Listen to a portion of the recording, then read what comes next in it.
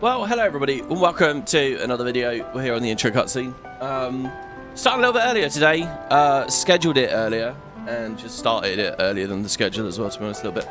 Oh god, careful speakers. Yeah, welcome guys. So, we're starting a little bit early today, because today could be nuts. It could be a hell of an episode. So, just to recap real quickly, we did the Thunder Plains on Christmas. The day after Christmas, I wanted to get straight back at it on Boxing Day. That was yesterday, but I was really laggy. I don't know why. I guess holiday internet, it was kind of a nightmare, to be honest. Even after shooting that episode with you guys, my internet was just fucked for hours and hours and hours and hours and hours. So I realized it was a bit of a mess, but my hope was that YouTube was receiving the data just really slowly, which meant for people who were watching live, it would have sucked, but for anyone watching the VOD, the hope was that it would have the data and it would figure itself out and, you know, it would process through. I've had a couple of comments, though, that even the VOD is messed up. It's 2 hours. I called it quits after about 2 hours. Someone said, though, that the first hour is basically fine. So, the whole progression through Macalania Woods is good. Then it becomes a mess. And it was bad enough and unfun enough trying to do it, knowing that, you know, the live chat was not able to keep up and all that kind of stuff. So, ended it early. The last episode, it is in the playlist. I will leave it there in the playlist. It's a bit of a mess. What I will do in this episode is quickly run us back through the, like, really choppy stuff in terms of story. So we did beat the Spherimorph boss fight. I might give it an attempt here, but I might not because, as I said, this is going to be crazy. There's a lot of stuff coming up. We've got 4 if we do the Spherimorph again. 3 really ridiculous boss fights coming up here. So who knows where we'll end up. It's mad to think, but if we had just did like a normal length thing on Christmas, we would have been like we'd be in like Bavel already today, but instead we're still at Macalania. So we'll see what we got. A profound and serious apologies to everyone. I don't like giving people a bad experience, and I'm sorry about that. It was a little bit out of my hands, I guess, but yeah, it kind of sucks, and it sucks that the playlist now will always have this weird sort of half-dead video on there. But whatever. Okay, no, don't replay. Look how quickly that replays the cutscene. I was not ranting that long there. Oh my lord. So let's cut through. So I talked about a billion things in the last part, and I don't even know which came through. Okay, so another little story here is, coincidentally, it all kind of happened together. I hit my 200th save file. That's not 200 save files on the mod. Like the first 150 or whatever, I don't know, were from my playthrough back in 2021. So what I've actually done is I've pulled all of those save files out of the directory. It's in my documents. It's annoying. For all the other Final Fantasy games, they put a folder for Final Fantasy games in your My Games folder. For this remaster, they put it in a Square Enix folder. Super annoying. Anyway, ripped those all out. I've backed them up. I've put them in like my little modding directory or whatever, and I've saved just 2. Okay, so 199 is after I beat the Spherimorph. Okay, oh, and there's another thing as well. I beat the Spherimorph yesterday on the video. I don't know how choppy and terrible it was. But in the run where I beat it, the Riku and Kimari never got any AP. I didn't give them a turn. Forgot to do it. So, and I also threw a Mega Phoenix in the fight, and I really didn't want to have to do either of those. So, I re-fought the Spherimorph off-screen. I did that last night. And I did it in such a way that everyone got AP, and I didn't use the Mega Phoenix. I used a lot of high potions. But so that's what this file here is, file 199. It's with the fight done in the way that I would like, where we can start leveling up. And I don't know if you guys follow me on Blue Sky. You can check in the description for a link to that. I have a tweet up at the moment. I snooped ahead on the Sphere Grid. There's something insanely cool we're about to unlock. Like an ultra endgame thing we're about to get. I'm really excited. So anyway, that's file 199. It wouldn't let me make more save files, so I just deleted all the others. But I've kept 193 here. This is the start of Macalania Woods. So, now if I recall correctly, the lag was happening already. I mean, I feel like the lag was happening the whole way through the forest. But whatever, what I'm going to do, guys, here is I'm going to toggle on no encounters. And we're just going to experience the story. This will take maybe 5 minutes or so, just so that we've actually definitely got that. And I might do an attempt at the Sveromorph. So let's see what we got here. These two should speak to me. Lady Yuna, yeah. It is good to see you made it through safely. And, if I may, congratulations on your betrothal. Maester Seymour's people are expecting you. Take that road to go to Macalania Temple. We're on watch duty at the temple at least until the wedding's done. Anyone tries to crash our party, we'll send them packing. Thankfully, We've received several reports of summoners disappearing these last few days. Please be careful, my lady. I don't even know why I tried to start speaking there. I had complete control over when that in-game dialogue would start. I don't know what's wrong with me. Yeah, thankfully, a lot of the crazy stuff we were talking about and ranting on and on about in the last part was all at the start, so at least that's in the can. When our assignment here is done, we will be heading north. Hopefully, we will catch some chocobos and rebuild our unit. But I must say, it's been a while. Maybe too long since we've had anything to celebrate. That's why they're so excited about the wedding. But I must... Maybe too... Oh yeah, class goes back there with the chocobo. Stop and say hi if you got the time. Yeah, I don't think I triggered this dialogue last time about class go with the chocobo. What do you mean back there? You won't let me back there. This road. You should hurry to... You won't let me go back there. Next time you see us, we'll be the proud chocobo knights once again. I like her voice. Okay, so yeah, let's run on through. So, clearing Macalania Woods was not that bad. There are some really nasty encounters, and typically it was like with the lizard and the flan and like an elemental or whatever. Those were the scary bits. That was just 2 slots for Oren, that Guardian Bracer. Again, I wish it would have been 3, to be honest. Maester Seymour awaits. Please hurry to Macalania Temple. So it was not that bad, really. I kept getting fights with solo chimeras, and with the solo chimeras, I could just beat them up and I'd be fine. So that wasn't too shabby. Now, what I do want to do is lance hit one of them with Kamari, so that we get Aqua Breath. I think that could be really handy in Beaconel. So we'll have a look at that. I've got a plan with the sphere. We're going to have a lot of cutscenes here, basically. With the Jex spheres in a second anyway. So when we get back to the tutorial device and the Thunder Plains, I can grab it from there and we should be fine. So here's the cutscene with Donna. I think this was... not Donna, but Bartello. I think it started lagging around now. It's amazing, isn't it? It takes just seconds to get here. Have you seen Donna? Donna? Can't say I have. What's up? We got separated on the way here. Separated? Damn it all! I've gotta find her! Calm down. But if anything happens to her... Running around in a panic is not going to help. Right now, you have to keep cool and search. But... Guard your emotions, then guard your summoner. You're right. Shall we search? No, I've taken up enough of your time. Thank you, Sir Aren.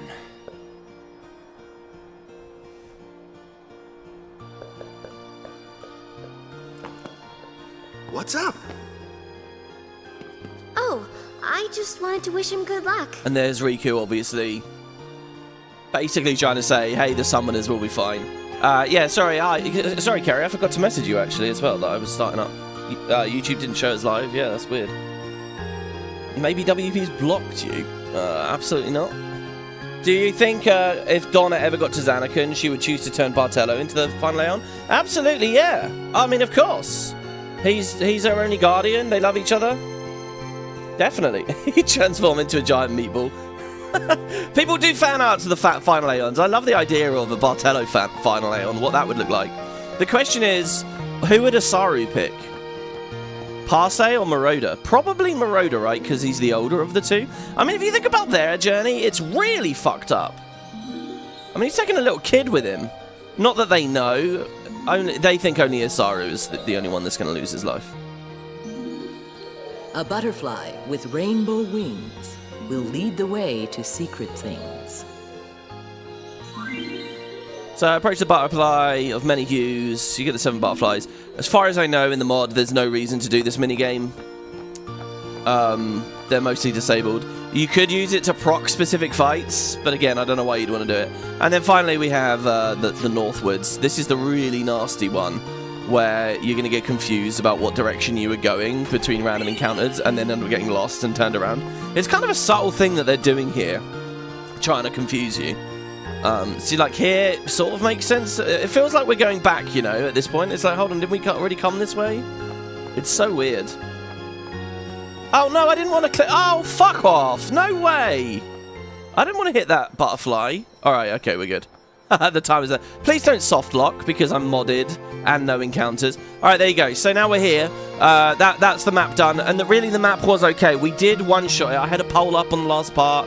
We did one-shot the map. I never, like, closed it with any ceremony or anything, but we managed to deal with that. Then we get a Waka. Welcome. Holiday prices on all items is... Okay, so there was a thing going on with this, yeah, where his prices are really high, even when you tell him to lower them. So I was wondering if I'd, like, been trolled or something. But no, they're 1,800 gil each. Really expensive. Now, the Ice Ward with 2 slots is good for the upcoming area. But this stuff's all out of my price range, really. I feel like Gil is very, very tightly tuned in this. Too expensive, you think? So we're going to tell him it's too pricey. And he'll drop it. How about this? He'll drop it to 1,350, which is a little bit better, but still, I don't think I'm going to be spending any of that. Also, he does now sell softs, which are good for petrify proof. And I bought a couple of eye drops as well. Some antidotes. Okay, and now we get the... So then I came up here, and I talked about how the Celestial Weapon lore is kind of weird, and not really explained. But, you know, X2 reveals that the forest is, like, powered by the faith, so to speak. So once the faith go away, the whole thing's dying, and the Guado with it. So maybe there's something deeper about that. Anyway, you can't go through... This is like the shortcut through the woods, but it's disabled for now. And very unceremoniously as well. They don't put, like, crates in the way or an NPC blocking you or anything. I mean, maybe a Waka could have been blocking us. But, yeah, then we go forwards and we get the story for the Spheromorph. And I love this. Again, I mentioned this before. But I love that, like, Orange just hacks the side of the path here. The sense that it got so overgrown in 10 years is really cool to me. But also just the sense that everywhere you look in 10, there's places that you think you could go, but you can't. And, like, this just gives a sense that all of Spira really exists out there, and there are cool areas to visit and, like, touch on, you know? And Orange shows us one in this scene. This is a brief moment where we get to break through the chain link fence, you know? Wait. It is here. Somewhere. What's here? Something you should see. But, Sir Orin... It won't take long. And she's like, man, you've been rushing us. Shouldn't we rush you?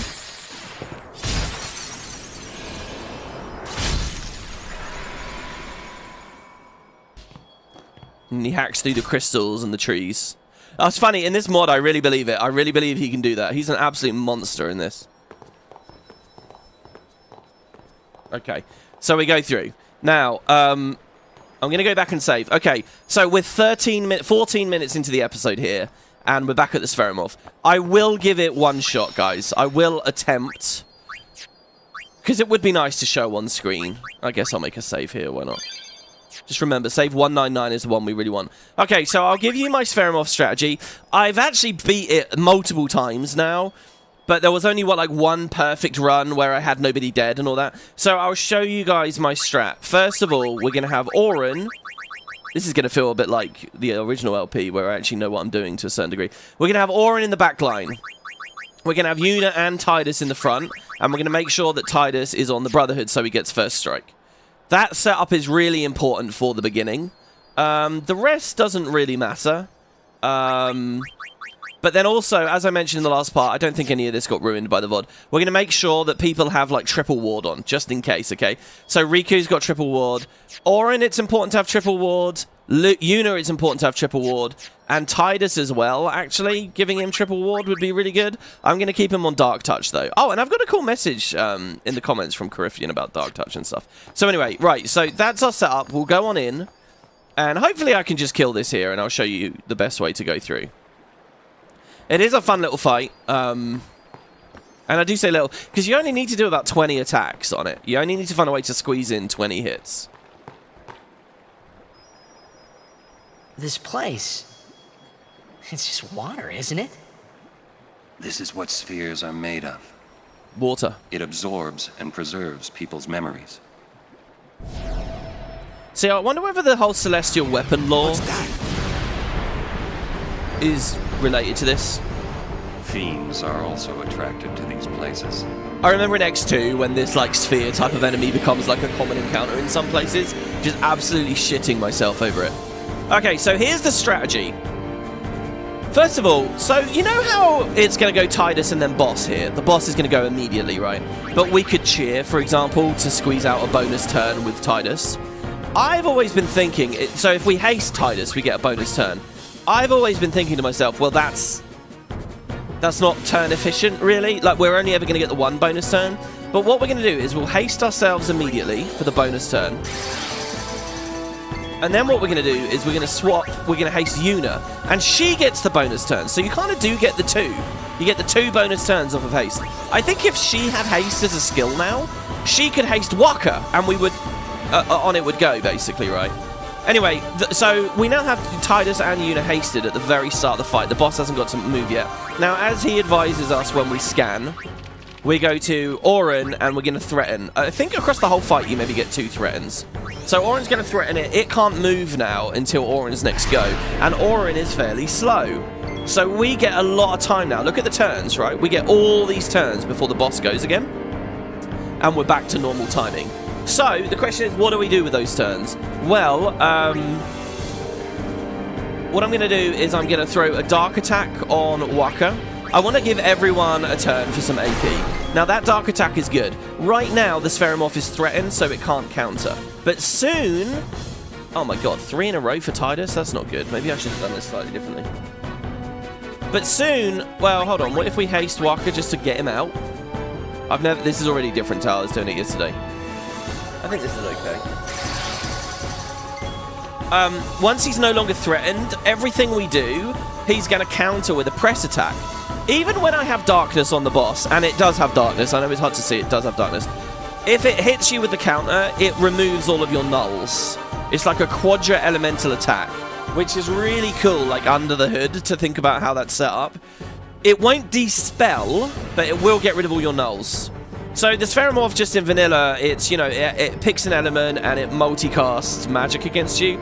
In this, it's the Guz. It's Fire Arga, Blizzarga. It's a one-shot. It will kill everyone. So you need defenses. So the nulls are really good defenses, but he keeps countering and breaking the nulls. So in the previous episode, I threw a couple of attempts trying to, like, use nulls, but because I couldn't guarantee the dodge, and I think that was a real shame. I was, like, using reflex on Yuna and everything.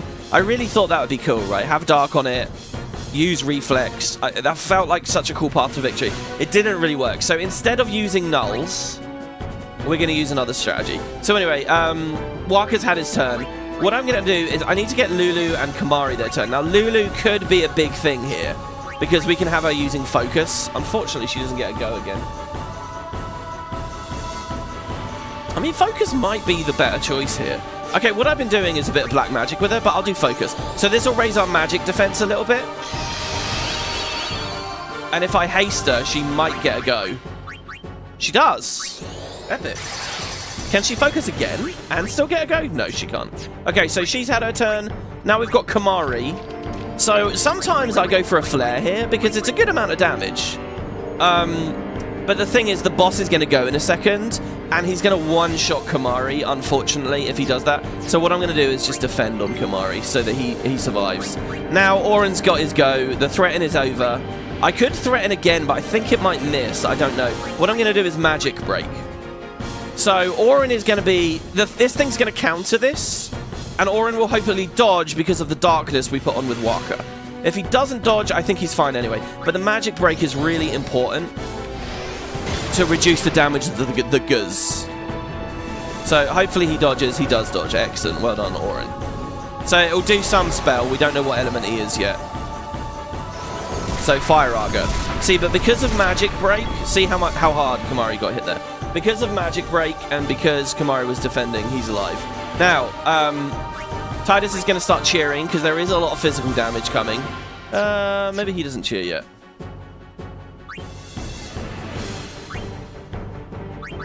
What do I do on Tidus here? Is this a skip? We could entrust. No, I think we turn skip here. Oh, for fuck's sake, Tidus. That's properly annoying. Okay, right, so Lulu's had a go, Kimahri's had a go. The other one is Riku. Riku is kind of hard to squeeze in. Shit, actually. Okay, if I defend on her and then haste her, I'm doing this very... Oh, fuck. Oh, fuck. Okay, no, we do delay attack. To give Riku her go. Okay, we healed it because we have Brotherhood. Don't worry about that. Hopefully we dodge. Okay, we do. Good. Okay, now we swap to Yuna. Okay, everyone's had their go. They're all alive. I've done versions of this where it's like a spell from Lulu, a flare from Kimahri, and an item from Riku. So the Spheromorph is already a little bit low at this point. It is tricky, though. So what we do now is we've got to make sure that Tidus survives this next big spell. I think Shell will do it. So what I forgot was, for ages now, Yuna has Shell and Protect. I forgot she has Shell and Protect.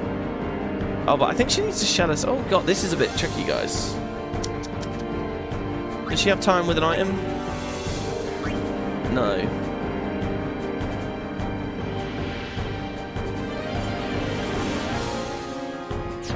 Uh-oh. This isn't good, guys. This is not good. If she weapon swaps to... No.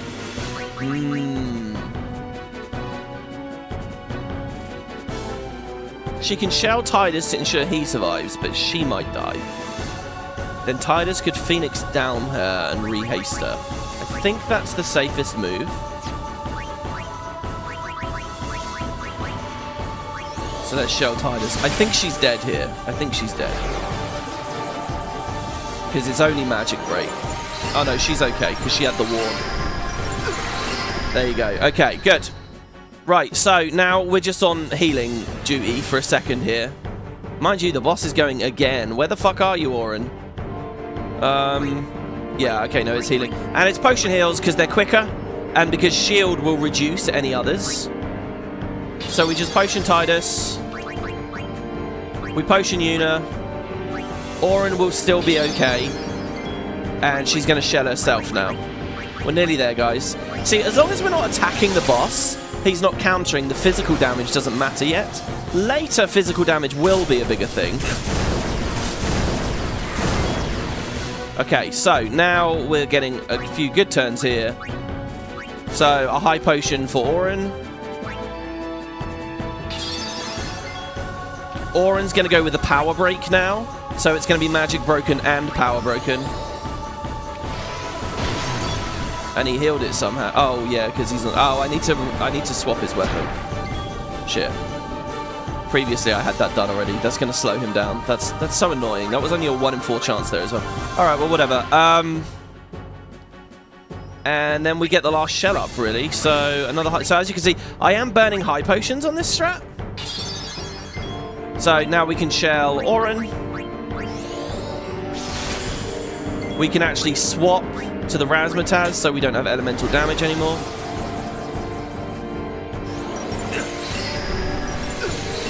I swear I'm doing this slower than I was doing it before. Okay, and now the cheer starts. So we're going to start cheering. So that's 1 cheer.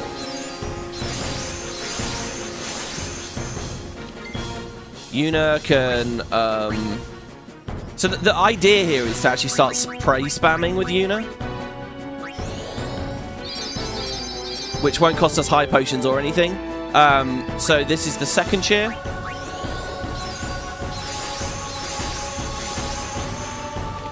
I'm going to do Prey again. I love that I get to use Prey in a fight. This is so cool. This is the 3rd cheer.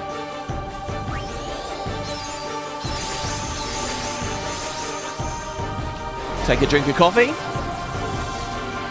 Hope everyone's all good. So look at how little damage we're taking. This is one shot, and it's now gone down to this. So this is the 4th cheer. Oren, you slow bastard. He is hasted, right? I don't know if he's hasted. Let me just check. Do I not have haste on him? Oh, I don't have protect on him either. Oh, that would explain a few things. Alright, well, hold on. If I cheer, do I get my 5th cheer? No. Sorry, Oren. Oh my god, I didn't actually have haste on him. Okay, now he gets his weapon swap. This should have been done before the fight.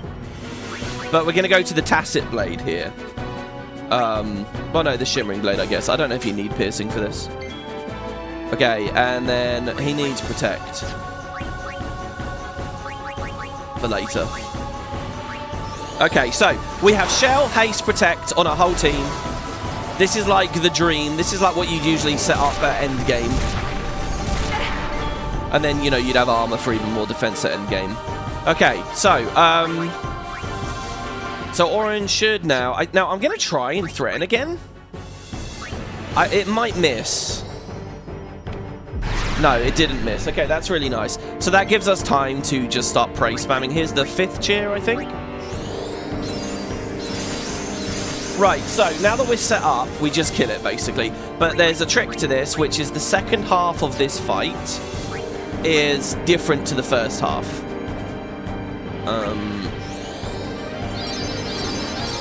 We are all a bit low there. Should I do another high potion?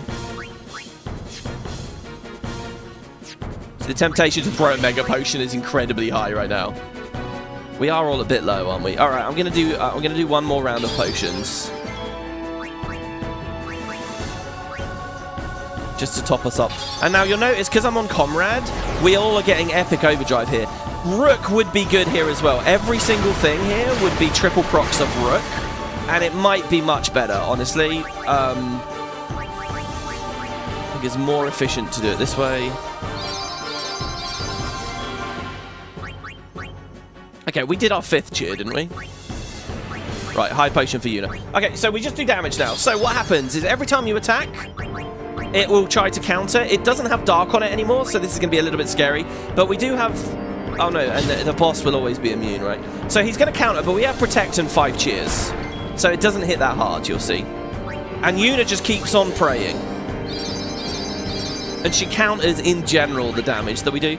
Now, with this overdrive, Oren doesn't get another turn. And to be honest, the overdrive doesn't really do that much damage. So I kind of don't like this one that much.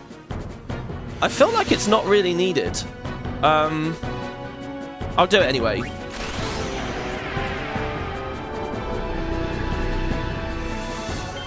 W1, S2, D8 tab. You believe it? When I was younger, I'd do like this, like once or twice, and then I'd just have the whole code memorized.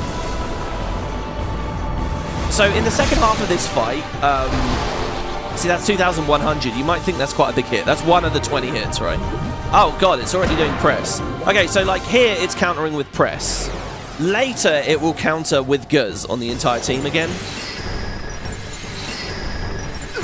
Fuck me, I feel like we're taking so much more damage than before. So, Tidus? I think Spiral Cut is the best choice here, because it doesn't screw me out of a turn. Unless he counters with another press, in which case I think I die. Why am I getting hit so hard? Are we are we only on 4 cheers instead of 5? Well, let's double pray. Right, let's Spiral Cut. Oh, I guess it doesn't matter now. So maybe Blitz Ace is the right thing. Let's go with the Blitz Ace. Lulu will probably throw the ball here. I really am not sure about the damage formulas with a lot of this stuff. So it looks like this is probably going to do on total about 3k. Maybe slightly over what Oren did. Or is that 8 times 300? By the way, that looks really easy. And then there's... oh, man, it might have actually been up as much as 4k in that one, overdrive. Okay, now Una can Grand Summon already. Usually I've made so much more progress than this, guys. Fucking hell. Right, pray again. Her prays are not very strong, I'm telling you. What's going on? We haven't even started hitting it yet. 200, 200, 200. She still only is getting the one turn. I'm getting hit harder. I've done something slightly different. Or I'm just more nervous here. Is he not magic broke? I think he has the 2 break. Okay, look, so finally we start hitting it, okay? So Oren hits it. Oh, nice crit. Look, that's more than his overdrive. See, but he only takes 100 back on the counter. Tidus hits it. And it's about 1,000 each time. So we just do the 20 hits. The trick is when it gets below half health, it starts doing weird stuff, guys. It can Izuna itself. It can dispel itself. It can do a lot of weird stuff. Now, we can do about 6k with Valifor, with Energy Blast. So once we think we have to kind of guess as to when it's below 6k, and then we can just Energy Blast it to kill it.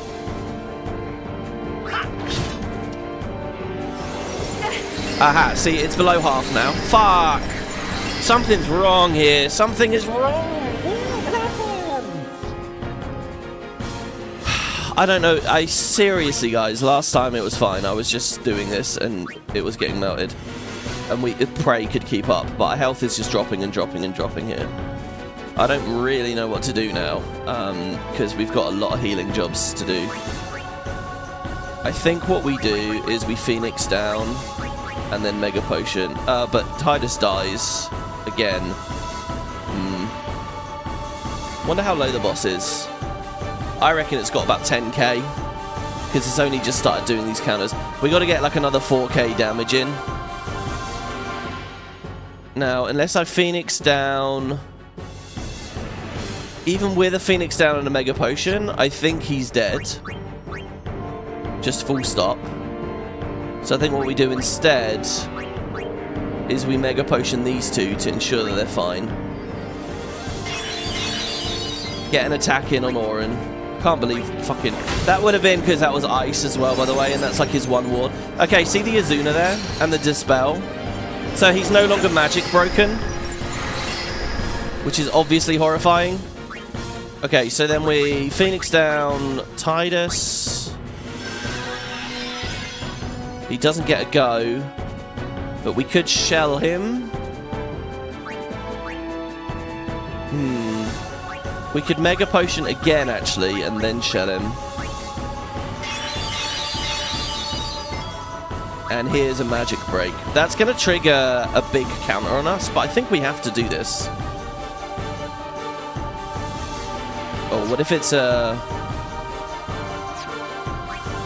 No, I think we weapon swap on Oren so that he gets his turn later. And in the meantime, we shell Tidus. And now we Magic Break. It's going to be a bit before he gets his go because he needs haste.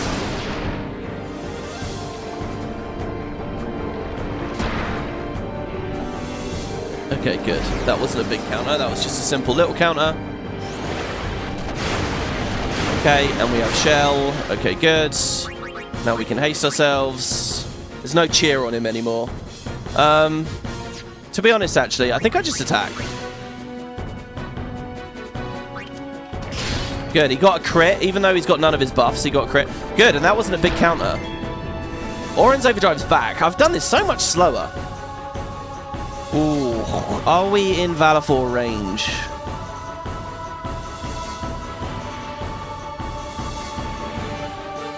Do you know what, guys? I think if I flare and then Valifor... Oh, there you go. He's dead anyway. There you go. So that's the Spherimorph, guys. Tidus got killed there. I don't know. I was slightly below the curve. I'm not sure what it is that I've done slightly differently here or slightly wrong.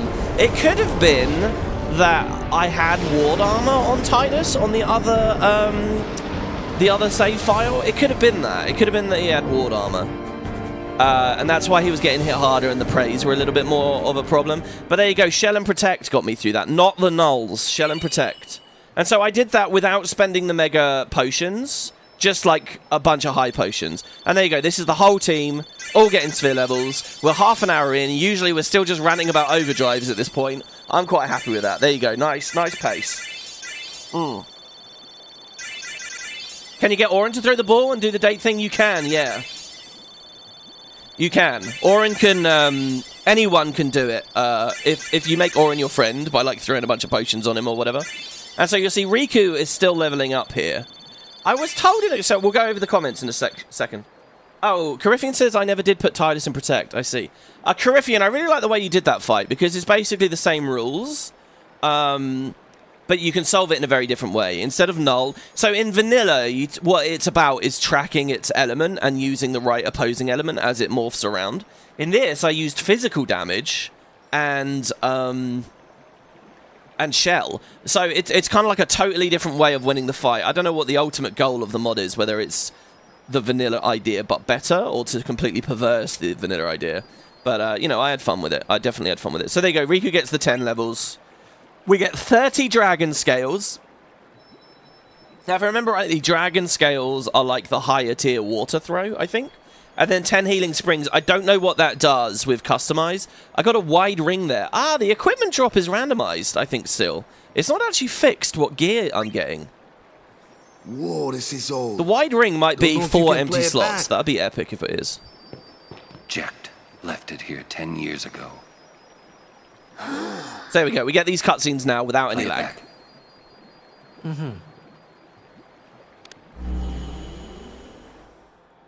I watched this a couple of times yesterday. What are you taking?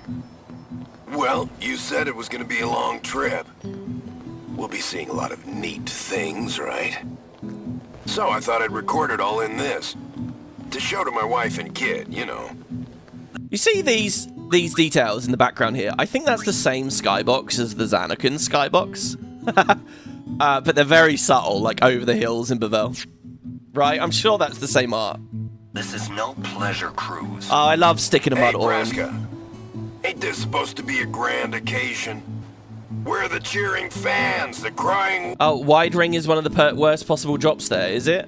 Well, don't worry, because we'll be loading my other file where I've got a couple more items, so... Women. I'll see what I got there. I think I got an Orin drop, maybe? Too many goodbyes. People think twice about leaving. If you say so. Well, it better be a lot more colorful when we come back. A parade for Braska, vanquisher of sin.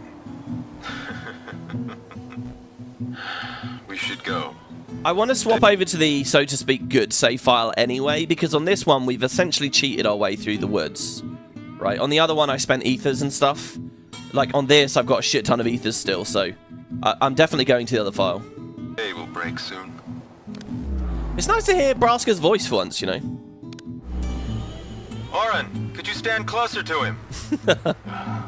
This is like the Blitzball thing, you know. Like, it's so sad and what they're all going through, but they have to find a way to enjoy themselves.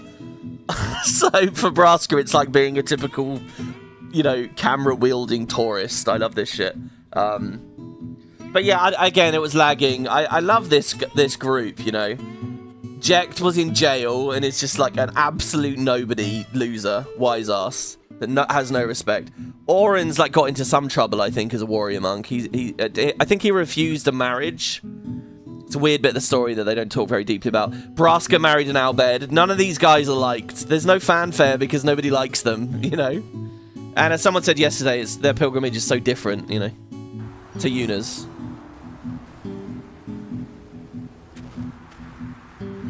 Yeah, Orin does still have a ponytail.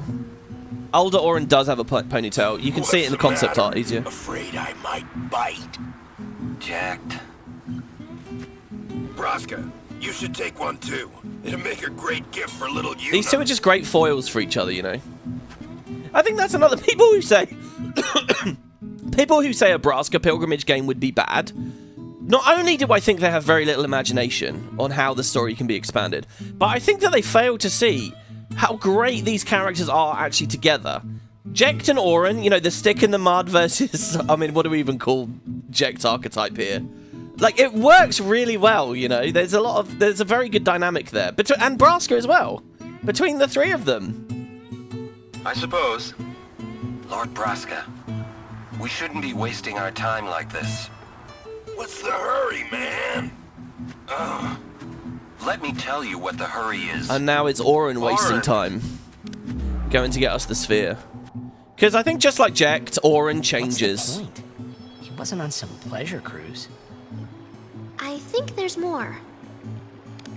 Why is Jekt so scarred? I don't know, playing Blitzball maybe? Or the adventure so far? I don't know, actually. It's a good question. Hey, if you're sitting there watching this, it means you're stuck in Spira like me. You might not know when you'll get back home, but you better not be crying. Although I guess I'd understand. But you know what? There's a time when you have to stop crying and move on. You'll be fine. Remember, you're my son. And, well, never mind, I'm no good at these things.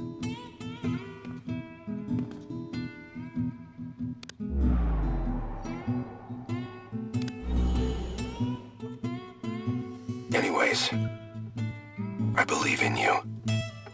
Be good. There's kind of an awkward cut in that cutscene as he picks it up. Goodbye, Jekt. Ringo-chan, WP, how are you? I'm doing really well, thank you. Serious, but it was too late. He was serious. Jekt had already accepted his fate. His fate? Jekt, he was always talking about going home to Zanarkand. That's why he took all those pictures, to show them to you when he returned. But as he journeyed with us and came to understand Spira and Braska's resolve, it happened gradually, but Jekt changed. He decided he would join Braska in his fight against sin. So then, he gave up going home? That was his decision. I guess I understood. My old man, he knew there was no way back home, back to Zanarkand. He wanted to go home, but he knew he couldn't. Tidus realizing this He about couldn't go on himself. until he accepted it. Besides, even if he had found a way back. By the way, look at how boisterous and energetic Waka's being in this scene. I think Riku's playing around as well. It's funny, it's like, I guess it's giving us a sense of just like what they're like when they're just chilling. And this is like one of those last little happy moments, I guess, right? I mean, Jesus. Yeah, this is definitely Tidus realizing, fuck, I'm not going to go back either, and I've got to realize that it's over for me too. But he said something about Jekt here, which is like, he realizes Jekt wouldn't have gone home before he helped his friends out and finished the pilgrimage. And Tidus feels the exact same way. I don't think he would have left his friends behind before their journey was complete. There you go, there's the line. All right, let's go, guys. Maybe I had to start accepting my own fate. Beautiful. Yeah, so Jekt Spheres in this mod, there's no need to backtrack for the Jekt Spheres because Oren's already learned Tornado. I can't remember. Tornado is like AoE eject, isn't it? Am I wrong? No, it's damages all enemy. Okay. So I don't know whether that just has like really high base stats on it or something. Like really, it's just a super strong ability.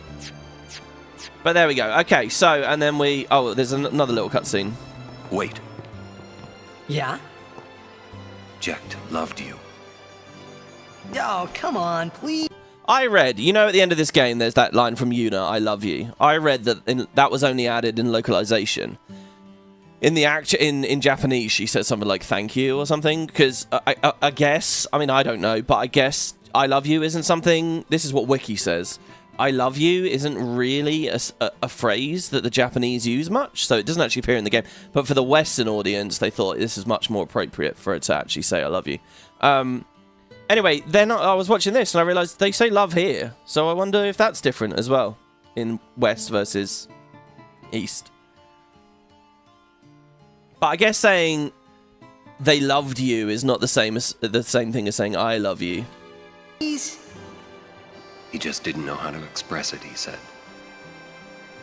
Enough about my old man, okay? I just thought you should know. Okay. I get a really powerful sense of Oren is... Thanks. Like, really trying to do good by his old friend here. And it's so good, because in the actual sphere, you just see them butting heads, and that they didn't like each other at all. Oh, dear. Okay, right. Now, we are going to... So there's Owaka moving on.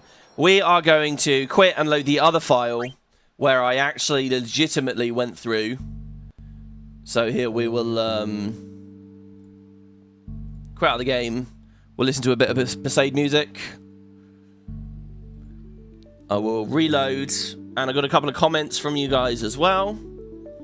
Sorry, and chat, I'm being bad with chat, sorry guys. We can look at Crisis Core as a good example of a good Final Fantasy prequel. Yeah, I mean, I've never actually played Crisis Core, but again, that's a prequel immediately before the events of the main game, right? Okay, so save file 199 is what we want here.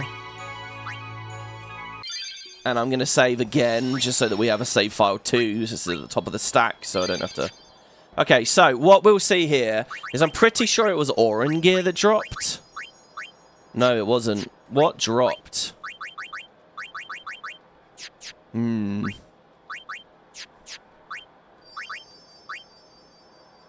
Guardian Arm Guard, maybe? Was it the Guardian Bangle? Maybe it was a weapon. Can weapons drop from that? It's not that.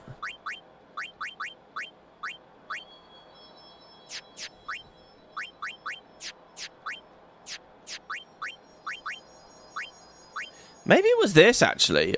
It might have been... It might have been this variable mog that dropped. By the way, this is crazy. What? I'm getting poison proof from a weapon here. We had that at the Sinspawn fight, and here it's SOS Nulltide on a weapon. So, hold on, has the mod made it... When I'm getting these weird bits of gear with, like, armor effects, armor abilities on weapons, is that dropping from bosses, RNG? I assumed up until now that the mod was giving me those really special strange pieces, the fun gear, let's be honest, the fun gear, in dedicated chests. I didn't realise that the boss loot tables had changed. And that's where we were getting the fancy shit? I still don't know, really. I don't know. I think it was that. I think it was that Lulu. I think it was the variable mog that I got. SOS Nulltide. Which really isn't that great. I mean, if we could combine it with some more SOSs on this side. Unless SOS is a thing on weapon abilities in vanilla, and I'm forgetting. Anyway, speaking of forgetting, so here's some cool little mechanics for you guys. Got some comments. Just 2 of them, really. Oh, I also have some concept art of where we're about to go. Lake Macalania, which is obviously where this episode's going to be. So there's the ice lake there. Nice little bit of concept art. This one's gorgeous. This actually makes me think of, like, Halo, you know? That looks like where you drive a warthog or something. It's like an icy warthog run or something. But so we got 2 comments. We also have this. This is my player card in Guild Wars for a video coming up. Anyway, so Raggedy Mimiga said, this was 7 hours ago, not long ago at all. I may be misremembering, well, since I took the screenshot. I may be misremembering, and I'm not sure if you've caught it already, and I skipped over it. But I recall something about status touch abilities not working on bosses. But Strike still has a chance to. The Tacit Blade on Oren is interesting because it's Silence Strike, not Silence Touch, which still has a chance to work, even against bosses.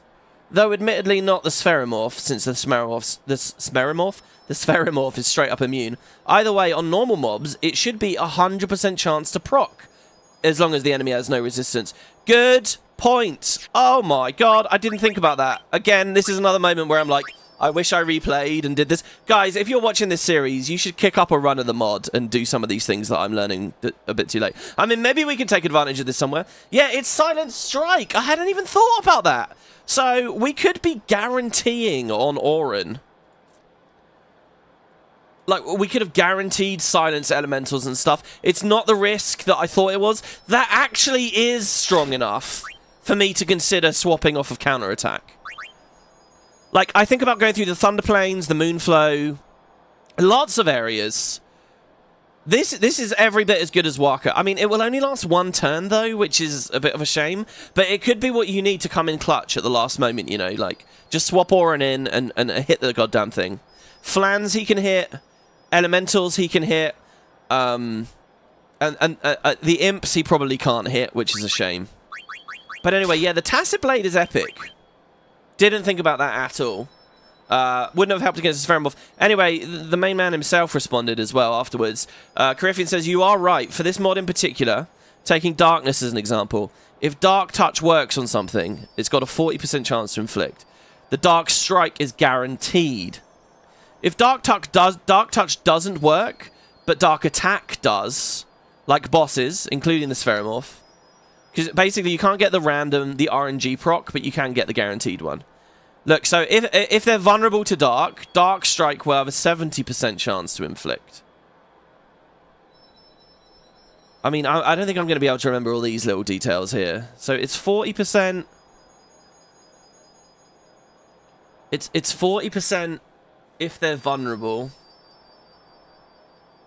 But if Touch doesn't work, and they're definitely vulnerable, Dark Strike has 70. I thought Dark Strike would be guaranteed, actually. So, I guess Silent Strike isn't guaranteed.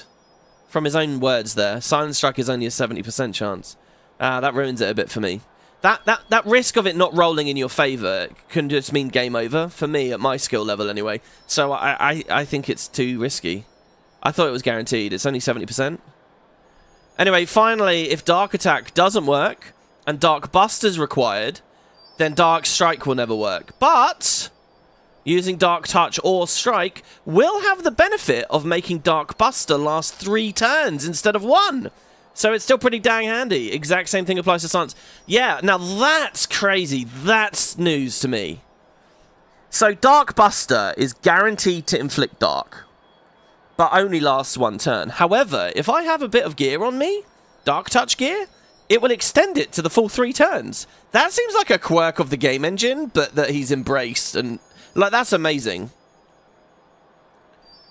So what I'm hearing here is we should put like Silence Buster on Orin. Oh no, but he's got Silence. Wait, he says both. I don't know. That's cool. So you can stack the effects basically. That's more of a thing for a little bit later in the game. But yeah, pretty exciting. Okay, and then there's one other comment I want to give you guys just before we run into the absolute hell that's on its way. Kate says, hey WP, Merry Christmas, loving the videos. Before the next boss fight, Riku is able to access 2 HP nodes, which you might like to use. I said, wait, really? And she said, yeah, it must have been from when I got that sphere level for her right at the start of the game. Uh-oh. I didn't even notice that. Okay, so, here we go. Sphere Grid. Now, this is epic, guys. Okay, Orin just gets a bit stronger, which is fine. He gets some health. And he gets some damage. And he gets a bit of accuracy, which is good, I guess. I'm not sure, actually, when it comes... I mean, it will just mean that he keeps hitting the things he's supposed to be able to hit, right? He gets a bit of agility as well. A bit more health. Look at that, an extra 400 HP. It's only 1 agility, pretty rough. By the way, I like how there's this vanilla mechanic idea that you're supposed to, like you might run out of spheres to activate nodes that you just never experience, really. And even in this mod, like, it's just not a thing. I can't imagine a way in which you design this game that's fun. Oh, you have to throw distillers and you have to use the distill abilities every fight. Like, that just sounds tedious as hell to me. Anyway, so Orin just gets some stats. Look at Yuna here, guys. Oh, look, Yuna has an ability coming up.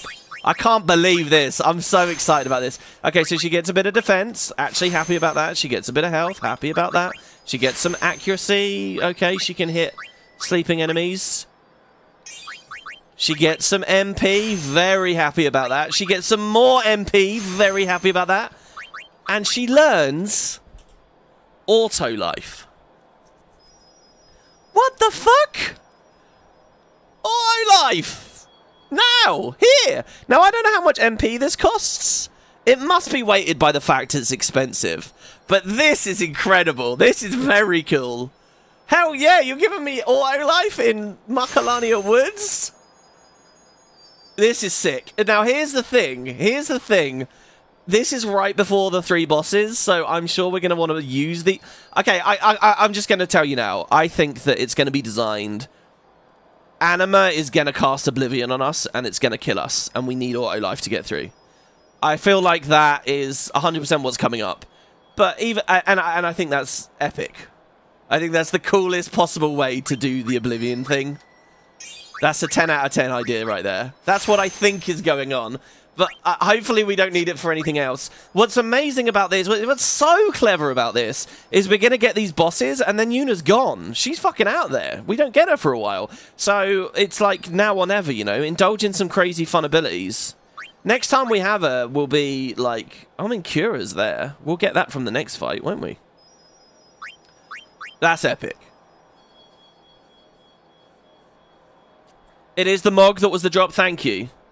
And I'm not the first to miss that. What, the Riku HP nodes?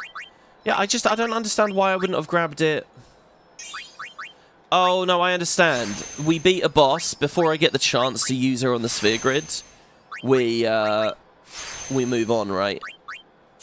So when I pick her up at the Moonflow, then I can activate it. It's funny, because I did actually look at her grid. I guess I was just totally blind. So there we go. So Tidus gets some stats. I'm actually quite happy to not get too many abilities, because, like, I forgot I had Protect and Shell. That's pretty bad, right? Too many abilities too quick, and my feeble little brain won't be able to hold it all in.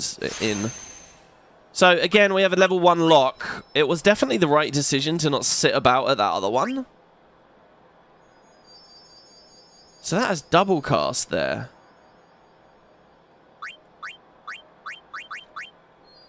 See, that's the very back. Oh my god, death. I feel like it's spoilers to look at what happens later. I guess Lulu ends with death. That's pretty epic. Well, or no, really, she ends here. I don't know. I think we just ignore the locks, guys. The fact it's level 1 is putting me off a bit, but I'm assuming we... Oh! What? We're at the end of Walker's Path? Oh, no, we're not. He goes up around that way. I like this little triangle. I'm not used to certain things here, because I usually just play on the expert grid. Over here, the verse version of this game we had was the international version. So I've only ever known the game with the Dark Aeons and with the expert grid and so on. Okay, now... Oh, God, Kamari. We'll deal with Kamari in a second. Yeah, look at this. Without even moving Riku, she gets this... So she could have had a lot more health in the Thunder Plains than she did. I don't know, actually. Well, maybe it's just that we never could look at her grid. So let's go. What's she going to get? She gets some strength. She gets some mana. She gets some... sorry, not mana. Magic defense. She gets some accuracy. Plus 4 magic. That doesn't scale her items, I don't think. Like, if she throws an item that will be some kind of black magic, I don't think it... does more just because she has magic potency. She's getting a lot of plus 4s here. A bit more accuracy. Aha, an ability. Luck. Oh, we could have been spamming luck through... Oh, no, well, no, now we've just unlocked it. Okay.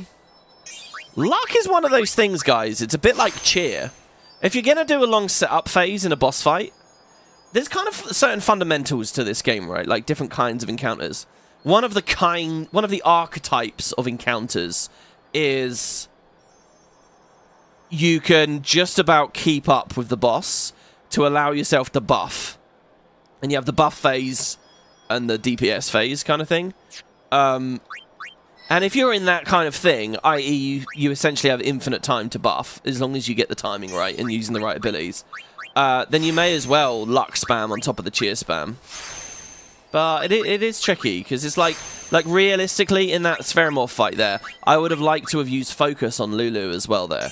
But if I don't get the haste on her just right and everything's sorted out just right, it's really hard. It's not like she buffs all 7 of the team when she casts focus. It's only the front row.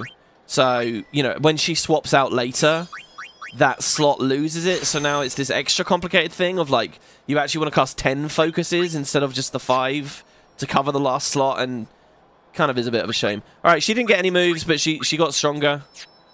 Okay, Kamari. Kamari needs damage. Oh, I think I understand why there's 2 luck nodes for him now. It's because you're anticipated to be hanging around here for a while. So if you want to spend both on Kumari, you can. That's why he has 2. That also tells me we might not get a fortune sphere for a while. Okay, so magic defense or defense? Defense will be good against the Wendigo. Magic defense will be good against Seymour. I think I do magic defense. Oh, I don't know, though. Is Oblivion typeless damage? I mean, we're going to die to Oblivion anyway. Oh, we're going this way.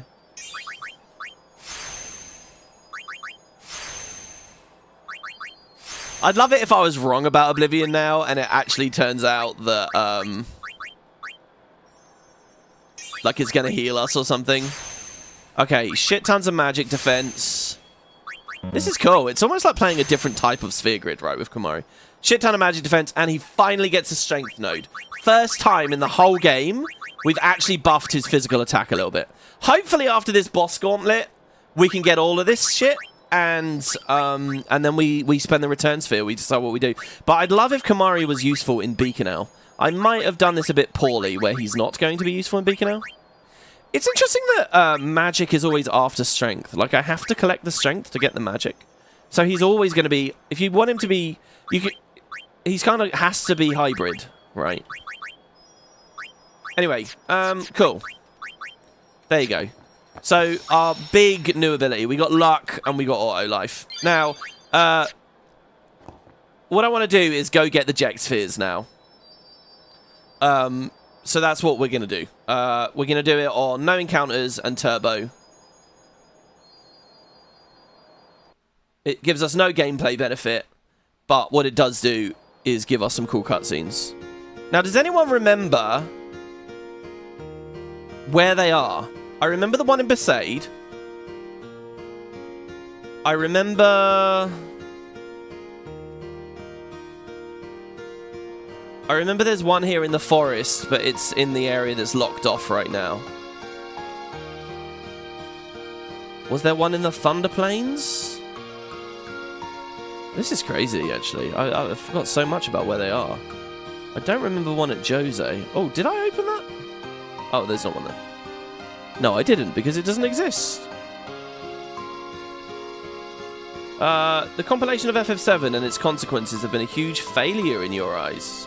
Oh, look, the shortcut road is there, technically. Wait, can I walk up it now? Oh, shit, we can go up the shortcut road. Is there a chest here? There's the Celestial Weapons thing. Oh, yeah, there's this lady. She's very weird. It's easier to get to Macalania Temple now that this road's once open again. I used to be able to pass through this way when I was a child, but then a big tree blocked it off. I'm glad someone cut it down. I'm just taking a break now. Even with a shortcut, it can get tiring, you know.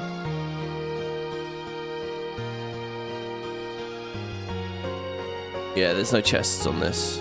There's no chests. And then that's back to where Owaka was. I love how we are literally above the other maps here, by the way. You can see on the mini-map. You can see them just down there. The Moonflow, probably, where he attacks the shoe puff. Oh, here's one. I thought there was one here. Never mind. Alright, so one really quick. They give you a nice immediate one for backtracking. So see, Ject Sphere. I'm going to turn all these off, because I seriously was crashing sometimes. Take a look. Oh, this is Ject in jail.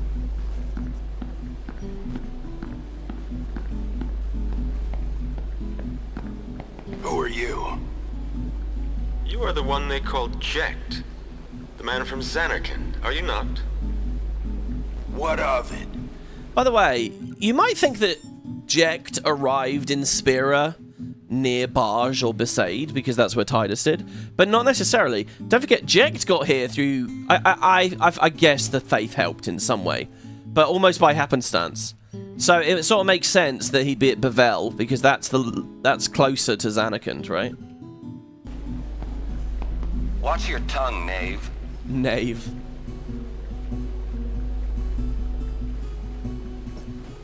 Ah, my apologies. I am Braska, a summoner.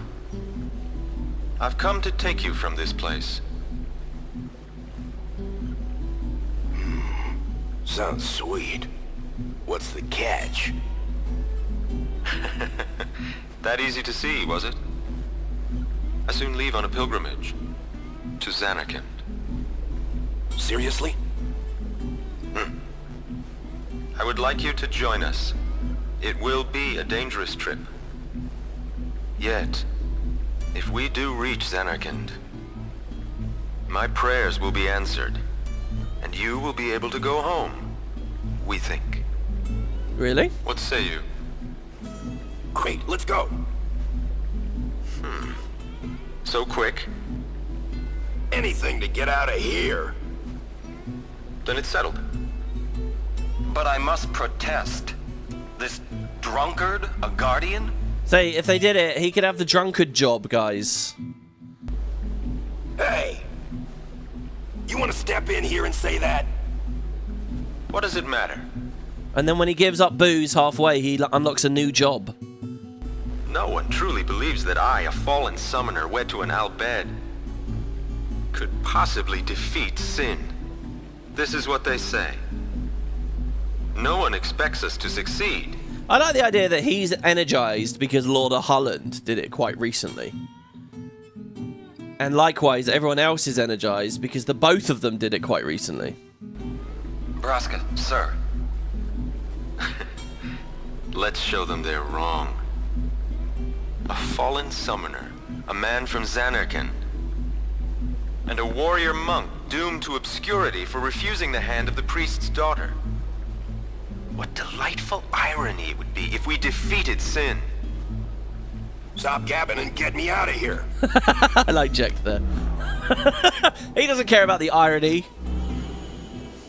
This is a really cool scene here. This is one of those rooms that's only in cutscenes, obviously. But we're going to be here later, guys. This is where that pit on the left. I'm pointing at my monitor, like you can see. This pit over here. This that's where you get kicked down into the water.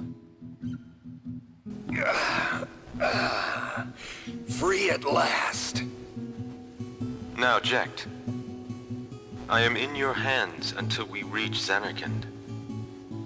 Right. So, what's a summoner anyway? Summoner. He doesn't know anything. Hello, ladies. Can I go fast now? We've received several reports. Please be careful. This road, you should hurry. Yeah, okay, whatever. Well, no, I'm not going to be hurrying to the Temple of the Macalania. I feel like there was one in the Thunder Plains now, actually.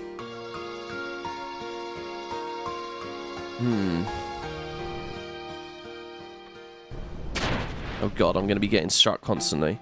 Wasn't there one by, like, one of the... Maybe it's near one of the lightning towers, in the south? I feel like that might be the thing. I feel like it's just on the floor, near one of the towers. Not that one. There. I don't know, guys. It just felt like there was going to be one there. And indeed there was. I'm actually quite nervous about even daring to step with no encounters. I'm going to risk it. Okay, take a look.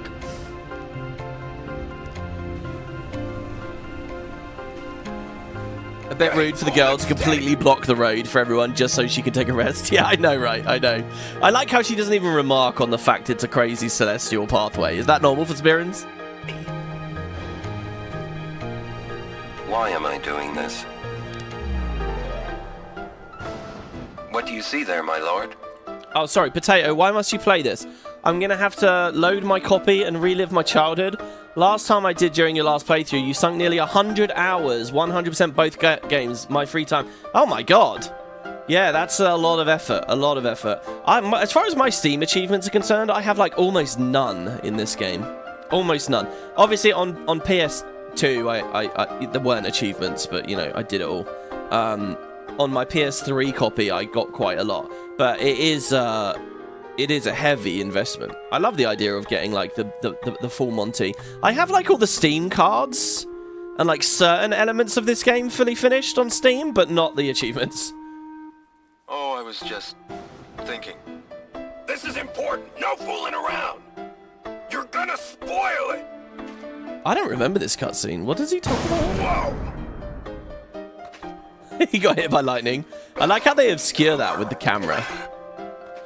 Are you alright? Now there's a scene for posterity. Yeah.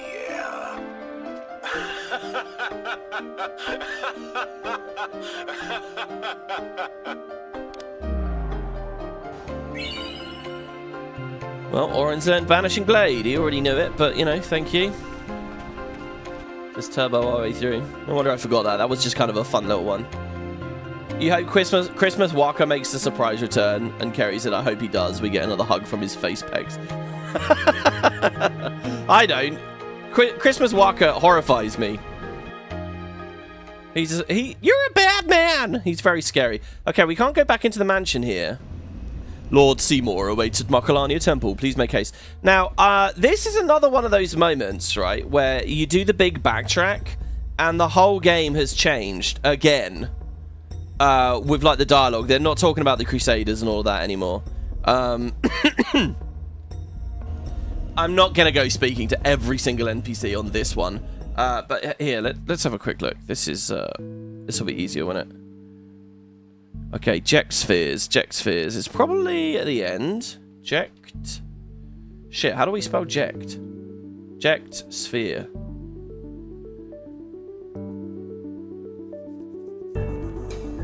You'll now have a chance to deal with a few other matters. For example, you may want to collect Ject Spheres so that Oren can get into some new overdrives. You'll find one of them in Macalania Woods. Another is lying next to the Lightning Conductor in the North Plains of the Thunder Plains. Detailed information can be found in the Secrets chapter.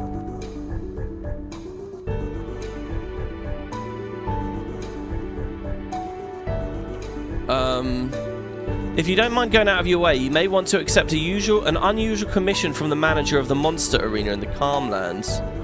Oh no, that's ages later. That's way, way, way later. That's Ject Spheres.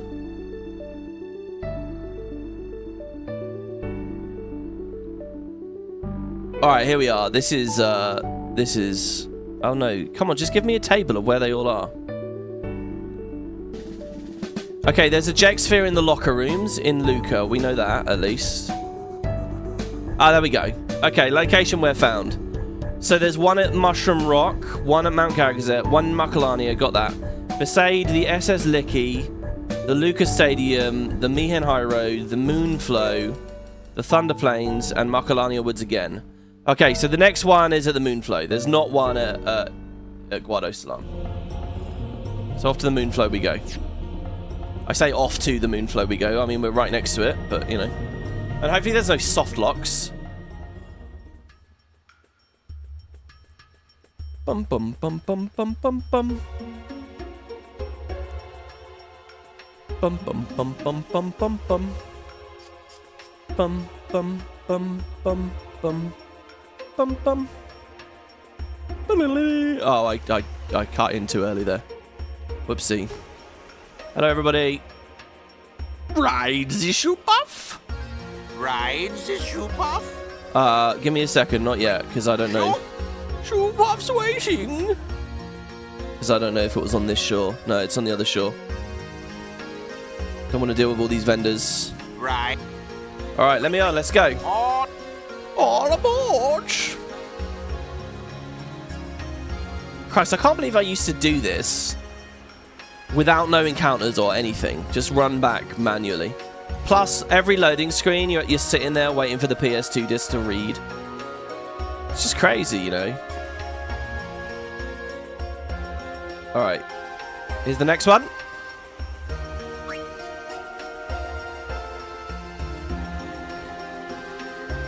This, I guess, would have been an opportunity to see the Moonflow at night as well.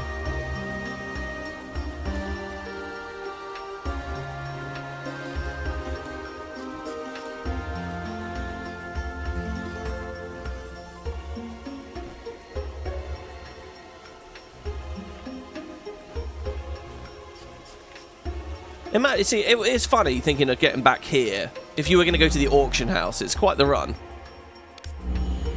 What are you shooting me for?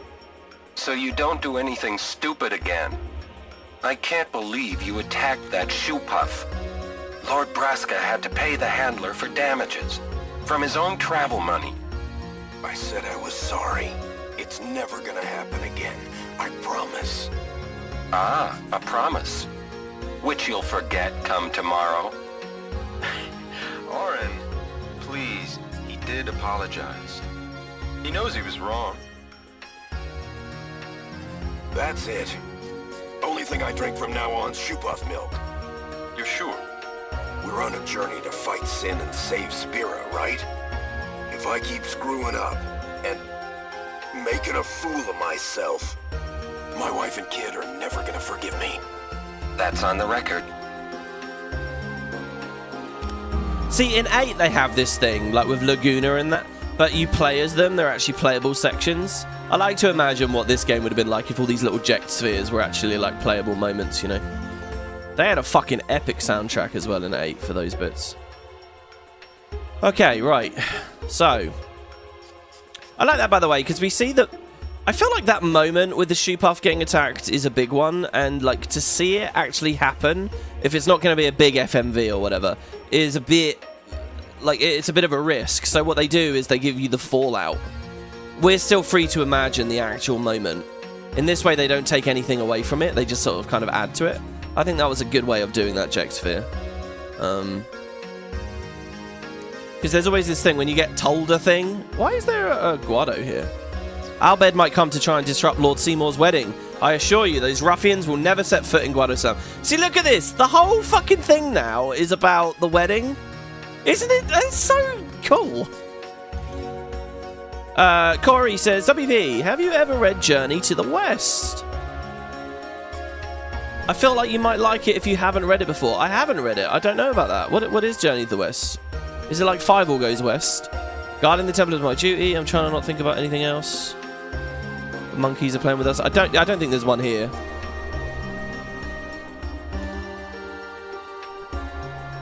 These guys don't really have any new dialogue, it seems. Jose wasn't listed, was it? Oh, there's a chest here we missed. Holy shit. 4 antidotes. God damn. Yeah, I'm pretty sure you don't find any. I would remember if there was one in the Temple of Jose. If there was one, it would have been in like these outside areas. And of course it's not. Alright, so back along here. Kind of want to speak to these guys. There are some suspicious Albed prowling along the high road. But then again, I've never met an Albed that wasn't suspicious. I'll stay on to guard the high road, even without my fellow Crusaders.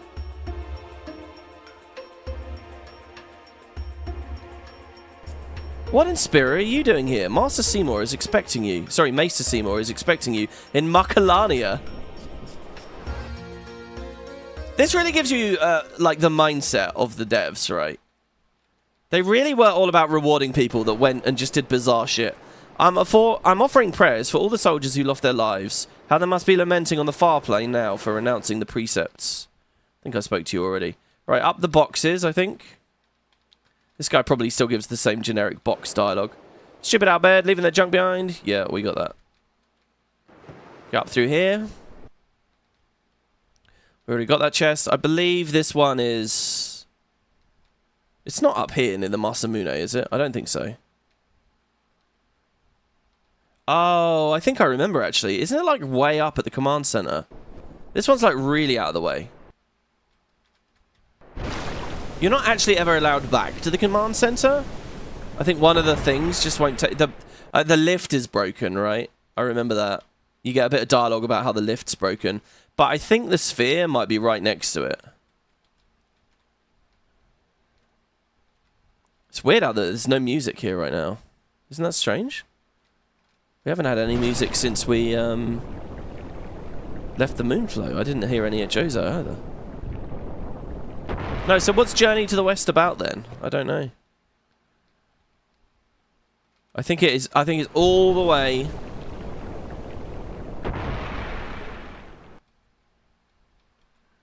And to be honest, I'm going to save because I'm scared of soft locks. And we haven't saved once since our backtrack began. You're out of luck. It's not working anymore. Stop relying on Machina. Use your feet a little. What, my feet to climb the cliff? Here it is, see? I mean, they put it as the furthest away place. This is where Lucy was. Obtains Oran Sphere. Oh, yeah, they're not all called Ject Spheres. They're like, there's an Oran Sphere and a Braska Sphere. Braska's one, I think, is on Gagazet. Is it no music because I'm on 4X? Yeah, I think it might be that, yeah. Thanks for everything, Keenock. I know I don't need to tell you this, but guard Lord Brasco well. Oh yeah, okay. So here you see this model for Keenock. It's clearly just one of the generic flamethrower guys, and that's why it's funny at Operation Mihen a couple of episodes ago when you can see one of those generic guards standing next to Keenock. It's like the older version of himself is right next to the older version of himself. But again, they just didn't have the budget for more models. That I will. Yeah, Orin's theme is good. And you'll be busy too. I heard they made you second in command. You know that promotion was meant for you. You were always the better one, even until the end. You make it sound as if I was going off to die or something. I will see you again. Yes. Well then. Going already? You will tell me about Zanarkand when you return, won't you? I think there's a lot of fun ways you can interpret that scene with Keenock. Like, he's going to become a maester, right? The maester, I don't know how much Micah knows versus the other maesters. I think because Kelk Ronso is kind of a good guy, not all the maesters know everything. But, you know, I like to think, to really live in spirit, to really breathe Yevon, these people probably do know something's up. They probably are a bit conspiratorial. They probably do realize, okay, hold on, summoners are dying and guardians aren't making it back. So when he says, oh, it sounds like you're going off to die, I think Keenock maybe suspects something really is up. And when he says, well, look, when you get back, tell me about it, you know, it's this big hush-hush thing. Also, that's probably the last time Orin saw Keenock as, like, a good guy. Remember, though, if we assume that's their last meeting, Orin immediately didn't like him. He was like, that Keenock, a maester, what the fuck, remember? So I think maybe Orin was just kind of paying him lip service to a certain degree there. The super speed looks really funny. When you were a kid, the world felt really massive, but now you see how small it is. I mean, yeah, that I wish I could say the same. I mean, no, I had the exact same experience. But you play this game enough times and you realize what's 90% making the maps feel big is cutscenes and random encounters. You take them away, and it's quite restrained, actually. And by the way, that's the same in all Final Fantasies. It's just the older Final Fantasies had a third thing. Cutscenes, random encounters, and the world map. The world map also creates this big sense of scale, like it's these huge epic adventures. But again, it's actually not. There's never really that much on a world map. You just kind of wander around and, like, fairly uninteresting plateaus, maybe step into a forest landscape. You know, but those things come together, you know, to make the genre, really. But, like, if you look at 6 and you just distill it away to the scenes of, like, the villages and the caves, many of which are getting reused, you know, there's less in these games than you'd think, but that's why they're so good, you know, and they were able to print one per year for so long. The warrior monks and the Guado have joined the forces to guard the high road. Normally this is the Crusaders' duty, but Maesters Keenock and Seymour consider the people's safety above all. So it's kind of a bit more of a crapshoot now, how many people are going to talk to you about the wedding. Right, so the high roads... Shit, I can't remember. Did it say that there was one on the high road? What have we got here? We've got Macalania.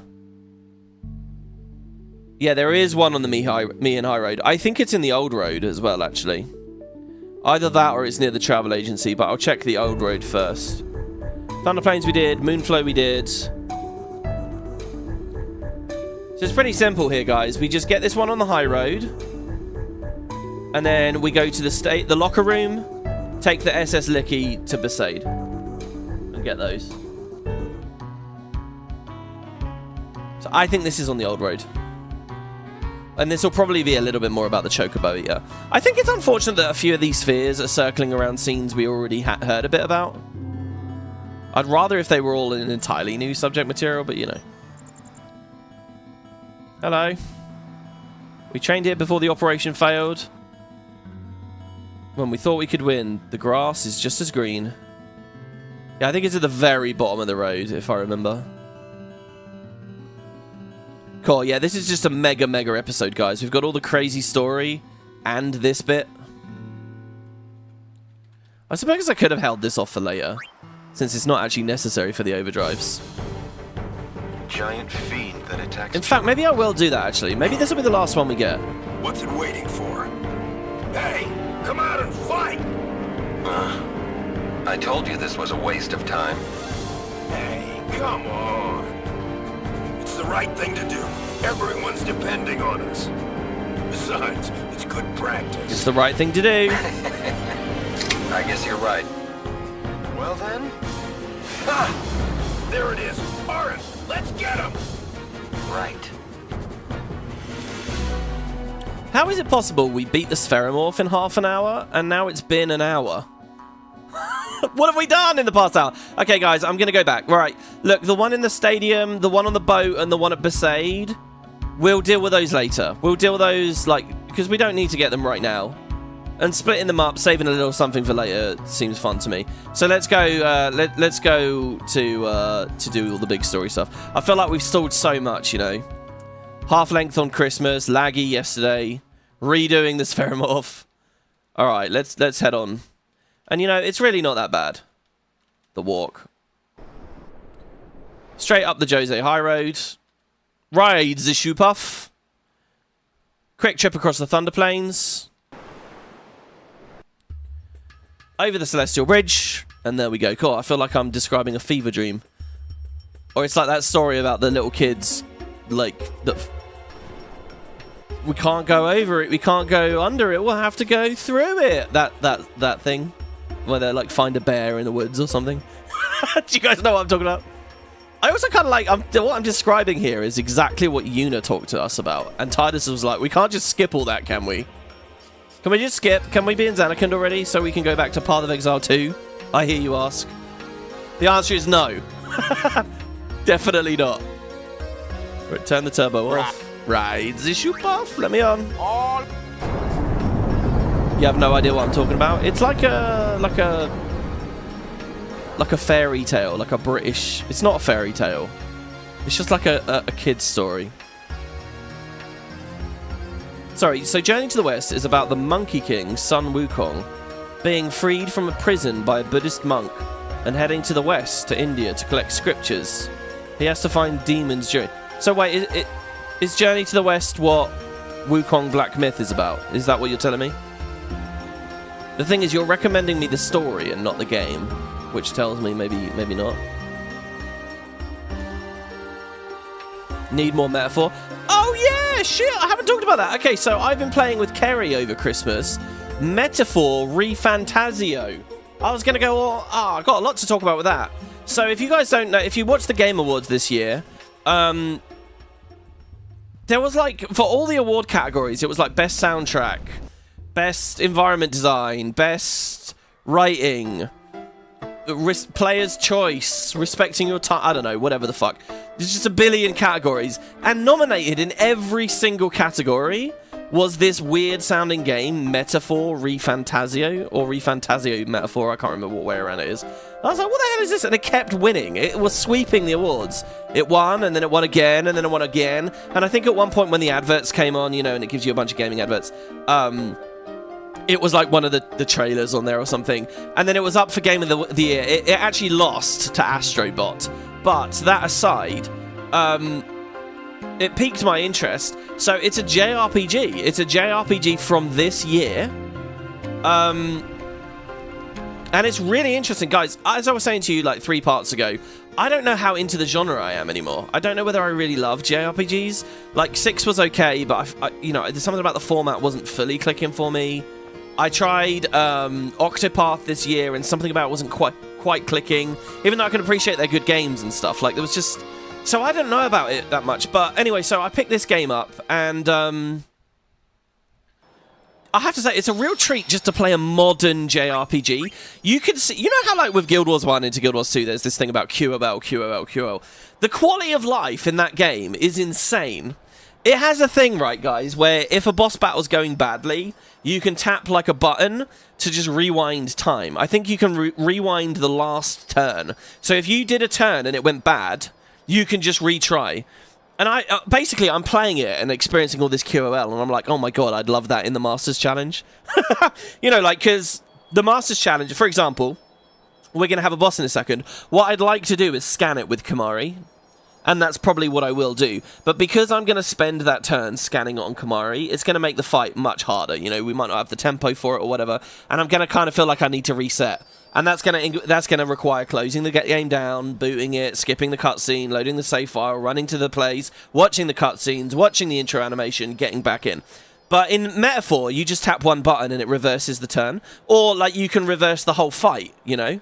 And you still have to win, but, like, the QOL is, like, it's really...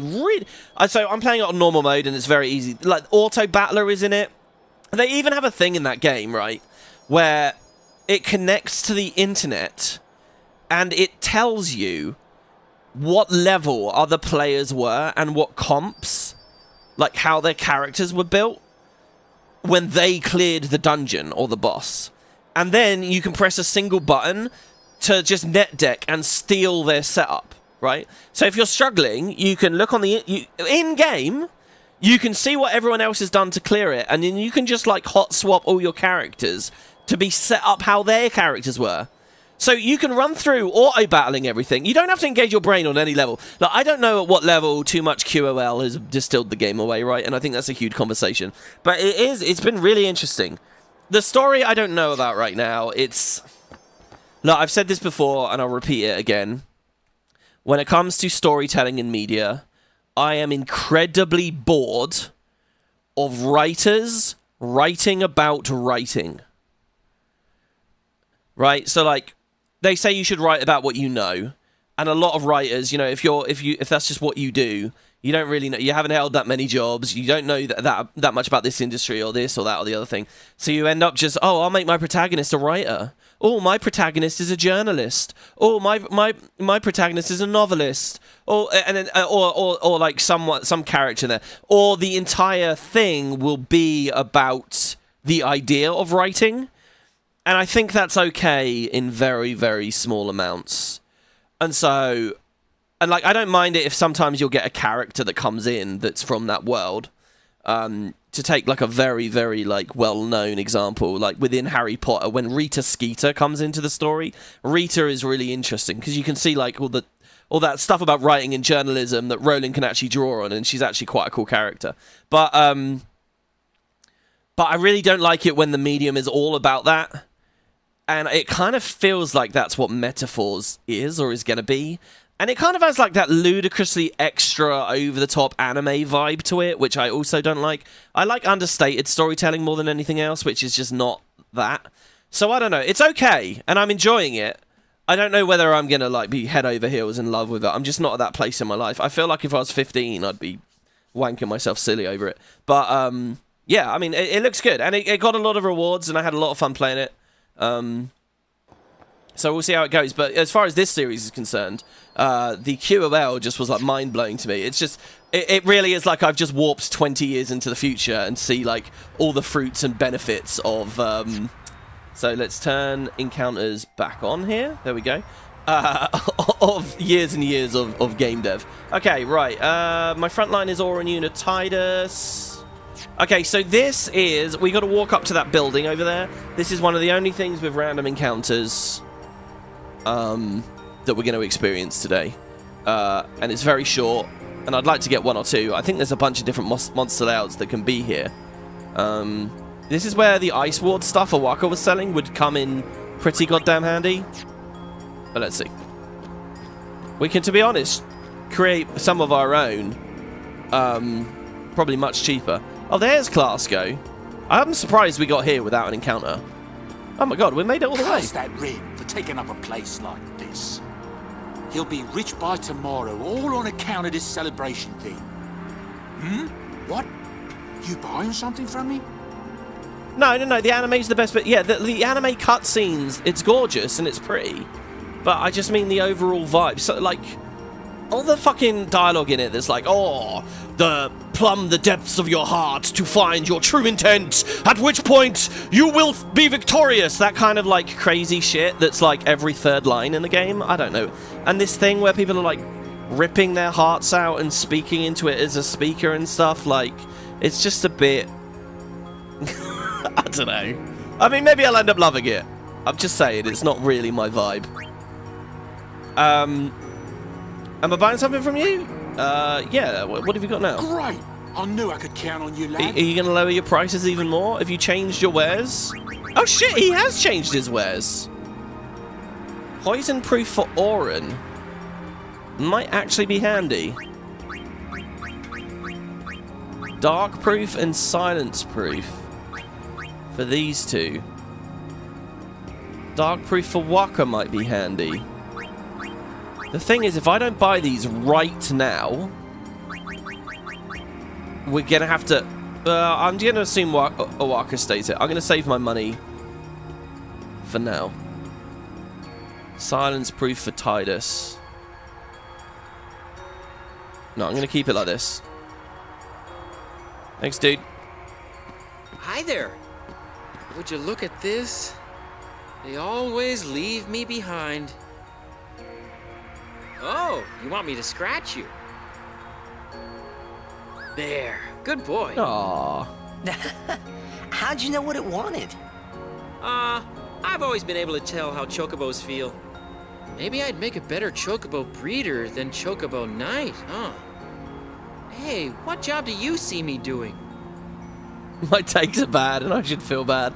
I love that you're always in my corner. Do you know that? Give you The Witcher 3 back. I already had The Witcher 3. I'm not welcome to all the hot chicks. I wonder how WP would feel about the bloody mask tearing off in Persona. It's not about, like, the physicality of the thing. It's about, like, the reality of the thing. Or, like in this game, Jekt is sin. That's already pushing it for me. And all the convoluted stuff, the faith of, like, the beautiful idea. But there's a certain degree, or I don't know. I'd have to really think about it, the topic, to articulate why I feel a bit odd about it. Anyway, here, guys, what job do we see Clasko doing? If you say knight, you might get an item or something. I don't think so. But basically, that's the wrong choice, so to speak. If you say breeder, you set him up for happiness, and in the end game, you can find him on the SS Licky, or the Winnow, one of them. And he'll give you something at the very end of the game, and he'll talk about how happy and content he is. And of course, in the sequel, he does become a breeder. Regardless of what you choose here, you know, it doesn't read your old save file. There is no world state thing, BioWare-style world states or whatever. So I'm going to say breeder because, you know, this is what will actually make him happy, and I think we get an item. I wonder if there's an idea they were going to do a cutscene for the knight as well at some point, but just didn't get around to it. You're convinced I'm going to hate Endwalker? Well, look, 14 has the benefit of being really long, and it takes a long time to explore its subject matter. So it manages to get its way through. And Metaphor might do the same. I'm very early in Metaphor. We're only like 6 hours into Metaphor. I'm about to get back to the city at the start. Oh my god, the UI in that game is just oozing with style as well. Anyway, check out my breeder. Yeah, I think so too. You know, I might just give it a try. Good job, Clasko. Should I resign my commission? Definitely. Captain Lucille let me. Elma would probably laugh at me. Dude, fuck Elma. It doesn't matter. Get her out of your life. These people are not nice to you. Alright? And you should be allowed to resign your commission. I read a thing, guys, that, what country was it? I think it was India. I read there's a thing. Oh, fuck, I can't remember what it's called. But there's basically an idea when you take an employment contract, you have a clause. You have to work for X period of time. Like, they'll lock you in for 3 years. And if you break that contract, if you stop working, all the money they paid to you for the previous months, you have to give back. How crazy is that?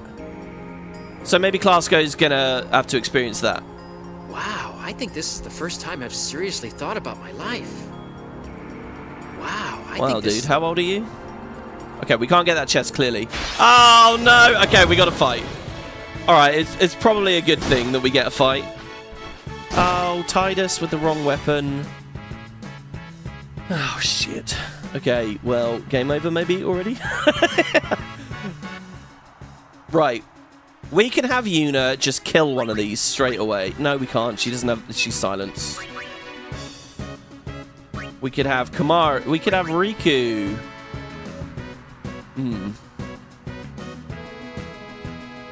Orin can't do anything because he has ice.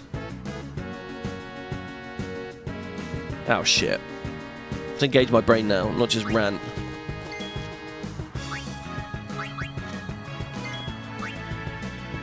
They don't like fire. I think we just... Let's end this. That Flan is going to cast Null Blaze. So we do want to deal with it. We have to stat these things. That's really what it comes down to. I have to stat these things. So I think actually what I do is I bring Waka on. And we silence attack the Flan. Before it can do anything.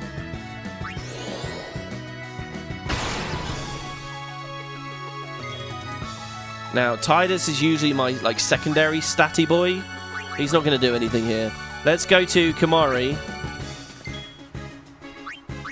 And let's Dark Attack.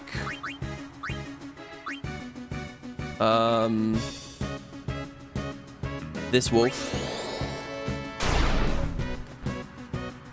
Silence Proofify. Oh god, Proofify? Is that a word? Silence Proofify.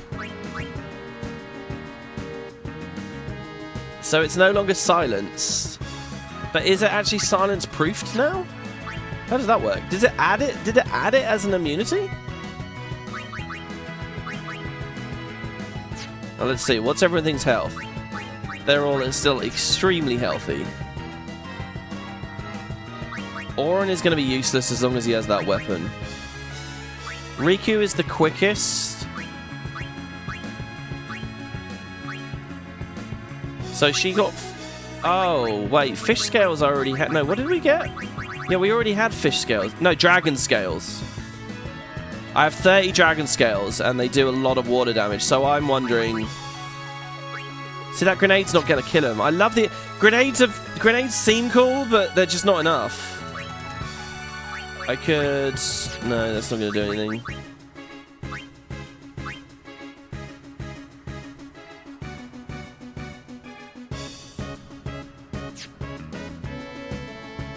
I think I have no choice, guys. I have to get Tidus back in the mix.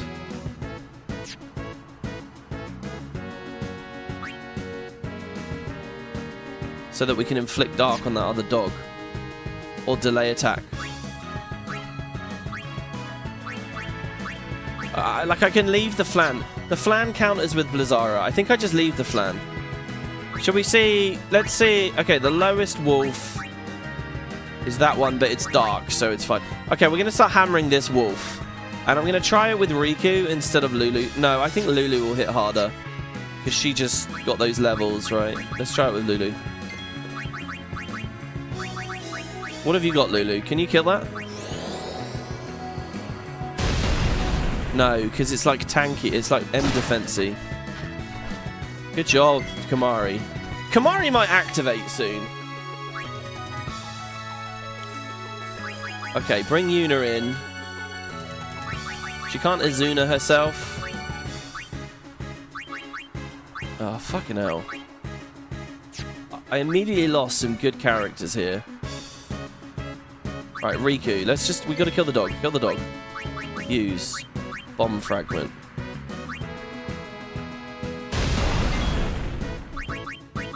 Flare. What do you got, Kamari? So weak. He needs all those magic nodes. There's Null Blaze. We don't want that. And it healed itself. Okay, Cheer's pretty bad. Whoa, whoa, why is it getting so... What? And now you're healing that thing? Oh my god, Flans are like supports. Guys, I think it's game over. This is so horrifying. It just healed. And it's going to be immune to the next fire tick. And they're just stacking up like hard. I got to get poison on it or something. All right, we've got to change tack here. Back to Waka. I'm going to eye drops myself.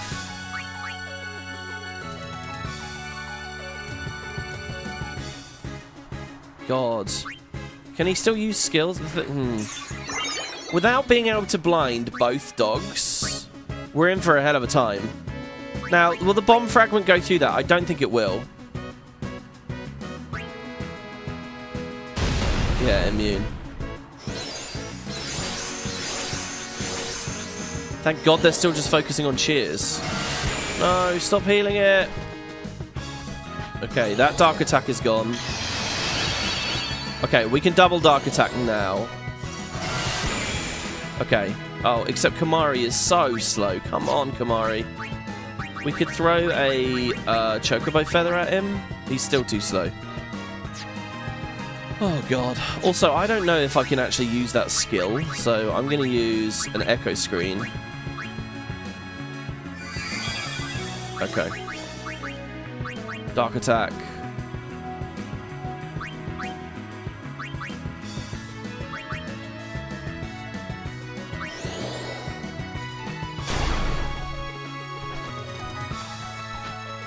Oh, thank God he dodged them both. Well done, Kamari. You might be slow, but at least you are dodging things. Okay, back to Lulu. I'd rather have a stockpile of items than a stockpile of MP right now, since we're right next to the thing. She does a little bit less damage. Right. So now you can dark attack that one. Okay, good. Kamari, honestly useful. Being evasive and just getting dark attack on things. I feel like giving silence attack to Kamari might have been a really good way through this game. Because he has such a big MP pool as well, you know. Right. Now I can't really silence that flan. I can try though. No, it's immune now. And it counters with Bizarra on everything.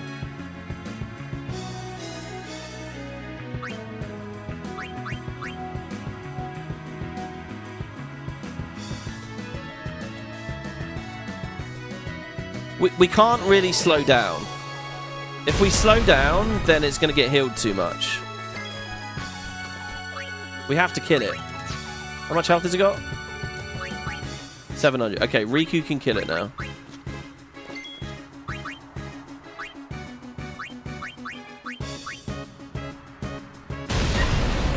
Okay, good.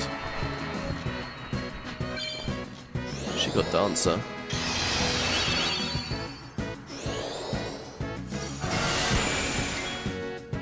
I don't know how I'm going to kill that flan. I'm going to have to treat that flan like the fucking Spheromorph. It's going to take forever, guys, but we basically have no choice.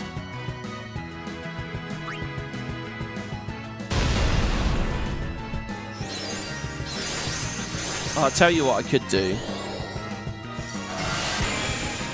Oh, but it counters everything. I was going to cast slow.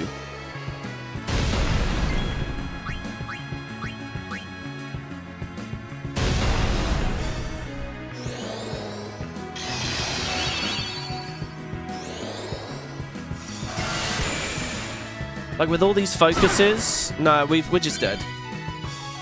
I'm just gonna end this. This is... sorry, it's much better to just reboot this than spend like 20 minutes trying to kill the fucking plan. Like, this is just insane. I did it... once again, I made the fatal flaw of not having first strike. Come on, just fucking kill me. Oh, come on!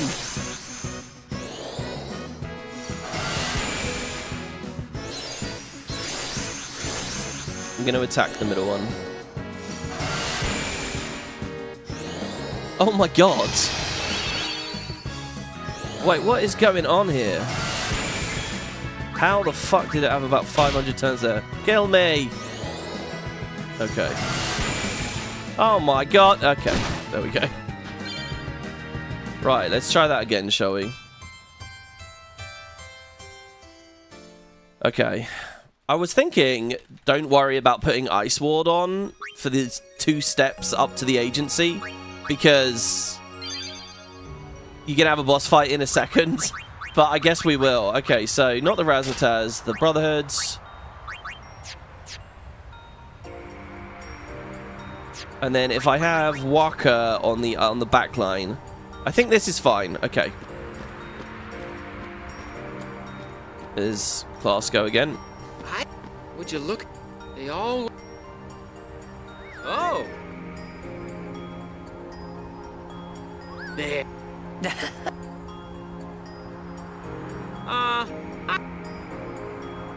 Maybe I'd make a better. Hey, watch out! A breeder. Yeah. Good job. Good luck, dude. Should I resign?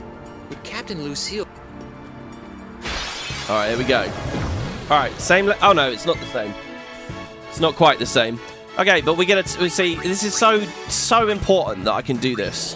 If you have Titus with the Brotherhood, it's like 2 fucking hasted characters on your side and 3 turns on your side before they even do anything. Like, that's massive. So who do we want to blind? Do we silence the Flan immediately? I think we have to get rid of that thing spamming delay attacks. So, let's kill the Mafdet first. Oh, I should have swapped Oren's weapon. That thing's going to attack Oren. Oren's going to counter and heal it. Okay, Flan is wasting its time. Oh no, no blaze.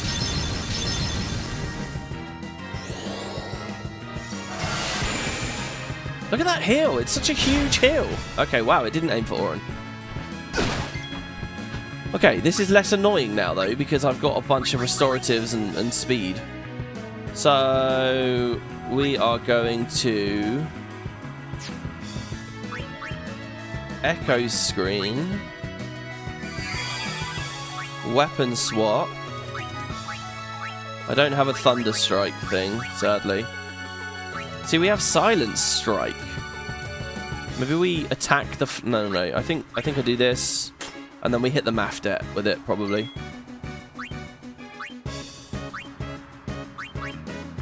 And I think I cast Slow on the Flan before it gets too ahead of us. I don't want it spamming focus and stuff. So that might counter with Blizzara, but it shouldn't one-shot me. Oh, come on! Really? Okay.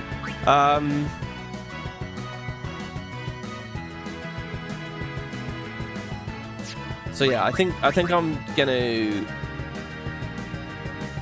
get some damage going because he doesn't have counter attack, and then we'll dark attack this one.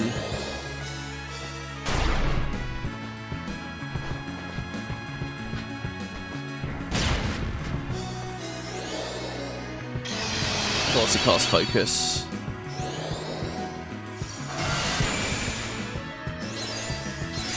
Maybe I can put it to sleep.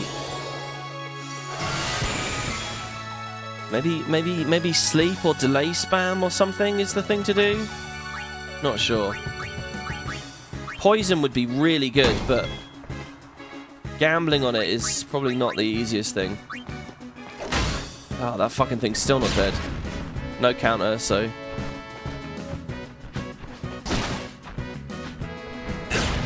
What the fuck?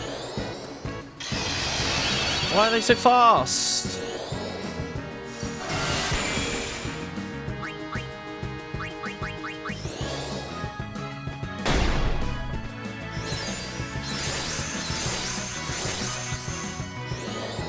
I lost because I didn't have Oren out. Yeah, maybe.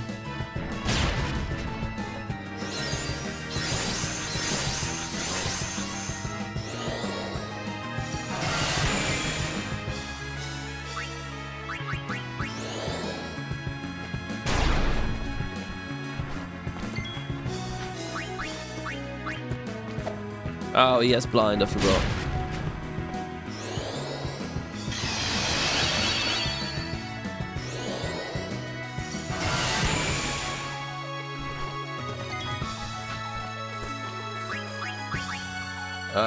I actually think it's more damage to eye drop.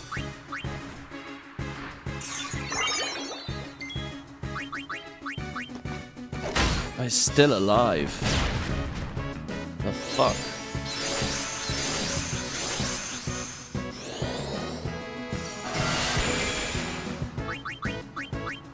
can't put darkness on both of them.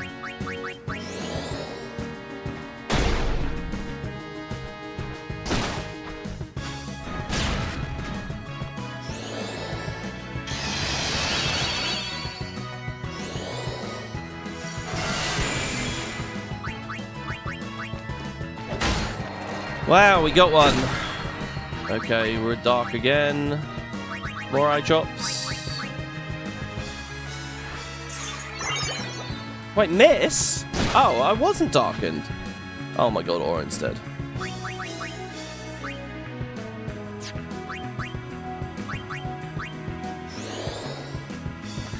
Like, the thing is, I don't even know what I'm going to do against this flan. I'm going to have to, like... Okay, Null Frost can deal with the flan, actually. It's gonna be that really annoying thing again where it's attack, Null Frost, attack, no, but it's healing itself so fast. I'm just gonna kill myself. I'm honestly very bored of this, so let's just try again with another fight with I don't know. Let's try and customize some ice defense maybe or something. Let me try and Null Frost actually. What I'm going to try and do is I think what we need, this is like the start of the Thunder Plains again. What we need to do is put Una on and then just Null Frost at the very start here. So let's put the Tacit Blade on as well here with Oren. Okay, so wait, and we do have, okay, thank fuck I checked that. I think what we do is we Null Frost. Because it gets rid of the statuses and stuff as well. The status application. Oh. Can I shell the enemy to reduce the heal? That's amazing. That's quite a cool idea. There. I mean, but then what do I hit it with? Physical attacks? It's going to be a lot of grind to kill through it. I really want to... I need to use fire damage to kill it. Oh, fuck, no! Oh, come on! Oh, Jesus Christ. Oh, one more time. We're not even at the bosses yet.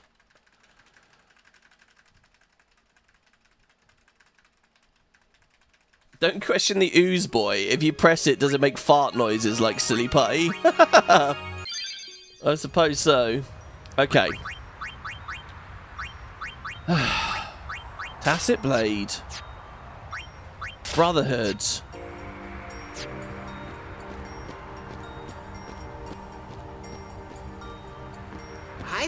Would you look? They all. Oh. There.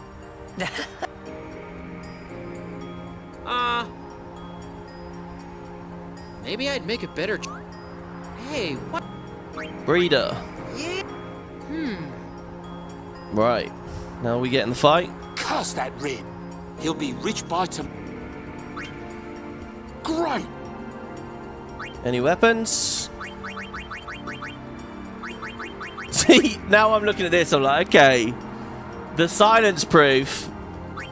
Well, no, not that, but the dark proof for Waka would instantly be amazing in here.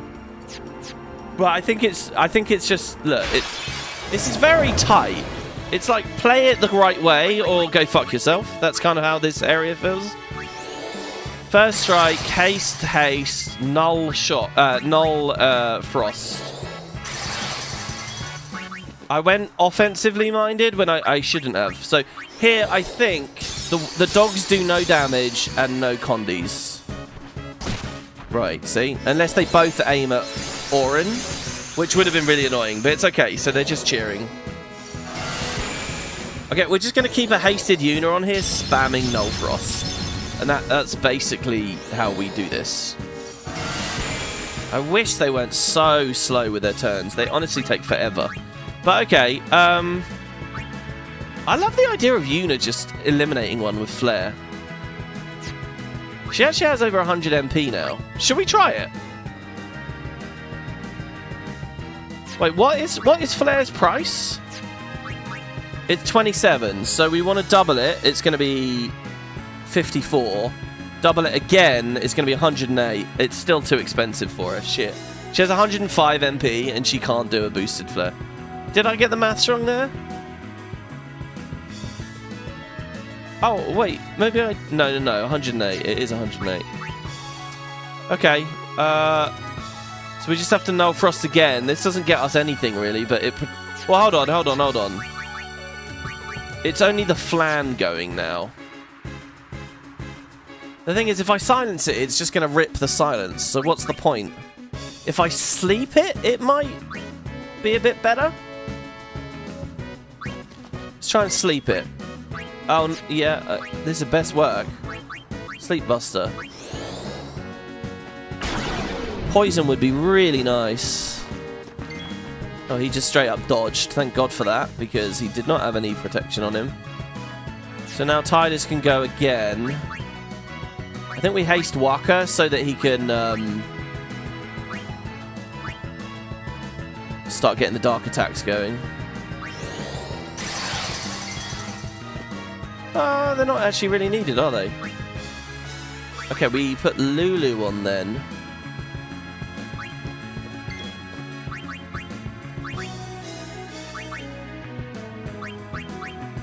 Actually, Riku did more, right? Riku was... Plus her animation's quicker. So we just say use, bomb fragment. I don't know. Let's just start aiming the one on the left.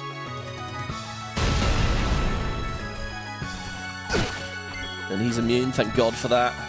I actually thought that... So A is on the right. I thought it was going to go A, B, C, but no, it's CBA, which is annoying. That's fine. So I think we just hit it. That's all that matters here. We just hit it. Who hits for the most?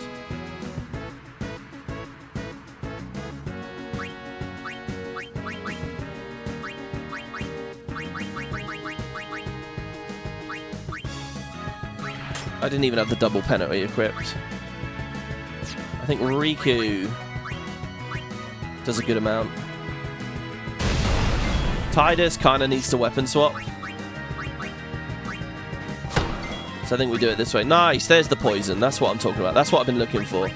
Okay, and we just null frost again. Okay, yeah, seriously, it's just... Keep the nulls going. Because I don't know what their win condition is now. That thing's just going to die to poison. Look at that, 1,000 damage each poison tick. So good. Riku got Rook. So Tidus needs the Razzmatazz now. So that has 1,000 health.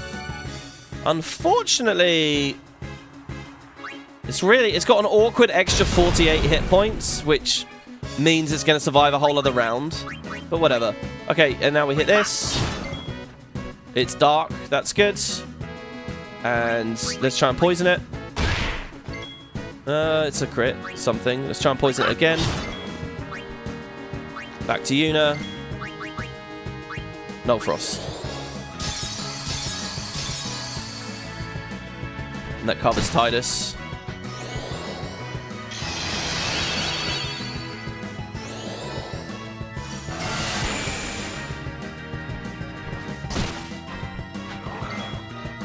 Pretty scary when they get all these turns. Okay, so Waka can eliminate that now.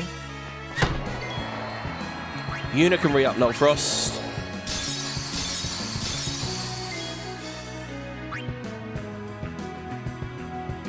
Tidus can try and poison that. He got it, good. Now, Yuna is going to shell Tidus. Veil of light, ward wizardly might. Ward wizardly might. Wizard isn't really a term that appears much here. Waka just keeps the damage going there. Oh, nicely done. Wow, why was that one so low health? Okay, now we're shelled, okay? So we're going to cast slow on this. It's going to counter with Blizzara. Oh, we have no frost anyway, of course. Ugh. Well, look, my plan here, okay.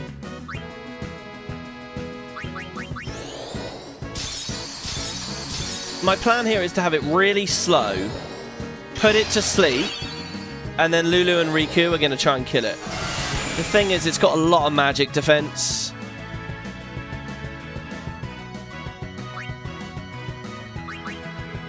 Does Riku have it on at the moment? No, she doesn't. I think Riku is the quickest possible way of doing this. Right, so we're going to Sleep Buster it. Tidus is going to haste. Riku. And she's going to go mad throwing items here. It's just going to be bomb fragment, bomb fragment, bomb fragment, bomb fragment, bomb fragment. Meanwhile, Fira, and we're going to kill this goddamn thing. Beautiful. 2,000? Eh? Oh, no, Lulu absolutely wrecks. Oh, I've completely over-prepared here. Look at this. Look at all the turns we get. Look at the burn phase I set up here to deal with this.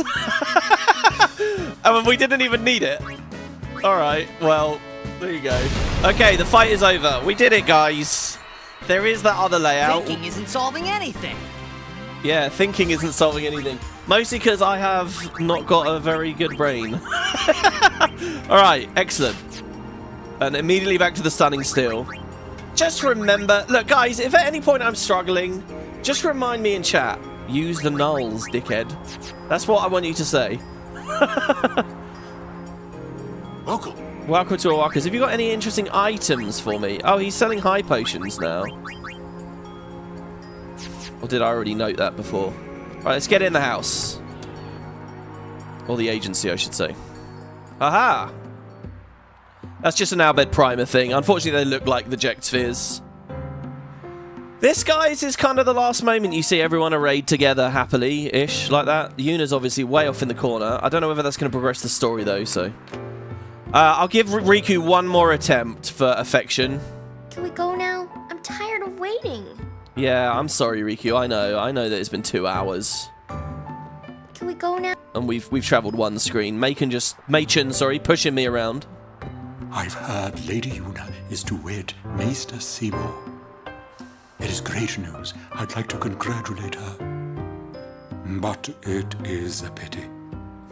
I'd hoped Lady Yuna would defeat Sin and bring the calm. She's still gonna journey. To Spear.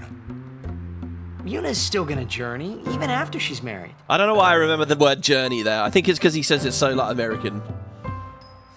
Ah, that is also great news. Her resolve is admirable.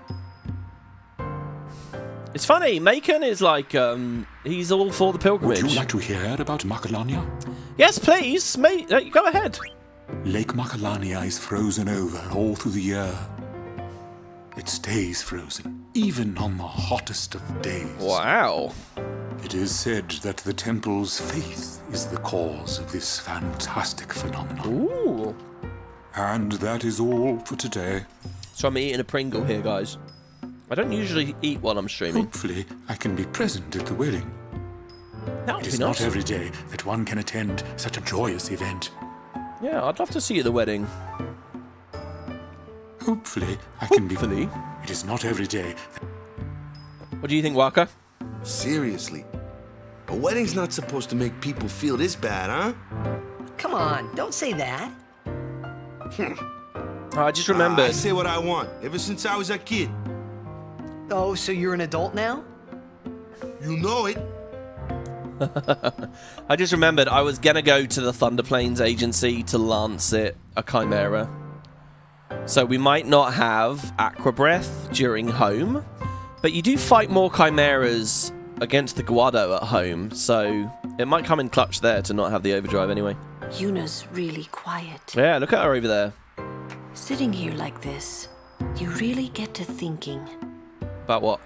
Sitting here like... Of course, she's not sitting. I have the feeling that because of all the belts, they really didn't want to animate Lulu in many ways, or too much with her. Riku, however, is always sitting. Anyways, how long are we supposed to stay here, you think? I don't know, till you guys run out of Hey, time. don't ask me. Things have sure gotten complicated since Sir Auron joined us. You think so, too? Still can't figure that guy out. Still can't... Right, let's speak to Komari, I guess. Temple not far. Why stop here? Temple not... Komari has like the lowest chance to progress the story. Anything can happen. Make sure you're prepared. Right? I feel like on my last series I ended an episode here. There is a saying, hurry up and wait. It means prepare quickly so you're ready for whatever comes next. Sounds like something an old man would say. Forgive me. Hey, just being honest.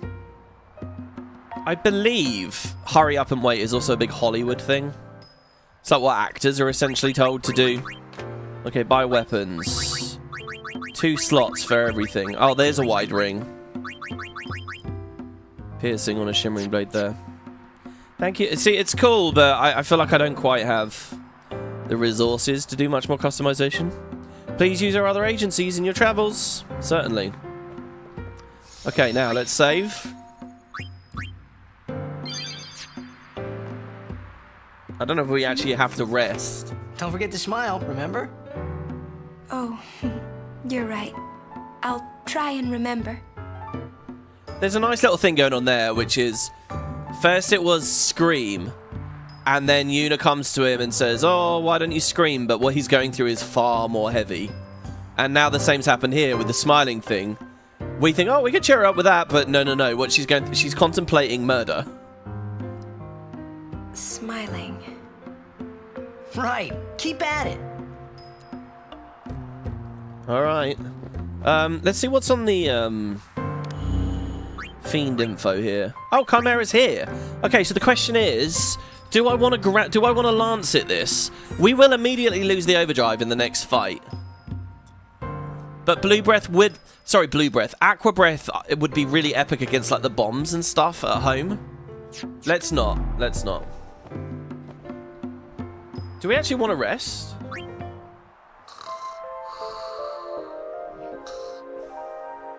Those are some giant skates. Where are the skates?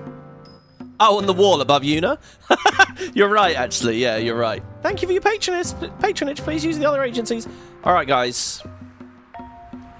Probably one more Fiend battle, but I think it's fair to say the moment is here. The moment has arrived. Oh, no, we didn't even get another battle. Look at that. That's one encounter in this whole area. It's funny, isn't it? Hello, Trommel, weirdo, strange old man. We've been expecting you. You're not about to do something that's going to really piss us off, are you, Trommel? We were surprised you decided to come so soon. Pleasantly surprised. If he's so mad at Rin, he should buy the place. It's an investment. Yeah, you're referring obviously to X2, where Awaka gets it, but nobody comes around anymore because the faith's gone and it's all melting. Of course. I like the idea that they harvested ice from here because it's very local and people in Bevelle would use it. There'd be a big industry for that. Look at the scene, by the way, in the texture, the skybox texture back there. Sorry, I'm going to stop pausing. It's too much. It's too much. Here we go. Trommel, speak away. Lord Seymour sends his apologies for having left without notice. That's okay. It's quite all right. I have one question, if I may, sir. Milady? I want to keep journeying, even if I marry. Do you think that Maester Seymour would let me? But of course, my lady. Lord Seymour wishes nothing else, I'm sure. Goodbye. Goodbye, Yuna. Well, we must follow Grotto tradition. I'll have to ask you to wait here a little while longer. You're not going to kidnap her, are you? I'll send someone to escort you.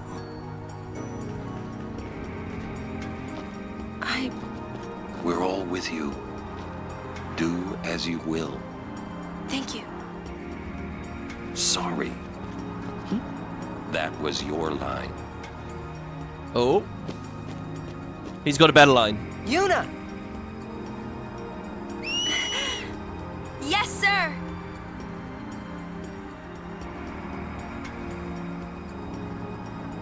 Oh no! Albert! I like how Waka immediately is like, fucking Albert. Riku obviously wouldn't say that. You get a nice camera angle there, by the way. That brief moment I was controlling there is sort of a weird shot.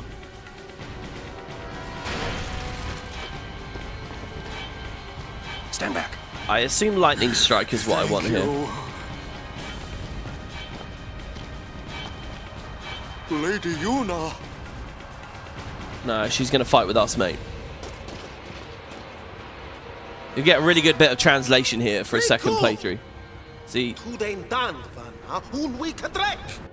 Don't interfere or you get this, Riku. That's obviously her brother, literally brother, from the start of the game. I wonder, first-time players of X, would they recognize and remember him from the beginning? It was a long time ago now, right, that we were on the boat. Would you recognize him? He's got a very distinct model, but...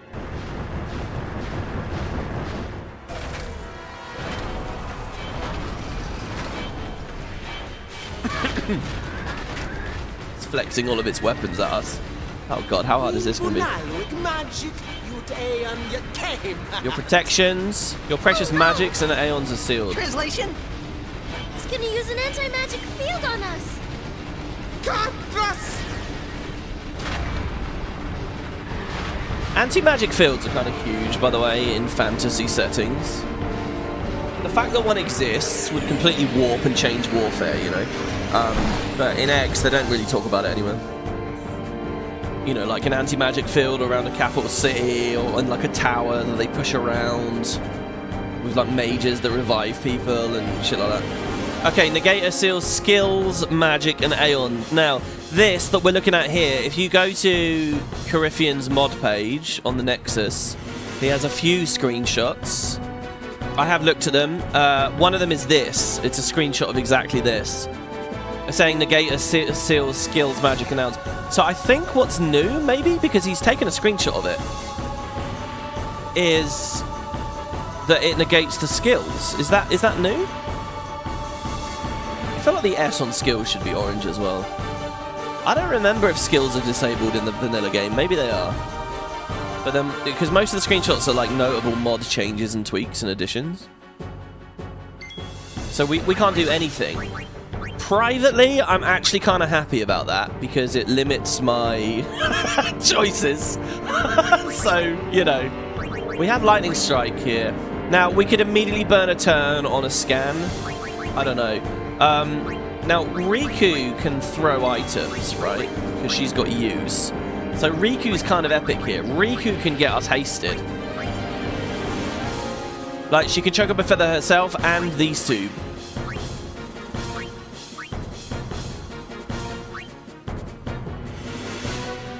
So here's what I'm going to do. I'm going to Chocobo Feather. And I'm assuming this isn't a waste. I mean, he's given the items to us for a reason, so we should play with them, right? Give it to Kamari. Give it to Auron. Scan on Kamari, and this is... Oh, I can't scan yet. Of course I can't. Oh, shit. Well... We could lance it. Well, let's see what the descriptions say here. It's weak to water and lightning. Too small for attacking it to damage a blitzball. Sorry? Too small for attacking it to damage a blitzball.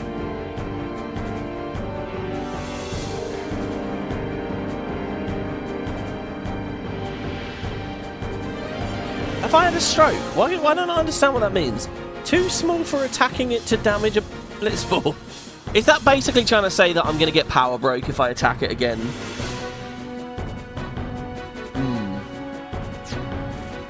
Another fight where Kamari's not too great, I'm afraid. We go for a weapon swap. He can get another turn and leave, which is kind of nice. What does the main thing say? Okay, this does damage a weapon, causing power break when you attack it. Okay, yeah, all Machina do this, right? As a Machina, attacking it directly damages your weapon. It's too small for a blitzball to be damaged when you attack it. Oh, Kerry, you've got it. You've got it. If we read this sentence after this one, it makes more sense. Okay, what he's saying, yeah, is you won't get power broke if Waka attacks it. If Waka attacks it, Waka is always at liberty to beat that thing up. So what I think I'm going to do, guys, is customize some gear onto Waka that has Water Strike and Lightning Strike. We have a Lightning Strike thing already. I'm assuming none of these conditions will do anything. It's a bit of an assumption, isn't it? Maybe we shouldn't just assume. Let's see. Oh, I can't. Oh my god, the touches are actually really good.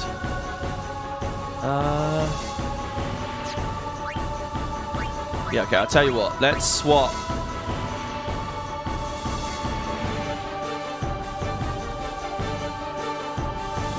To Lightning Strike. Throw another Chocobo Feather on him. He doesn't get a go. Alright, let's see what the boss does. Here we go. Gatling gun.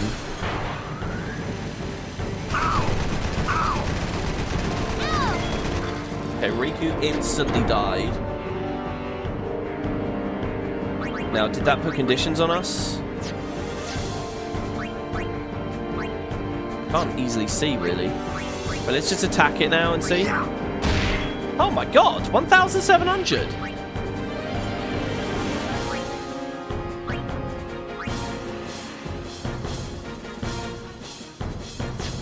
That was pretty epic. I mean, Waka's gonna have to deal with that. We're gonna have to kill that with Waka. I think redo the fight. Get Water and Lightning Strike on a bunch of our guys, especially Waka, and then he can probably kill it in the first round next time. I want to know if we can Dark Attack the boss. Yuna has Tidus has Dark Touch from his armor and his weapons. So let's attack with the Razzmatazz. So has it got anything? Okay, so it counters with Assault.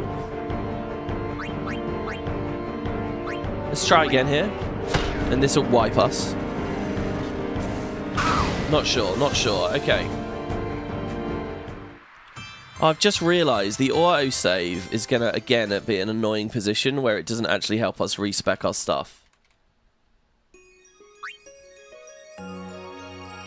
Like, I'm already fucked there. Oh, this is going to be a bit ugly. Do you know what, guys? I'm going to slightly cheat here. I'm going to slightly cheat. Okay, so here's what we do. So, Waka.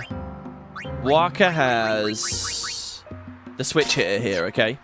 So I'm going to go to Waka, the switch hitter. By the way, it's page down and page up. Okay, no, not that switch hitter, another switch hitter. This one. Okay, I'm going to give him Water Strike. It's a Water Ball, and now it's the Lightning Strike. It's a double header. So we will... So Waka can hit it pretty hard there. What I want to be able to do is two-shot it. I mean, if we gave it strength as well, it'd be kind of epic. Now, what does Auron have? Auron has a weapon with 2 slots, the Shimmering Blade. So what I'm going to do is customize...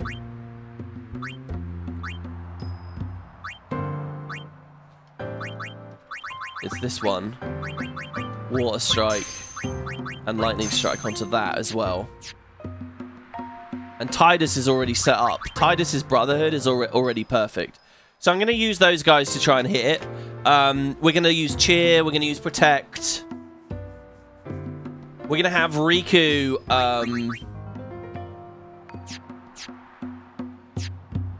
make sure he's actually wearing it. And we're going to have Riku... haste Waka first this time. And have him try to blow up the thing. Okay, so here's my cheat. I don't want to get a random fight every time we try to redo this boss. Lady, or this specific time, I guess. Because now we'll get, hopefully, a useful autosave. So we should be good now. But yeah, I don't want to, like, burn 10 minutes, maybe, fighting a random encounter there. Losing items. Losing MP. Just to get into the boss fight afterwards. Goodbye. So I did just know encounters a couple of steps there to get to the start. I'll have to ask. Perhaps you disagree with that? It's your choice. We're all with... You think it's like Yoda grammar? It's backwards? I mean, how would I phrase that? I mean, I would just be very naked about it. I would just say... Because, I mean, look, the mod kind of breaks... Yuna! The tutorial text... I mean, there's a question of what's the house style, yes, right? Sir.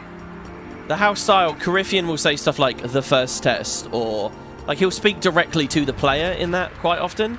So just speak directly to the player. No need to be cryptic. I would just say when Waka attacks this, he won't be power broken. I know there's not like there's not really much pomp or flair to that. There's maybe a middle ground phraseology that I would have gone with. Anyway.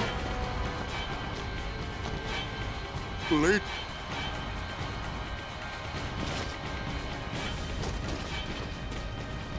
You're reporting me to Square Enix for cheating. I mean, I'm always amazed with the cheating tools they added to this. Like, they give you no encounters as a cheating tool. That's not a modded thing, guys. That's just the... And it's funny, because no encounters gear is a thing in the game. Like, they completely invalidate some of their own stuff. I guess it's just that thing where if enough years pass, they just really don't give a shit, you know? Just fine, fuck it, let players play however they want to play. He's gonna use an Curly Finn says, man, I love your playthrough. I learned to do much about the game you never knew. Oh, that's really awesome. Thank you. Do you mean this one or the old one?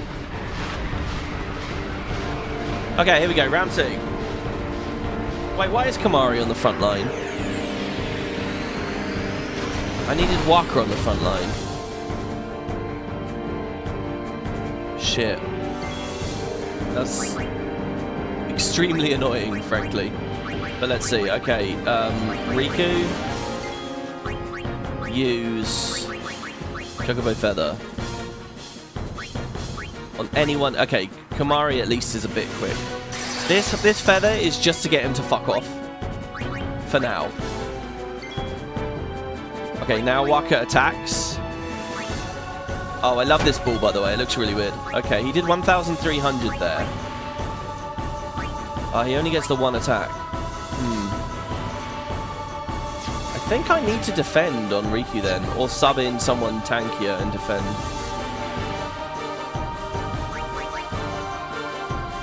No, I think she'll survive. Okay, just don't die, Riku. If she dies, we're gonna redo it again. Oh, fucking hell. So much damage. Okay. Right, let's get the haste. Oh! She's no longer hasted. Did that dispel us?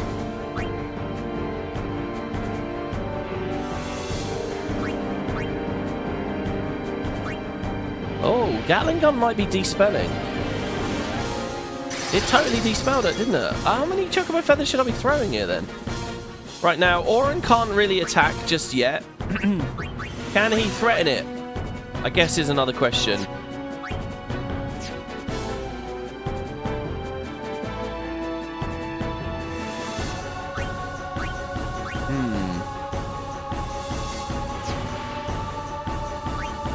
I think we have to bring Kamari in. Or Tidus in, actually. In order to... Can he cheer and then get a go? No, if he could cheer and get a go, that would have been really good. I think he has to defend. Waka gets another attack. How many? He's going to have to do like 4 hits. That's a lot. And then Kamari has to come in and defend. There's another Gatling gun.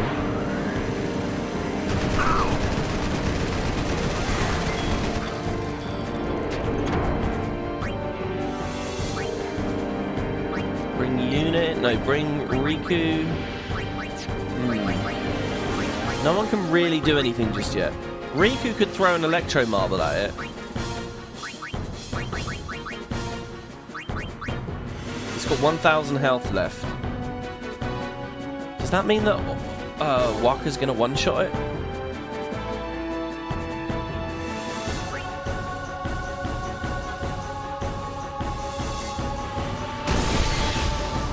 That might have been a waste of a turn on Riku.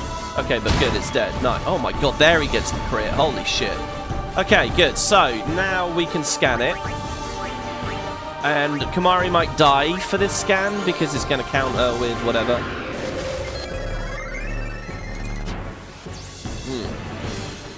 The Crawler. Weakened by both Power Break and Magic Break, even if only temporarily. How temporary? It will restore the Negator after launching its anti-magic beam, so to make the most of your magic while you can. Only 16k health. Okay, so it's squishier than Spheromorph, basically. It's immune to provoke and threaten. Sleep, darkness, silence, slow, zombie, petrification, poison. Okay, I wish I could just see those in the list.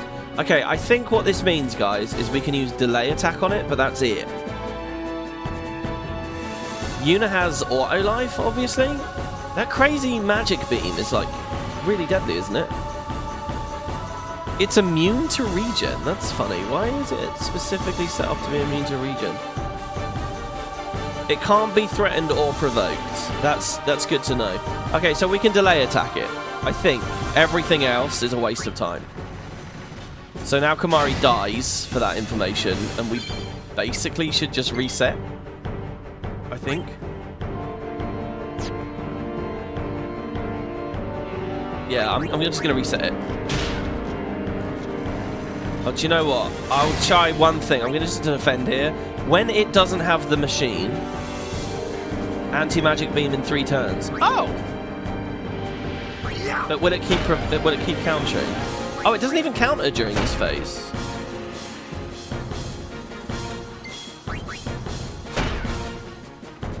Oh, but it did counter there.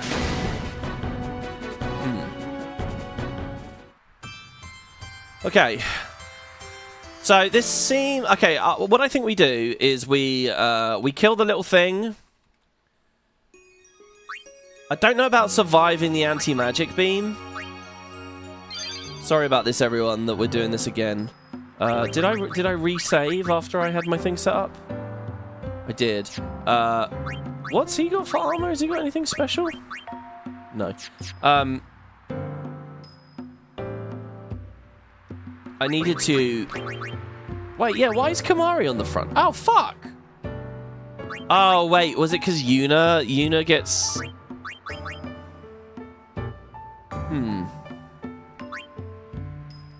Let's just do it this way.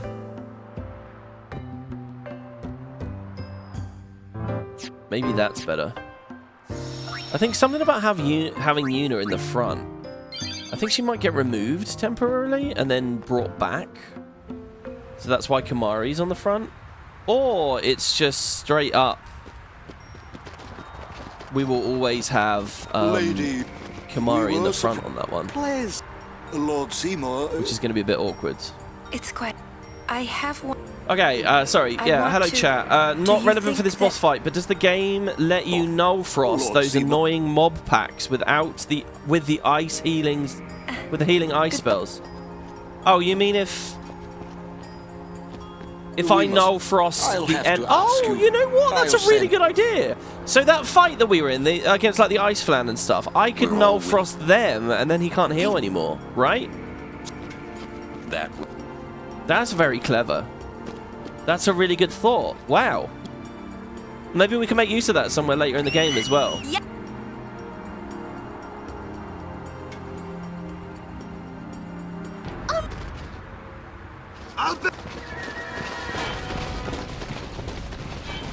Okay, this is now... Oh, I see. I could go back and save now. Ah, screw it. There's no need.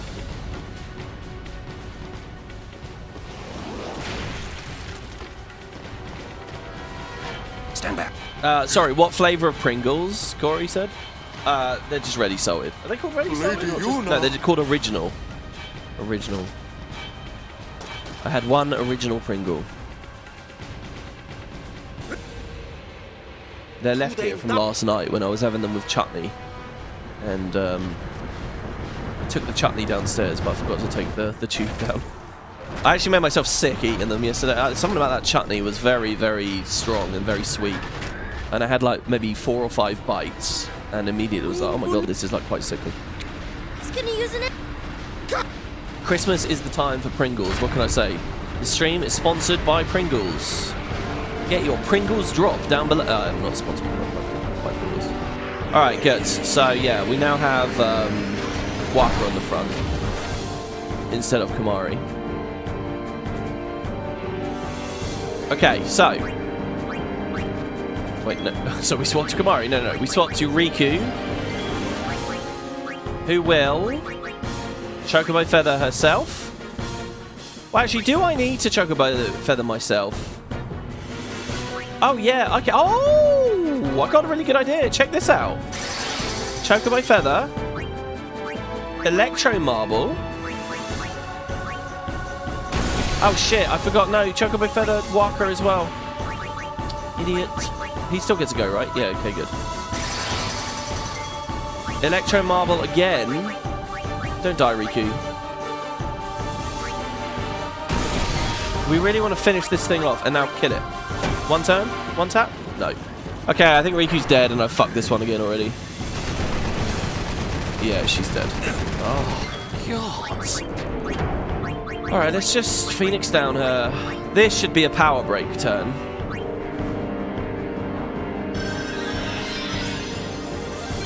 Hopefully she gets a go. She doesn't even get a go. Okay, it's dead, but this is another... Oh, okay, anti-magic beam. Okay, alright. Little hiccup at the start there. Little hiccup, but overall not too bad. Now, we want to make use of our magic while we can, yeah? Now, it's also susceptible to both breaks, but only for a little while. So I think what that's saying to me...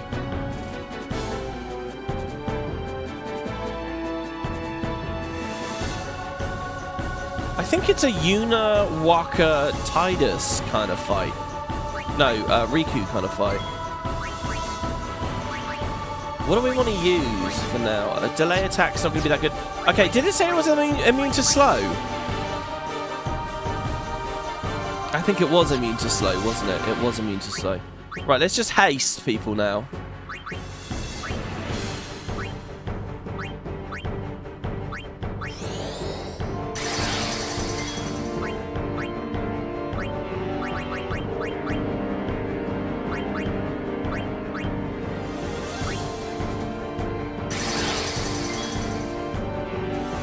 Right, here we're going to power break.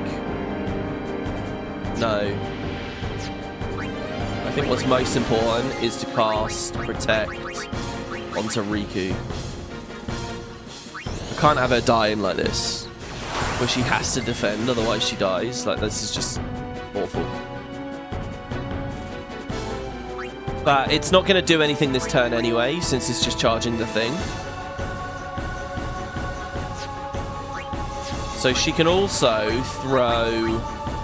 She can help with the protects.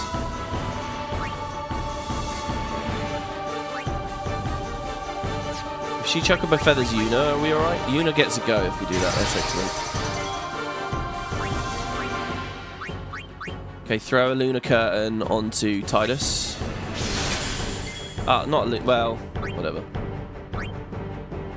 Alright, we're all hasted.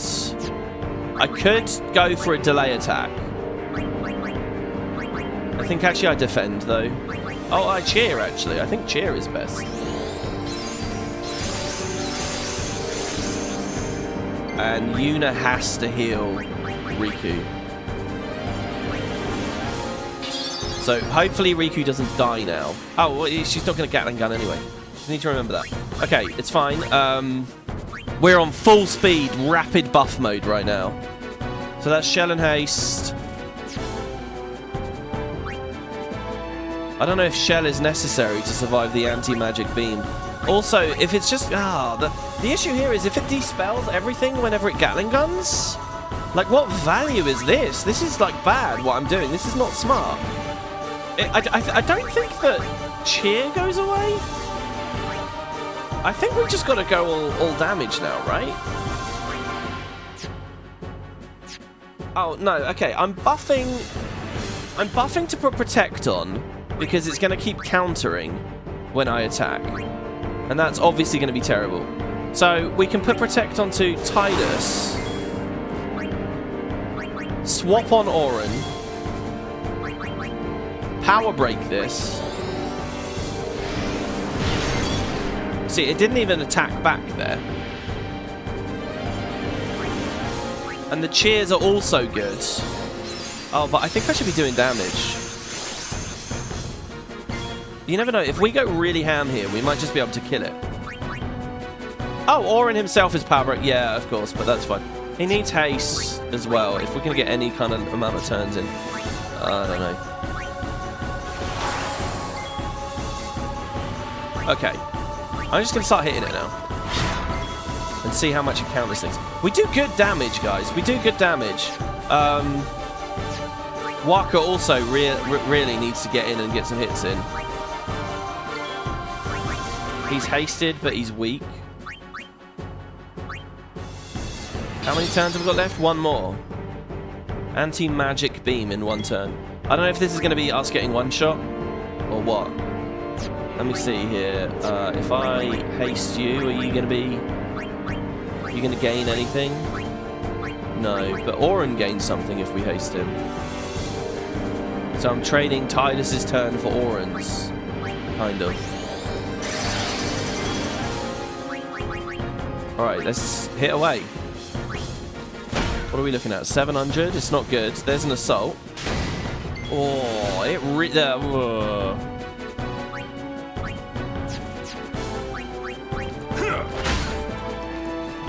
What is determining when it... Okay, Oren's doing very well there, though. Alright, Waka, you kind of can't be out, mate. I'm sorry. Kamari can cheer. I haven't really been taking advantage of this.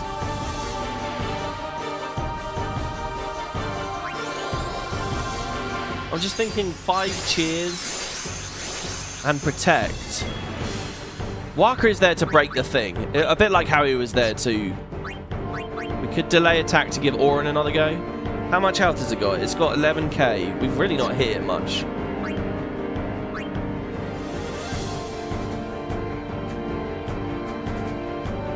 I'm going to attack. Defense might have been what I needed to do. Okay, here's anti-mat. It doesn't go to turn 0. This might be game over, everyone.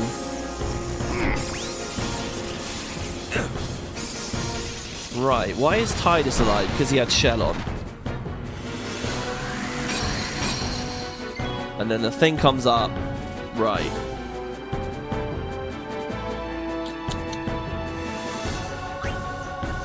How do we do everything we need to do? And so, did I lose all of my buffs from that? I think I did, right? We're not fast anymore. Oh, we might still be fast. No, we're not fast. Okay. Let's try that again.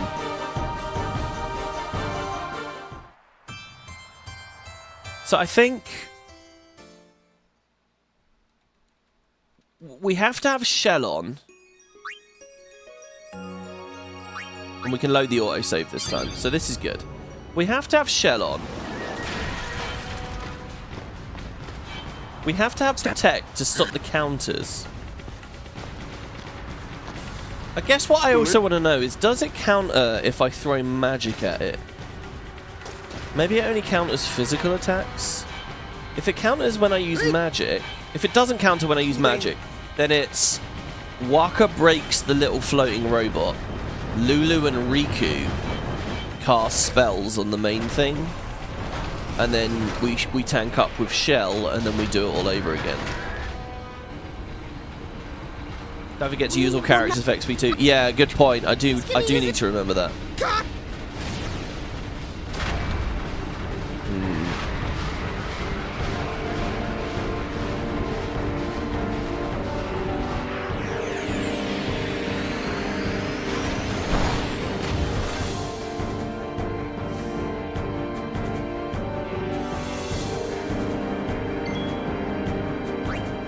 So, start the fight. Riku.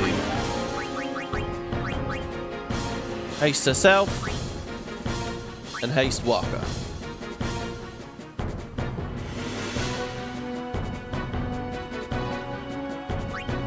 And then defend.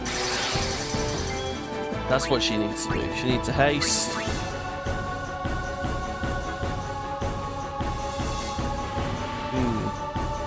Or she could just Lunar Curtain. I think that's more turn efficient, isn't it? Because I'm going to have to do it. Well, no, Light Curtain.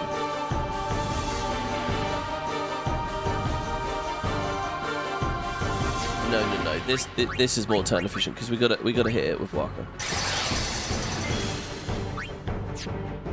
Oh, if I use, I get another go. Okay. So she could even haste Oren now as well.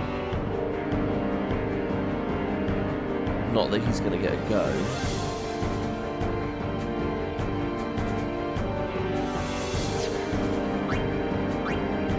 No, I think throw Protect on yourself. Right.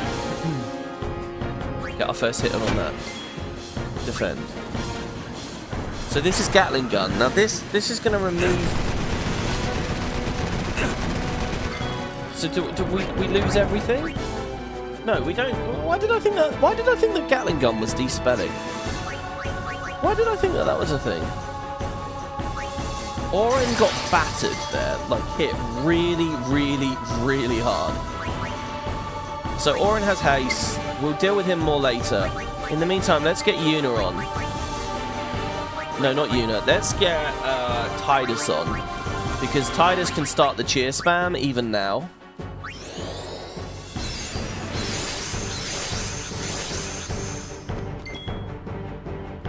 Waka keeps breaking that.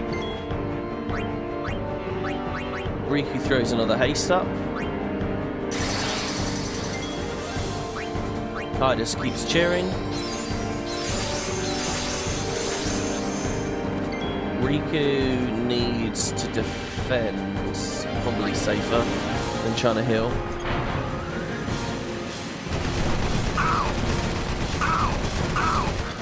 This is unbelievably annoying.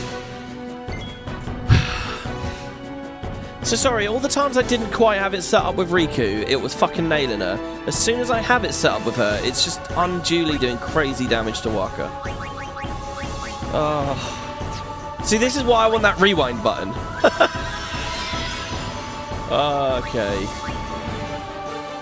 So Waka doesn't get a go at all now. So Kamari can actually lance at it as well to break the thing. I don't think he'd do much damage. I think if I Electro Marble, it will die. On both turns.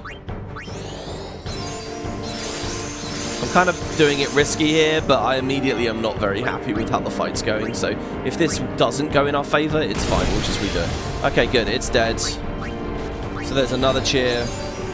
I think Oren's just a bit slow. Like, what if I just beat the fuck out of it now?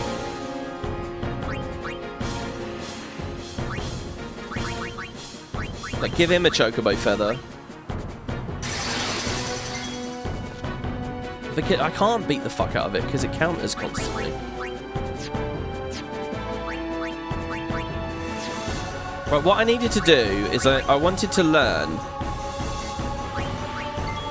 if when you cast magic on it, it counters still. So I'm going to try that with Riku. But she needs healing first. God damn it, Riku. Okay, I'm going to high potion her. Could delay attack. See, there was no counter there. What's the logic behind when and why it counters? Now, do you have Protect on you? She does. Okay, so here we go. Let's test. Electro Marble, go. See, it didn't counter again. Is it a chance to counter? Let's delay attack it again. It's not countering.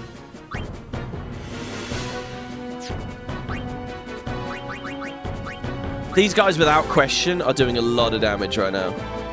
Okay, Waka's power broken.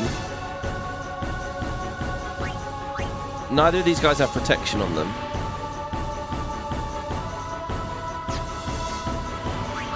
I mean, as long as it doesn't counter, I'm going to keep doing this.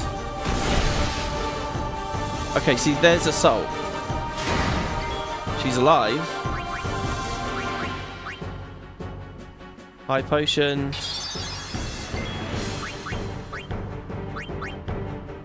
Throw it again. See, no counter. What is it, every 3 attacks it will try and counter? 1, 2...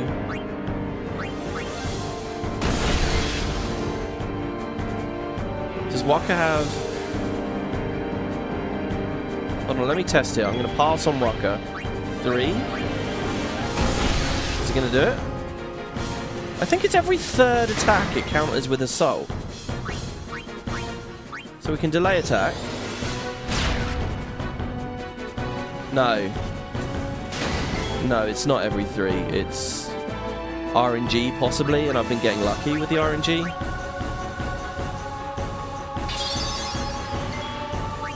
We've hit it pretty hard. How are we doing here? It only has 7k health left.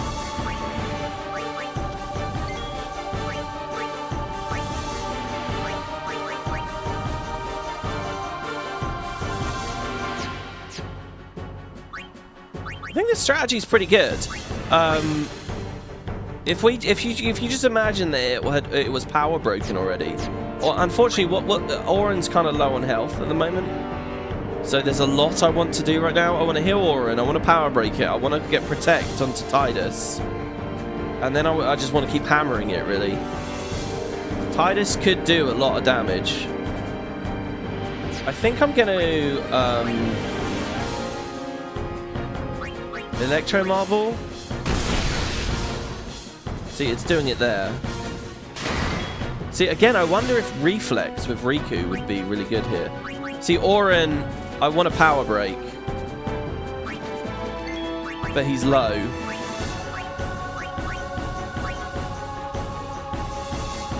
And I think he's dead.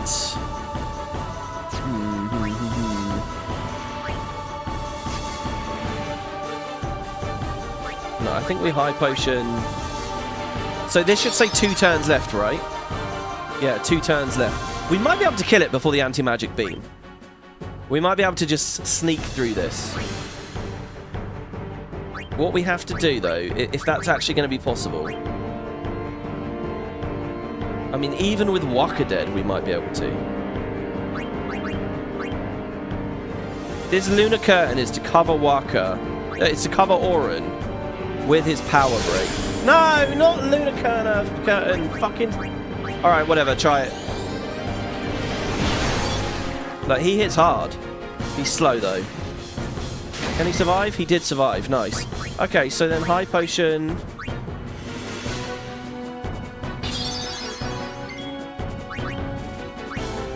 Electro Marble.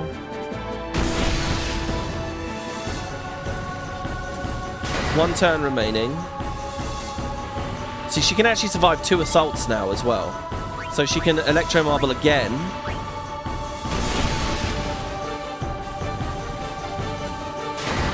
Right, see, she's still alive. Then back to Tidus. Delay attack. Now, he doesn't have Protect, but it's power broken. So he survives. So then we go high potion.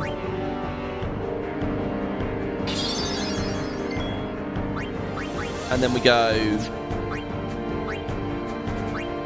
light curtain. And I actually think he survives an attack now. Electro Marble. If I wipe here, Tidus has his overdrive. Right, let's see how much health it's got. It's on 800. We've won! We've done it! Oh my god, what a fucking epic Riku fight! We've done this, 100%. Oh no, wait, but Waka's dead and not everyone's had a turn.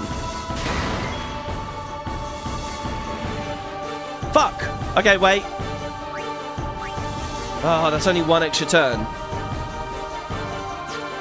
Shit. Okay, so some people haven't had goes. Okay, so 32 health. Right. What we have to do, we have to survive, res, and give Lulu a turn, I think. Lulu. I don't have another turn left, do I? I think... So actually, the guaranteed way to survive is Una to auto life. But she might be a bit slow. The question is, does Riku have Shell? Protect and Haste. She doesn't have Shell. Auto life. We could bring Riku up. Double Phoenix down. There's probably a way to sneak through this. I just don't know what it is exactly.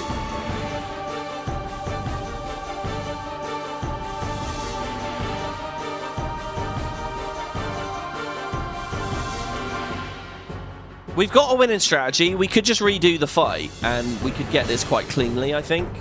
All that we have to do is weave in a couple of turns for these useless guys, basically. The other choice is Kamari defending. I think he might survive. I don't know whether it's coded to do our max health, penetrating defenses except shell, something like that.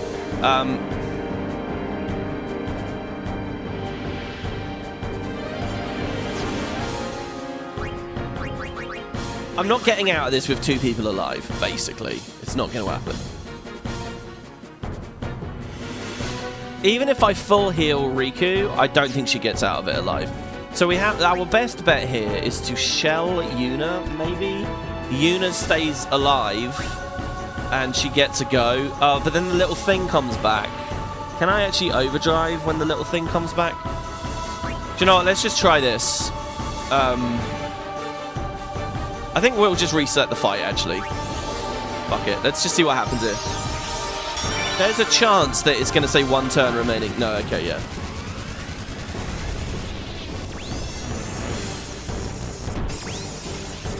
Okay, so we both die. We lose all of our MP as well, by the way. So she's back up, and then it would be something. I don't know. All right. I'm very happy with this. I think we can do this very well. Let's just bonk it. Okay, cool. So I think what we do is very early power break. Okay, so like Riku was throw a marble, heal, throw a marble, heal, throw a marble, heal. But we didn't have power break on. If I put power break on, what's actually going to happen is she can do double marbles before healing, which represents a lot more damage and a lot more turns. And we can use all this extra time and all this extra damage to throw in a turn or 2 from some other people. So there we go. So we've beaten the fight. Now we have to do it in such a way that everyone's alive. Now, what can Kamari do that's useful? He can cheer. What can Lulu do that's useful? She can throw a spell on the boss for some damage, I guess. But I'm not really going to want to risk her getting countered, actually, because she's going to be weak. She's not going to be buffed. So I think we're just going to defend on Lulu. And that's it, isn't it? Everyone else has got like something meaningful to do, a meaningful turn. He's gonna use an You're confused? You feel like it counted down faster last time, but not now? It's because I'm using delay attack. I'm using delay attack to stop it from having turns. Sorry, have I not really explained that as we've been going along? Okay. Right, so, straight to Riku. And then we're going to say, Chocobo Feather.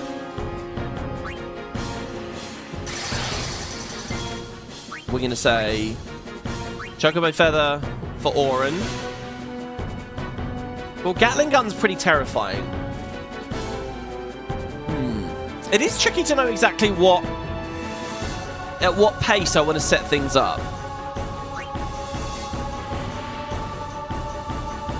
I think hasting Waka is good, and light curtaining myself is good, because otherwise Riku can die. We also had that unfortunate death in the middle last time. Waka gets his first hit in. Nice, and it's a crit. This is the golden run, guys. It's going to happen here. Now, I'm just going to check if I Chocobo Feather Auron. Okay, yeah, nothing happens. Okay, so we just defend. We don't need to use... Look at that! Look at that! That's so unfair! That is so unfair! It's like, is it just bad luck, or is the game actually fucking coded that if you've got defense on someone, the RNG isn't going to roll in your favor? Auron isn't actually needed right now. I'm going to take him back. We're going to bring Tidus in. Well, hold on. We're going to bring Kamari in and cast Cheer.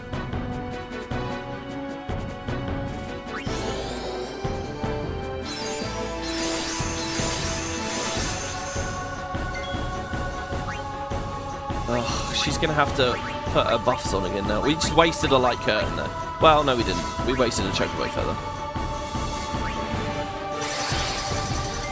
And now she has no choice but to defend. And Waka, even though we got a crit, I called it the golden run, and then the game immediately just said, no, no, no. Are you fucking serious? I'm not doing this. I'm not doing this. I'm just going to throw. I'm not spending 2 Phoenix down. This is the kind of thing I didn't want to be doing in the game, to be honest. But I'm not spending 2 Phoenix downs just because of like dog shit RNG at the start of a fight. We'll just wait. We'll do it again. We'll try again. I'm not having that. That's too annoying. Alright, let's go again.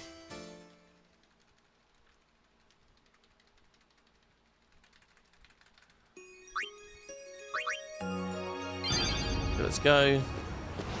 Oh my god, this is like spamming X on your controller 100,000 times. Like, even on the intro cutscene where it's showing you the opening splashes for the game and stuff, it's like, just spam, just get through it, come on! Okay, for real this time we've got it. I mean, maybe we can refine the strategy a little bit here, and,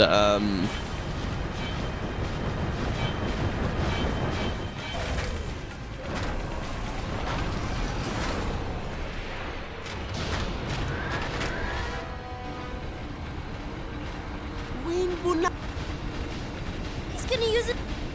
God! He's gonna use an anti-magic field on us! Okay. I could play it slightly safer.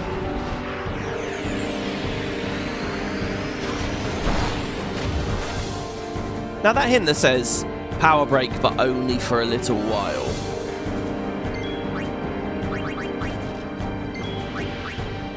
Is that just referring to the fact he'll de-spell himself after the thing? Right, here we go. Chocobo Feather!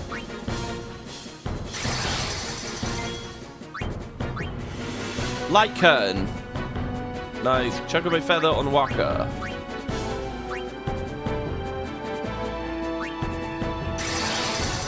I'm going to try something here. Light Curtain on Riku. No, sorry. Chocobo Feather on Orin. See, he doesn't get a go now. I think if I did it slightly different order, it would have been a bit better there. Okay, so in that case, you have to Light Curtain yourself. You can throw the wall. No. Do you know what? I'm just going to defend on Waka here. Fuck it. We're going to go pure tank here. Just excessive amount of defense. Oh, and she needs to defend here as well. I'm defending on them both. So watch now as all the attacks go onto Orin and kill Orin somehow. Well, the first one did. Okay, yeah, we're alive. Nice. Right, so now Waka's at his liberty to attack that.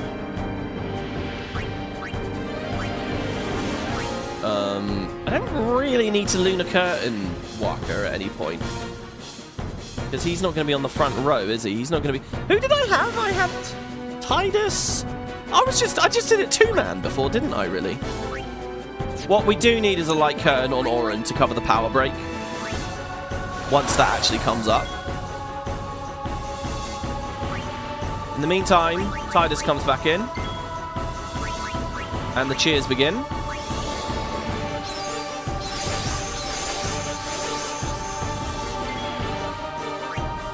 And he's going to want a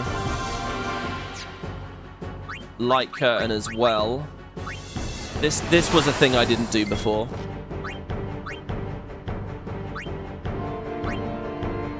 We can Light Curtain Waka also, or defend. I think we have to defend this turn. I think it's defend, defend. Or, hold on, we might actually be able to kill it. Hold on. No, it's probably slightly too healthy. I'm basically going to just tank during the Gatling guns a little bit more than normal. So this is defend, and this is defend. Now with cheer on, this shouldn't be so bad. Ooh, these attacks are quite cool. They're really fun to play because it's very scary. Okay, finally, one more Light Curtain. Onto Waka. That's cheer number 2. This is it, guys. So we need to just squeeze a Lulu turn in somewhere. Just let's remember to do that. Waka hits that. And he's hitting hard now. Chocobo, and then I think an Electro Marble, actually. We can... Well, or hold on. If I bring Lulu in now, I can weapon swap her. It's a shame that this is all she's doing. But we can weapon swap her and then get her out again.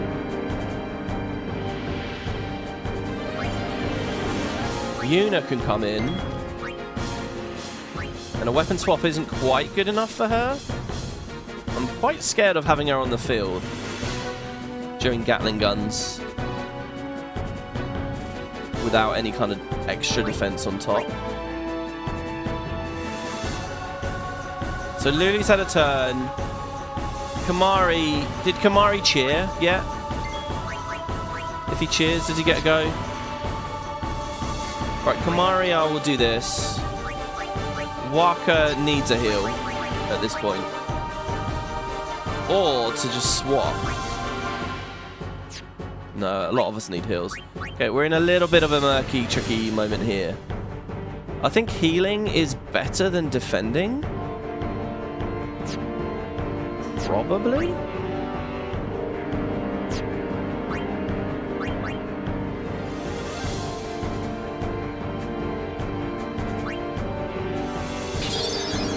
I think he's okay like that. Now we defend. Yeah, we've been in the Gatling gun for a long time. If we hit this phase, though, just right... Okay, everyone's alive. Perfect. Right. I think we might be there now. I think he kills this.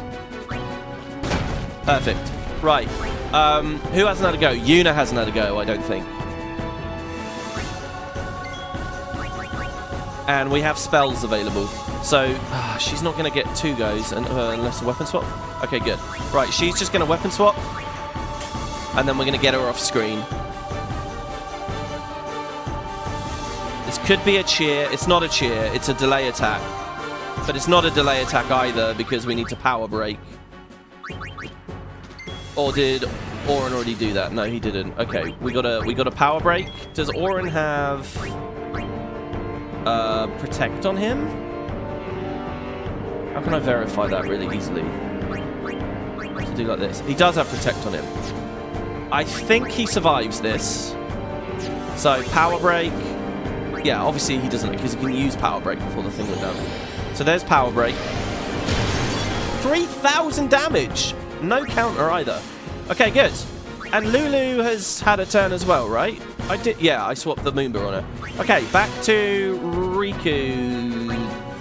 There, Tidus.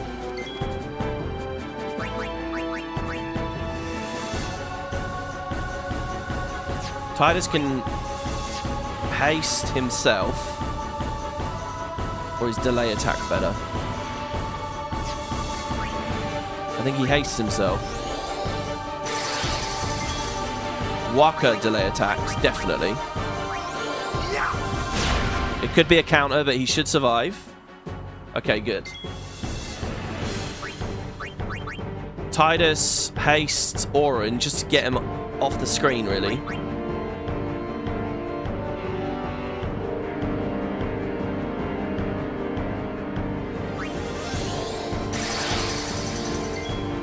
Just need him to leave. Delay attack probably was the better choice there.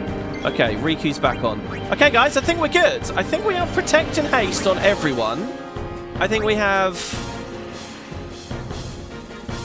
Yeah, protect, haste, and the boss is power broken. So, I'm just to be sure here, I'm going to do one little potion on Riku. And now it's just Electro Marble and delay attack spam. So delay attack. No counter. Again, I don't know about Tidus's health, so just grab that.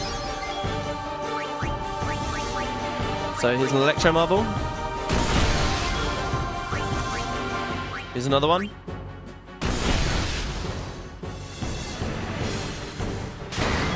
Oh, she's getting hit harder than she was before. What's the difference? What's the difference? Less cheers? It doesn't matter because we've got another player on the on the board anyway. Delay attack. We got that down to 300 last time, didn't we? So what? She might have to alternate electro marbles. I thought we could do... Okay, so he gets a go. It's going to say 2 turns remaining. Yeah, anti-magic beam in 2 turns. Let's just have a quick look here with Kamari. He's got 7k health. But this time we get just full on. It's just delay attacking until our MP is dead. And as many times as those counters proc. It is unfortunate to be throwing so many high potions. Tidus is fine, he never got countered. So 600s. Oh, look at all the goes she's getting. Electro marbles. She's getting 3 in a row. Quick Riku there. I really feel like 1 cheer would have made this so much more simple. Maybe like we're 1 cheer behind. I'm just going to kill all my high potions doing this.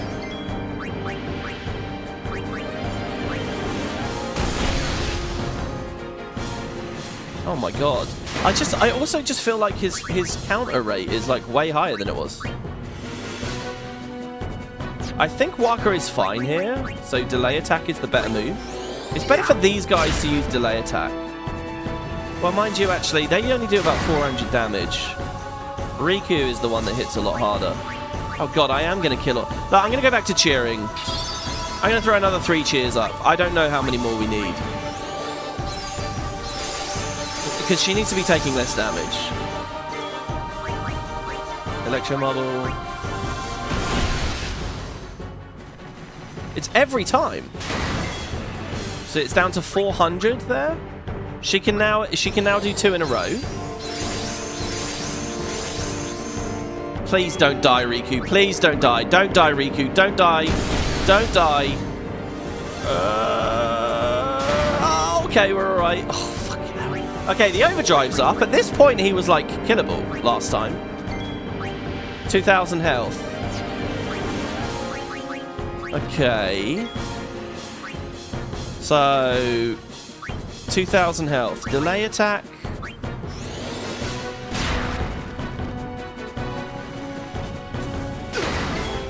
I know that there was an overdrive possibility there. So this is our last high potion. Cheer stacks up to 4 times. It stacks up to 5 times. Okay, Oren can come in and hit it. Oh, that was only 800. I thought it'd be a lot more than that. Okay, Riku gets 2 Electro Marble. Okay, there we go. We've won it. Everyone had a go, right? I really hope everyone had a go. I think they did. There you go. Oh, there we go. It's over. Again, I'm kind of going bad with the high potions, but... Hey! Okay, boss 2 of the gauntlet is done. First try. Yeah, let's say that. That was nice. I feel like we found a good way through that. We actually skipped a whole mechanic there. I noticed that the Spheromorph had a bunch of mechanics too. There you go. That is everybody had a go. The Spheromorph had a bunch of mechanics too, like zooning itself and shit. I guess there is a way to get through that with the null magic beam. He actually still just had 2 turns remaining. We were at liberty to do that because we have both Waka and Tidus on delay attack. So we can like double dip. In your playthrough, guys, you might not have given Waka that skill, and a very different strategy might have been needed there. GG, cool strat. I'm glad you think so. That's awesome, man. Okay. Yeah, and a little bit of bad RNG. A little bit of a setup, obviously, as well, with the customization at the start. We get the Guardian Taj. Well, that's Riku armor, isn't it? It's very fitting if it is. So we restock on lightning marbles, and we get smoke bombs. Smoke bombs are good. If I remember rightly, they're like grenades. They're AoE, but they also do darkness on everything. Now, they're going to be really good at Beaconel. Milady. They might even be good in a minute. All right, we get to relax with some story here, guys. Oh. I'll tell you, it's so sweet and satisfying. I will tell father. Aistra guardian of Yuna, Wika? Yuna kva. Fafem Kintran, Krak Kva. Tudrek moha, Katen. You do this alone, sister. I told him I was a guardian. Well, I guess I had to. And this is Waka realizing. How come you speak Al Bhed? Why? Because I'm Al Bhed. Okay, it's one thing to reveal that you are Al Bhed. That's going to be bad enough for him. But to reveal the people that were just apparently trying to kill us, that was her brother. I mean, she really dives in deep with this. That was my brother. You knew? I did, sorry. Why didn't you tell me? We knew you'd be upset. This is great. I can't believe I've been traveling with an Al Bhed, a heathen. You're wrong. We have nothing against Yevon. But you, Al Bhed, used the forbidden machina. You know what that means? Sin was born because people use machina. Look, again, it's one of those things. When you have hindsight, Waka looks like a dickhead. But without that, just going by the knowledge that the people on Spira have, like, I totally get Waka being really mad about this. Like, people are dying, and if you seriously believe sin is because of Machina, everyone can do their best, but people are still using Machina. Like, you'd be so angry about it, you know? Got proof? Show me proof. It's in Yevon's teaching. Well, not that you know. That's not good enough. Yevon says this, Yevon says that. Can't you think for yourself? Well, then you tell me. Where did sin come from, huh? I don't know. You badmouth Yevon, and that's all you can come up with. But that doesn't mean you should do whatever they say without thinking. Nothing will ever change that way. Nothing has to change. You want sin to keep coming back? There might be a way to stop it, you know? Sin will be gone once we atone for our past mistakes. When? How? If we keep faith in Yevon's teachings, it will be gone one day. Why do I even bother? Riku. Will this move? Yes! We're not using that, are we? Wait. Sir Aron isn't Al Bhed too, is he? I forgot that line. Come on, Waka. What? I mean, getting angry just because you found out Riku's an Al Bhed. You guys got along fine till now, didn't you? That's different. I mean... Well, I don't claim to know that much about Spira. And I probably know even less about the Al Bhed, but I know Riku's a good person. She's just Riku. Lou? Just think of this as an opportunity to learn more about the Al Bhed. Ha! Oh, he's Let pissed. him go. Give him time to think. I'm sorry. You've done nothing to apologize. I've always loved her delivery of that I'm sorry. It does sound perfectly, like, exasperated, like, sorry, but this is what I believe kind of thing. I don't know, I really like it. And it's only 2 fucking syllables. 3 at a push. Floems, or whatever you call it. Let's ride! You sure you know how to drive this? Kamari does. Better than Kamari does. Okay, right, Lulu's getting on my thing, because of course she is. We told her at Guado Salam that she was our type, like, we were never coming back from that. She obviously wants to get on the thing now. This is an affection scene, though, and I'll tell you, some of them are pretty good. Again, maybe pause this, go to YouTube, check out the affection scenes. Oren's one is pretty cool. Basically, anyone can get on it here. Except Yuna, obviously, who's not with us. She's already left with Trommel again, which the cutscene kind of glosses over, doesn't it? I always get Lulu here. I can't really remember what the Kamari one is either. He might not say very much. In fact, the entire intro into the scene might be different with Kamari, which is kind of a cool thought. He wouldn't drive off on his own at that point, would he? Hey, Rocker, how's it going? Guado are mystical and in charge of the world's afterlife, and they're discriminated too. Yeah, I mean... Look, the people in Spira aren't particularly logical. A game going into why the Guado are such outsiders would be really interesting, and again, that's perfectly aligned with the whole Braska pilgrimage. Let's go, baby!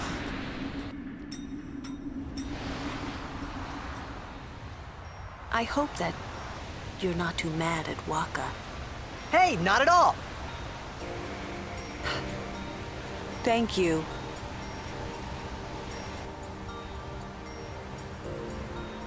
Say, what do you think of Riku? Me? She's fun to be with. That all? Well, I can tell she's not a bad person. Yeah. You know what the problem is? She's just another Al Bhed to Waka. Waka's head is as hard as a rock. I bet it's because of Yevon, or, you know, something like that. Well, there's more to it than that. Chapu with the gun. Waka doesn't like the Al Bhed because of his brother Chapu. Oh, he used a Machina weapon, right? And got killed by Sin. Killed by my old man. Damn you, Jack. What? No, nothing. Hey, can someone... It's a really interesting idea that, in this scene, Lulu properly hears and understands that, and she's in on the secret. I love that thought. They don't do any major branches like that. But look at this. This is quite a heavy conversation. Tidus asking her, can a human become Sin? Again, I think the other scenes are pretty good. Like a human become Sin ever? I can't say that I know. But why? Just a thought. Sin is the punishment for, and the incarnation of crimes we have committed. So no one really knows what it is? There's no need to know, so no one asks. You run or you fight. That is really all you can do. Yeah, but learn about it, you can fight it better. Over it. What, that's all? I mean, you don't even wonder? You really do come from a world where there is no sin, like you say. She fully believes us now, guys. Get that Lulu affection and she'll believe you. So yeah, that whole snowmobile thing, you can actually walk back down that. I don't know whether you can right now, and there are some chests. We're going to be forced to in a minute. Oh, God. You know, after Seymour, it's going to be really hard. Oh! Oh, wow, a white magic sphere. Oh, my God. Okay, so auto life or an extra null? What does that customize? Let me see what we get customizing that. Auto regen. Oh, no, that's healing springs. Oh, my God. Wait, how long could we have had auto regen for? Oh, this stuff's so cool, but it's just like... Oh, I'm so nervous about using any of it.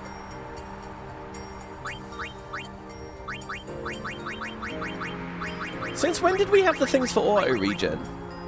That's epic. We should try that. Who should we put auto regen onto? Oh my God, auto regen on Auron when he's all tanked up and like provoking. Or guarding, maybe? So wait, the white magic sphere isn't... maybe it's on a weapon.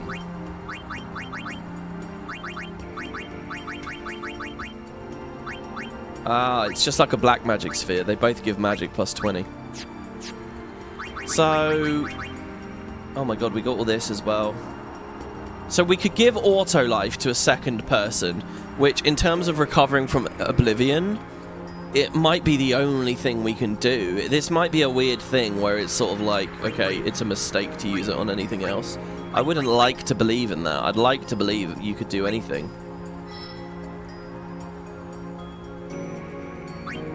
So Kamari is finally getting his offense nodes. And he can tap a little bit of defense here as well. Question is, what do we want to do? If we go here, we get a lot of strength and his spells start hitting harder. If we go here, he's going to be way tankier, like way, way, way tankier. I'm going to go here. It's more nodes, quicker. And I feel like I need him alive to build his overdrive and stuff. Wow. He's kind of like really up there with stats now. Okay, Riku. Riku got luck last time. Didn't really have anywhere to apply that. I was thinking about lucking in that fight we were just in, but the thing is, luck, it wouldn't create a magic crit. Oh my god, copycat? Oh, this is cool. Okay, it's really good. What? Okay, copycat. So copycat is she will mimic what the other person just did. So I can copycat auto life. That's all I'm thinking about right now. I don't even know if it's true, but I think I can copycat afterlife. Afterlife? Auto life. But who would she throw the target on? Who would she target with it? Wow. Copycat. Mimic an ally's previous action. But like if I tell Yuna to cast it on Riku, will then Riku cast it on Riku? What else would we want her copying? This has got like a really epic vibe to me. It's like we're just really building up in power for the big showdown about to happen. It's just like all desperately trying to stat up. Of course, what we're actually also desperately statting up for is Beaconel, where we have to play without Yuna, which is going to be its own hell. Its own wasteland of death and destruction. But we get Al Bhed potions, so... Okay, what's the ability? Quick hit! Quick hit! Quick hit with half MP cost! Oh, she could be quick hit. She could be copying the quick hits then.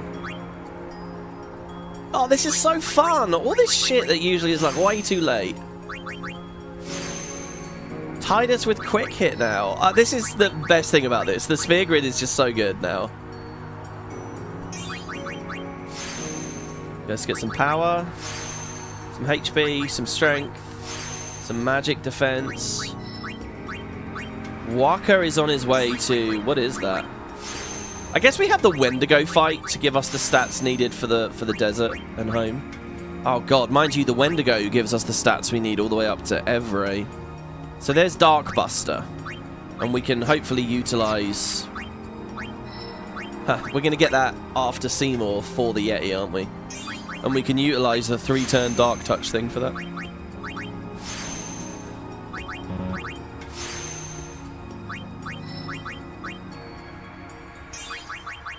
Lulu just gets some stats.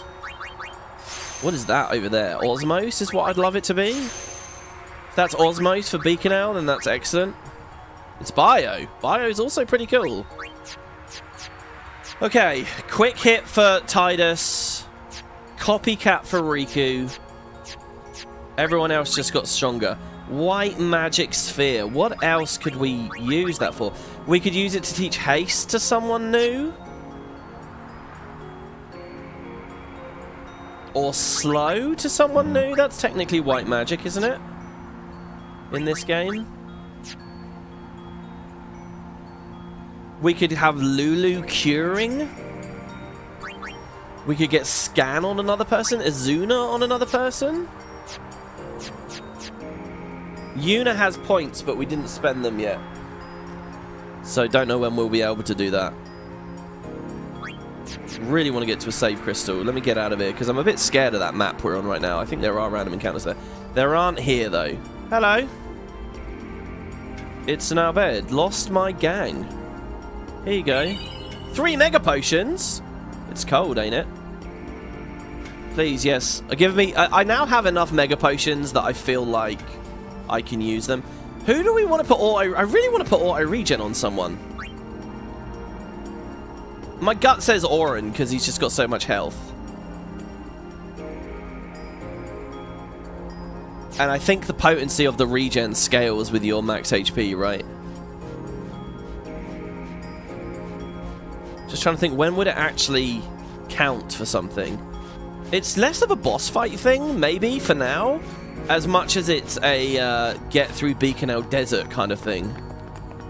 Like HP Stroll and auto regen. The likes of her not... Imagine if you had HP Stroll and auto regen on everyone. By the way, that walk up to the temple is gorgeous. It always scares me being here, because usually it's in the post game, and that's where Dark Shiva is. Or Heretic Shiva, I should say. Sorry, yeah, so Riku's not allowed in. Welcome Any to this ideas, guys, in chat on what we could do with that white mage sphere? Oh, can the sphere be used on an Aeon at all, says Dean. Good point. I'd like to put it on Shiva, if I could, then. And maybe when you're in the Cloister of Trials, you actually do have that possibility. No, but that's after the fight already, isn't it? Hallowed place. She is a guardian. An Al Bhed? A guardian? Preposterous. I've decided to be Yuna's guardian. The sandworms are going to be scary as in June. I think I'll just be avoiding the sandworms, right? Like, I'm not going to do 100% in the desert. I'm just going to try and sprint through the desert. I wonder how Coryphean set that up, if he has at all. But, like, I'm terrified. The sandworms only really appear in the ruined area with, like, the sunken buildings. If you stay away from there, you're okay. And I think I'll just stay away. The only reason to go there is for the loot. And the loot is good. I don't know. We'll see. Now. And that's all I want. And that's all one needs to be a guardian. Very well. Was there a chest out here? Oh, look at this. This is such a good touch, isn't it? Everyone else runs past, but Waka remembers to pray. Waka follows the customs. I will hold you personally responsible if anything happens. See, look, he's a good guy. He's a devout guy. He's a caring guy. It may have been led. I will hold. He may have been led astray. But he's not a bad person. Oh, thank God. Okay, we can save. Woohoo! I got the biggest smile on my face right now in anticipation for this. Let's just go in and see what happens, right? That's all we can do. Hey, Trummel.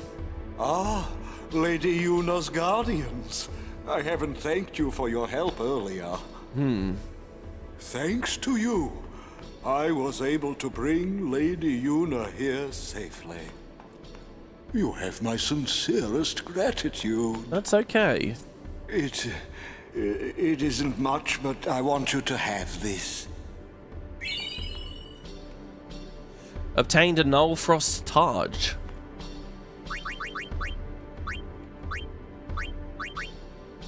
SOS Nullfrost and magic defense plus 5%.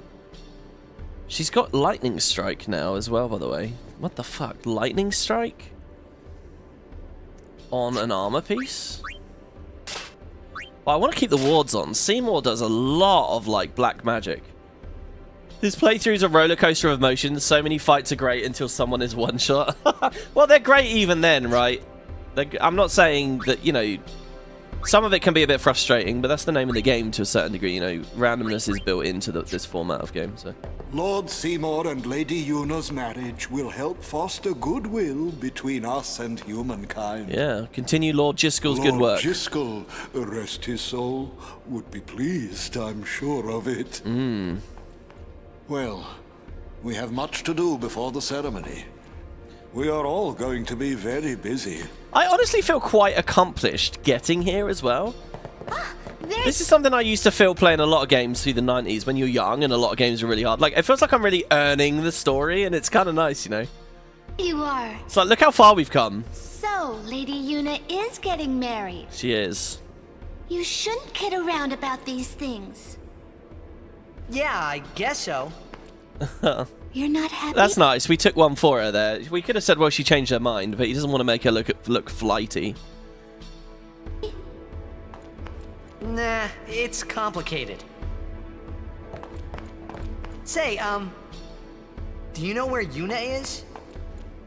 I believe she's gone to the Cloister of Trials with Maester Seymour. I love this temple. Usually that room before the Cloister of Trials is tiny, right? It's really, really, really small. But in this one, it's like a giant boss fight room. Hello, Shalinda. I will be traveling north to tell the people there the wonderful news. Oh, what a life she's got, you know. I am indebted to Lady Yuna. Wherever they are to hold the ceremonies, I'll make sure to be there. Please send my best regards to Lady Yuna. Please send my... Well, This is like the last light before, you know, it's fully snatched out and we get into a dark place. When I think about this game and having fun in this game, I always think about that block of the pilgrimage we just played, where it's relatively happy. Thank God for all that gil, by the way. 2x potions is pretty good. It's relatively happy, relatively nice. You know, everyone's together. And then... Lord Jiskel! Here, right there, that's the moment. You can't go back from this now. The sad music kicks in and it's kind of over now, you know? A sphere in Lady Yuna's belongings. Uh-oh. Don't go in there. No. See, look, these happy people. Hey, this place is just like mine. It's damp and cold and makes me sleepy. We better start the wedding before I get too sleepy. Sorry, hopefully I'm not making you guys too sleepy. We're the life of the party. It's our job to be happy and merry. Join us. Listen to our magnificent music. We have a ball. We'll have a ball.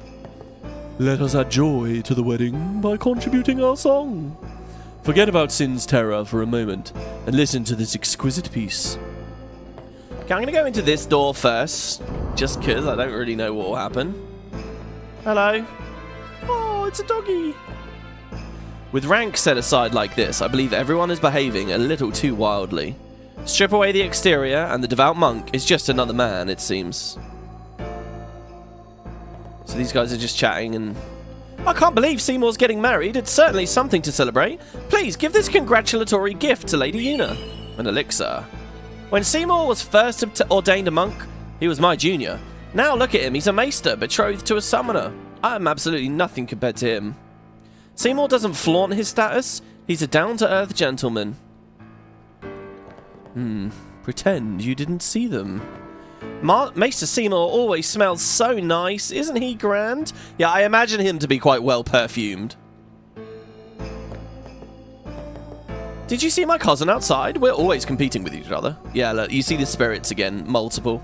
Like I mentioned, there were the 2 rows of them in front of the boat at Luca.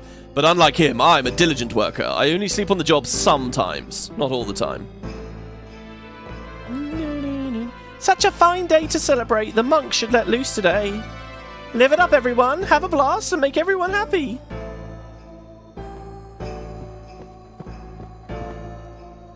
I've been protecting Maester Seymour since he was a wee lad. Oh, wow, I forgot about this. Ask me anything you want to know about him. What about him as a young child? Both Guado... Oh, look, Titus sits down.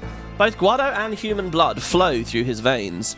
This mixed heritage caused him a deal of grief in his childhood. But because of that very experience, he grew to be a great leader who aspired to bring Guado and humans together in friendship. What about as a young man? Well, Lord Braska vanquished Sin when Lord Seymour was about your age. During the celebration of the Calm's arrival, Maester Michael ordained Lord Jiskel a Maester of Yevon. He praised Lord Jiskel's achievements, including the conversion of the Guado to the teachings of Yevon. Look at this, by the way. This is some really nice, specific timeline detail here.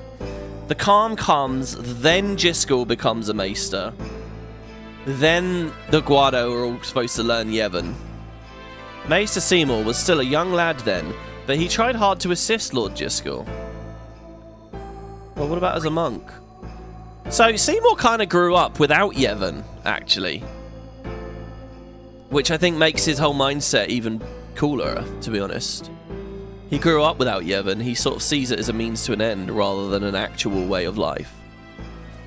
As a monk, Maester Seymour soon distinguished himself. His accomplishments were many and acclaimed by all. He shot up through the ranks quickly, he did. Aye, he rose high on his own, never riding Lord Jiskel's coattails. He's truly a remarkable young man.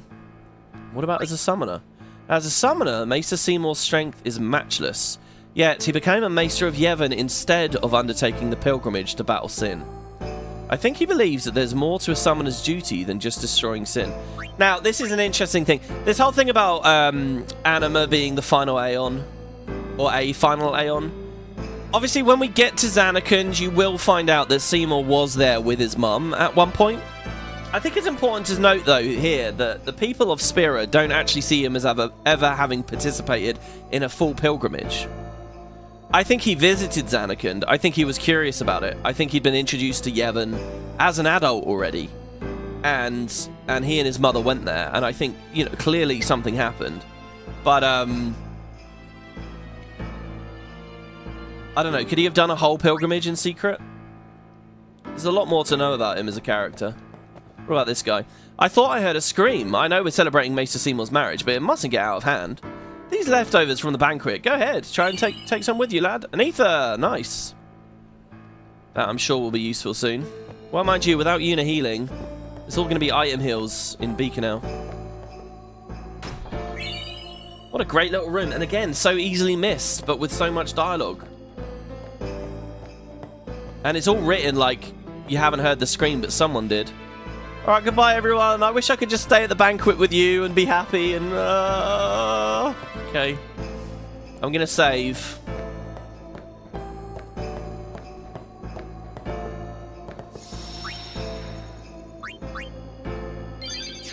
I love this track, by the way. It's a very creepy track, obviously, but it's iconic to me. Entry is not permitted. Lady Una is on her way to the Cloister of Trials. Hello, are you okay? Shalinda? What has happened? Is there anything I can do? Just stay back. Same to you, Awaka, wherever you are. I know you're snooping around. Why would the lady have such a thing? What does she have? Why would the lady... This is an interesting character here. Can I take her with me and have her vouch for me? Like, she's important. She's a witness.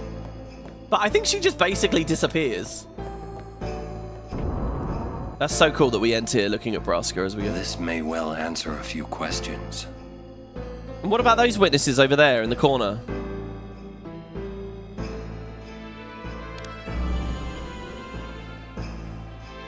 What is it that Una has seen? What I am about to tell you is the unclouded truth. I swear it on my honor as a Guado. Listen to me very carefully, for I shall tell you the truth about my son Seymour. His mind is closed even to me, a maester of Yevon. But I can feel flames of darkness burning in his heart. He is using Yevon, the Guado, and even the summoners. If he is not stopped, he will surely bring destruction and chaos to Spira. Uh-oh. I will leave this world soon, killed by my own son. But I do not fault him. Oh. Because I was not wise enough. He has suffered and become twisted. I could not protect him and his mother from the world and its cruelty. I will accept death as punishment for my deeds.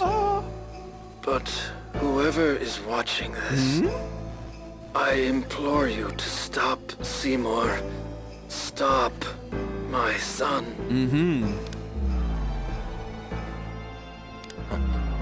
Okay. Wonderful. Will Una be alright? Without us, no. She's trying to do it on her own. Where you going? You saw it, didn't you? Seymour's bad news. But he's a maester. Fine. Stay here if you want. Come on, Waka. Let's at least hear him out. This can't be happening. Oh, I know, Walker, I know. I'll stay. Let's just play with the cat. Oh, shit. The cat reacts when you interact with it. It runs off. It even did a sound effect. Whoa. Lord Jiskel, how horrifying. I shall pretend I did not witness that. This does not bode well. Please, be careful. Look, these two even give you some items. I cannot believe what the sphere has shown. There must be some mistake. They're in denial. I shall keep the sphere safe here and return it to Lady Una. Oh, this is really good, isn't it? No, give me the sphere. Give me the sphere. I think it's very important, Titus. You take that sphere off of her.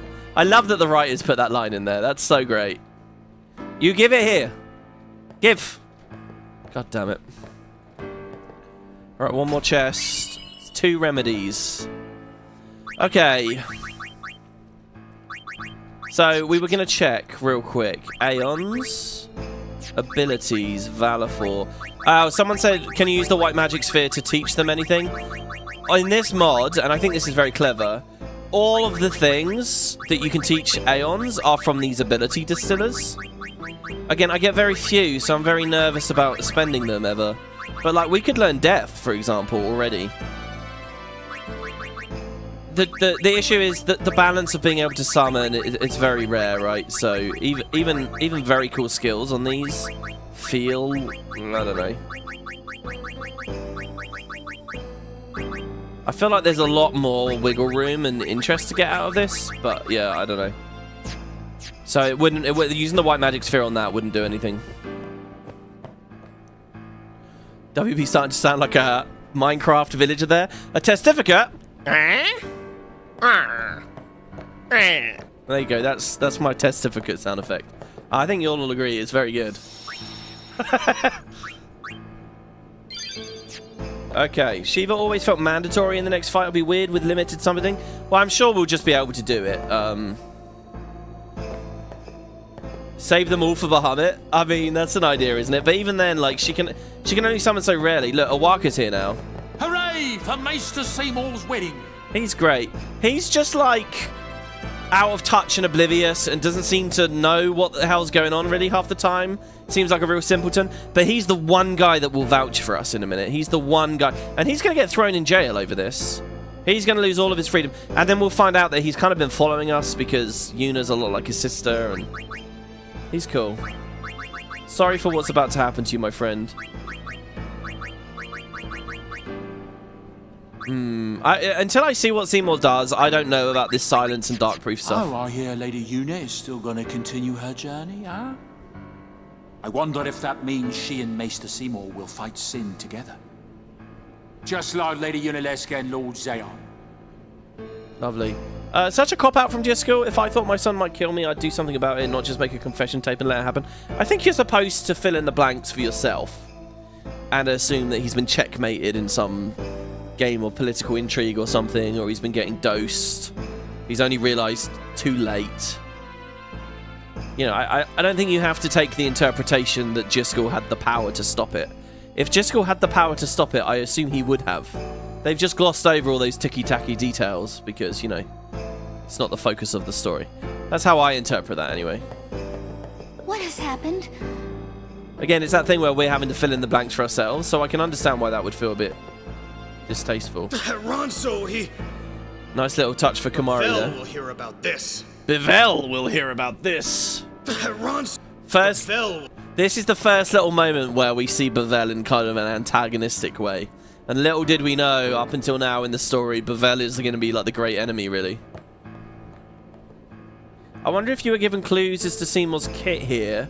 If you hadn't used Ultima to one-shot that one boss, that'd be cool. Eh? If you were given clues as to Seymour's kit here, if you hadn't used... Oh, you mean Requiem? Oh, yeah, maybe. Yeah. You've just made me realise Nova, Ultima, and Requiem, they're all basically the same animation, right? Or is Nova a different one? It might be. Kimari's up ahead. Go. Holy shit, it just occurred to me. We might get Nova on Kimari earlier than the Omega weapon fight. What if we're fighting Evray and Evray uses Nova or something and we can lance it off of him? That would be cool. That would be a really fun sequence breaky type thing. Right. Okay. We will protect Yuna from anyone. Even a maester. This can't be happening. There you see how fanatical Arenanet is about getting through this pilgrimage. And you realise he doesn't care about Yevon to the degree you might have expected him. I mean, they've hinted at it a bit. And obviously this all makes perfect sense once you have the full story. Poor Waka. If he is truly at fault, it must be done. Lulu there just being open to new information, always. Okay, so we're in the Cloister of Trials. But this is a funny one where you actually do the Cloister of Trials on your way out instead of your way in.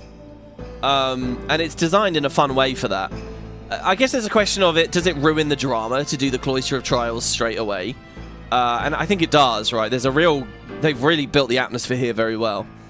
But it sort of ruins the drama a bit to do it in reverse as well. It's just... This is a tricky one for Cloister of Trials. But yeah, that little icy thing there melts eventually and you can step on the thing. You don't usually see that room from this angle as well. Whew.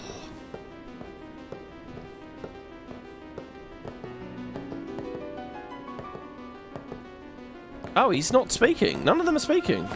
Seymour! Please be silent. Lady Yuna prays to the faith. Make me! That shot's always low frame rate. I don't know why. So remember the people? Oh, my husband works for Seymour. Oh, my wife works for Seymour. There they are. A boy and a girl. One's a girl because she has pink hair. That's how you can tell.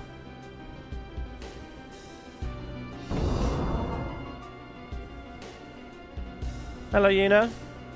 Yuna! It's easy to forget that she actually got the Aeon. But why? We saw Jiskel's sphere. You killed him. What of it? Lady Yuna, certainly you knew of these things, did you not? Well then, why have you come here?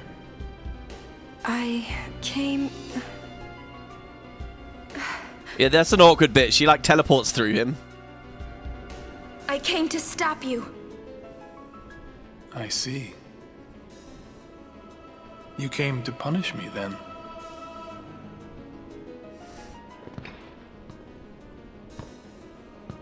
Like, who are these two Guado? I'd love to get some story from them.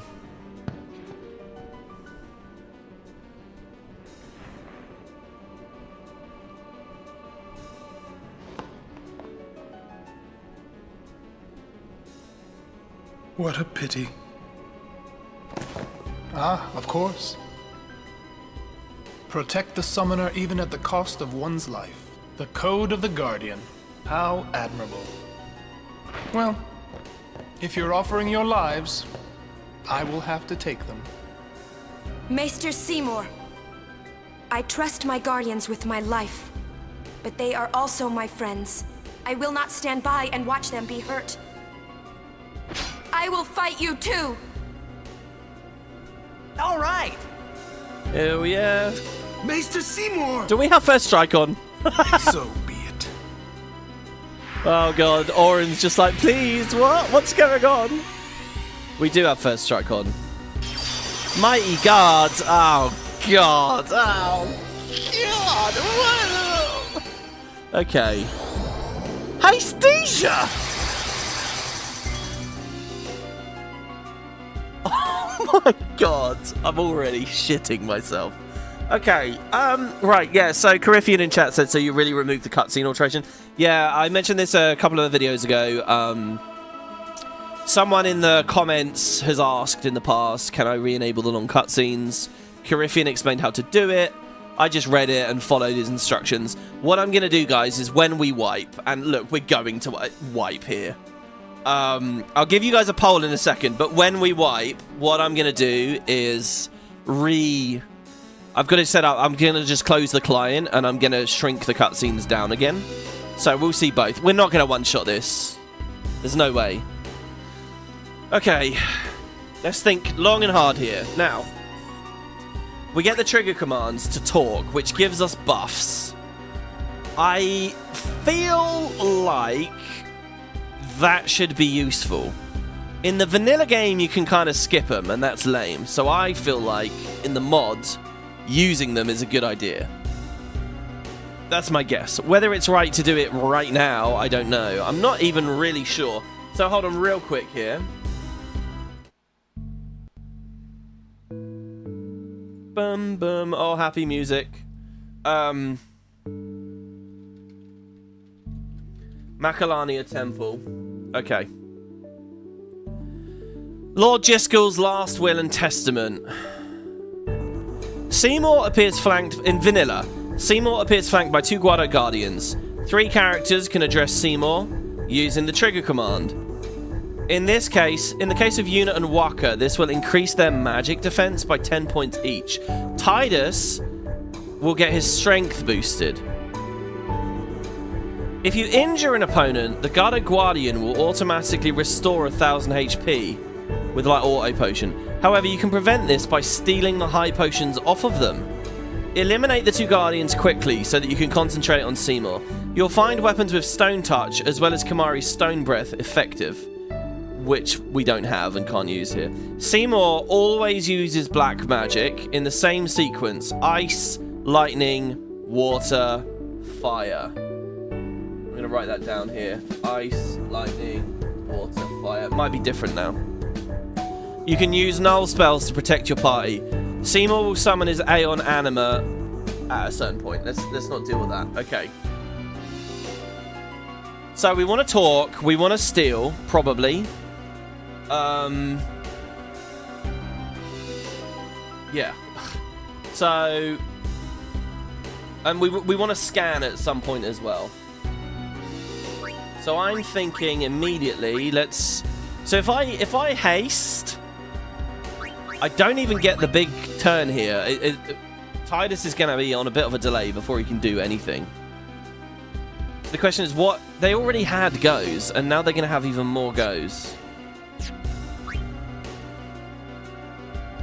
They have all the nulls, which means that Brotherhood isn't great for attacking with.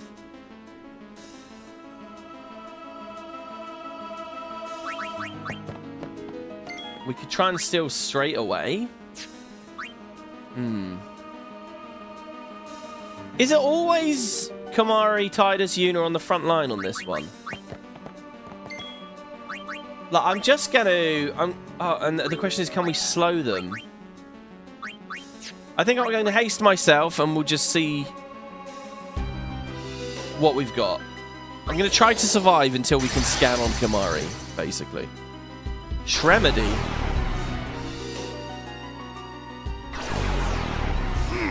Why is it called Shremedy? I get it. It bombs me with Condis, but why is it Shremedy? Okay.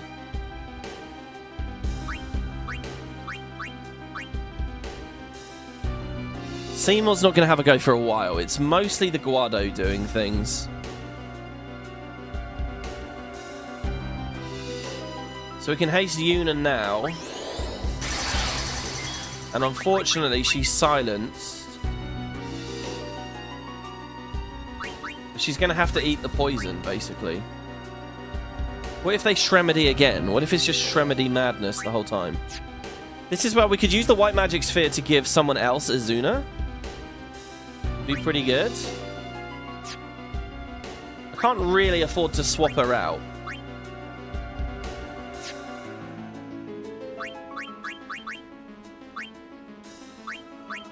I think I have to echo screen to get rid of the silence. She'll get hit by the poison. Okay, the Blizzara is a bit deadly. So ice. So it could be lightning next. That's the Guado, not Seymour. Okay, and now it would be Azuna in theory. We've got some healing to do. I'm going to do it actually over here because I want to get the scan in. This is going to be tough because I want to scan Seymour and these things. Let's see what it says. Protect Seymour, protect Seymour. 4k health, weak to fire. 4k health, weak to fire. It would have been interesting if they had different weaknesses. Oh, look. The order is the same. Casts ice, lightning, water, and fire in that order. So we probably wiped here because what I needed to do was put Null Frost up. And without Null Frost, I think we're fucked. Let's scan him and see.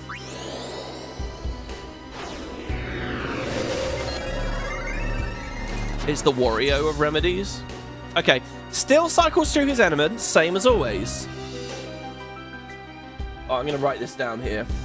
Slow works, poison works, silence works, provoke works, threaten works, and magic break works. Okay, that's really handy, by the way, actually just writing down which ones work. Okay, that's a lot of really good statuses. Oh my god, a lot of... We can silence him? Provoke. We can provoke him. He might fucking Blizzard us here, by the way. I assume it will be Blizzard. But since we've already seen that from the Spheromorph, it might be even crazier. Magic Break works. That's really good. Silence. Poison working is epic. All I have to do is poison his ass, and then I can just sit about.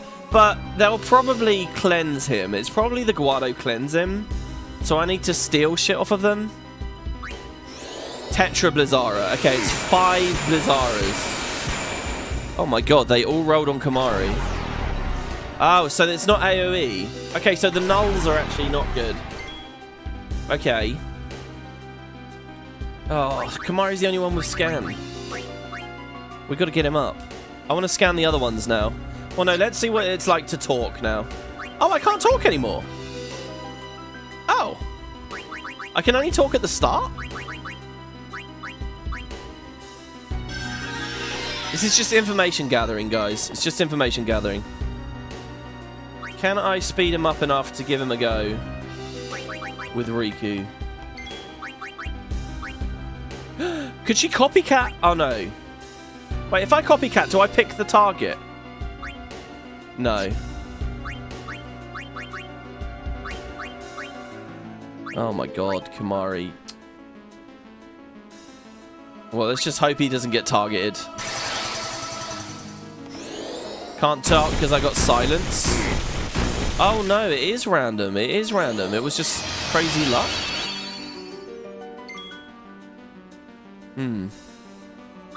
Right, well that's it. It's over then. Let's see what happens if we talk on... No, Yuna is silenced again. Who was the other? Waka. Waka's the other guy. Talk. Talk to an enemy. Talk to Seymour.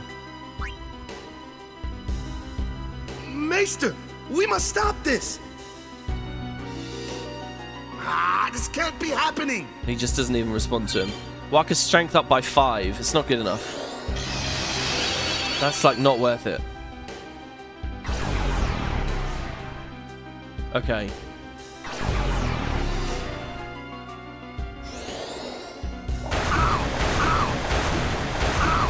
Well, there you have it, guys. The big GO. Okay. Seymour gets the win. The first big W for Seymour.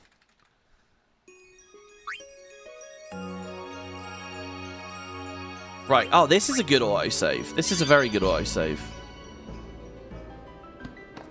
Will additional hits of Blizzard get negated once you have SOS Nullfrost and the first one brings you to critical? It's a great question. SOS? I'm pressing tab right now. It's not letting me go into my menu to change my setup. That's outrageous. What? Oh, that would have been so good. All right, I'm going to trigger this cutscene, guys. We'll watch it once more. Seymour! I'm going to go have a pee. So I'll be back once this is over. And we'll see what we got. Give me your ideas, guys. And we'll see what we can do.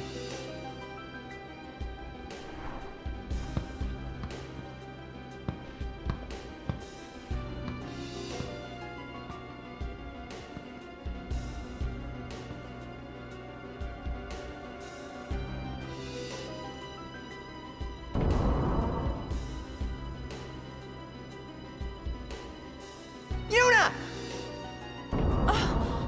But why? We saw Jiskel's sphere. You killed him. What of it? Lady Yuna, certainly you knew of these things, did you not? Well then, why have you come here? I came to stop you. I see. You came to punish me, then?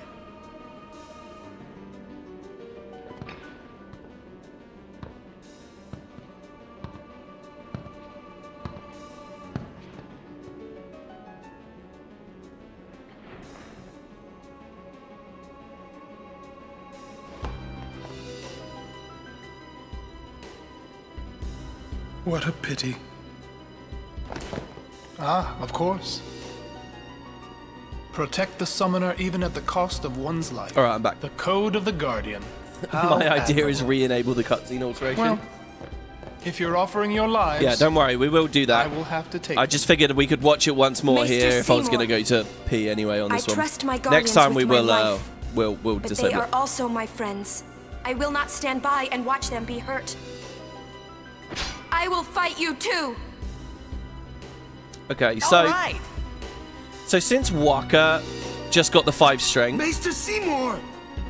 I don't think I got a free turn or anything. Like I thought that there might be a hidden thing in which you get a free turn. And it's kind of free, essentially. But that didn't happen.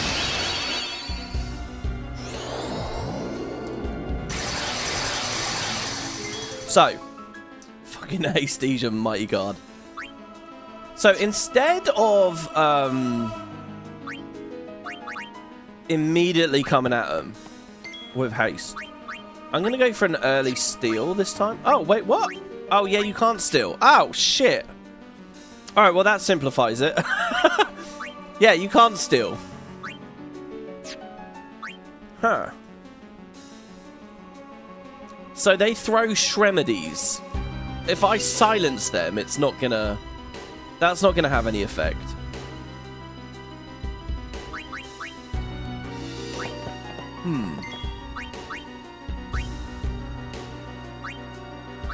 We could start with the focuses on Lulu. We can get enough focuses and shell on everyone.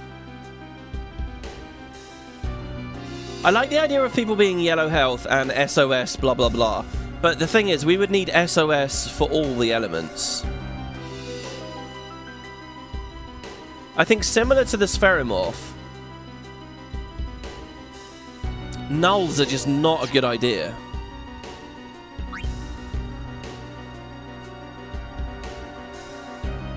Now, Automed is probably really good in here as well. But I don't know how it works if you get multi-condied. Like, if they Shremedy Yuna, will she antidote? Will she do the full Monty? Will she cure everything? Tidus could provoke the Guado. Man, everything hits them, right? There's so much we need to do. We could slow the Guado. Will they reapply haste?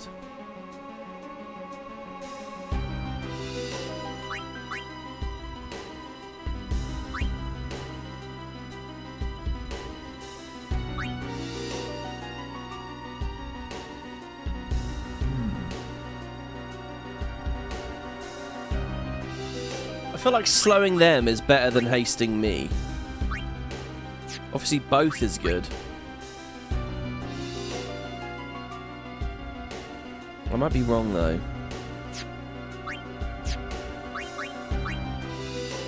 We get quick hit now as well, of course.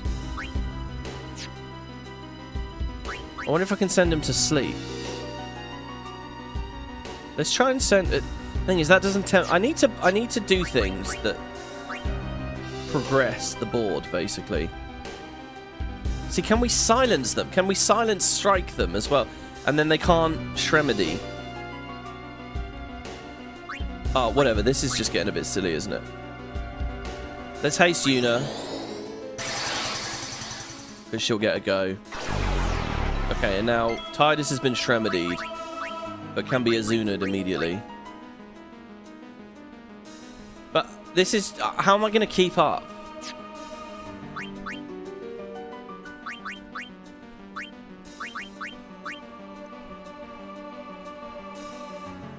I've got to learn things, guys. I've got to learn things. So here's what I'm going to do. I'm going to go to Waka.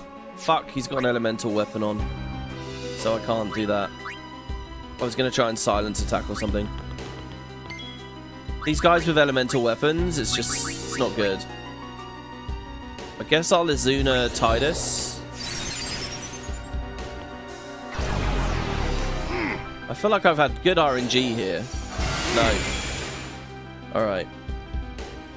Now, we have to deal with Seymour now. We have to. We're going to get wrecked otherwise.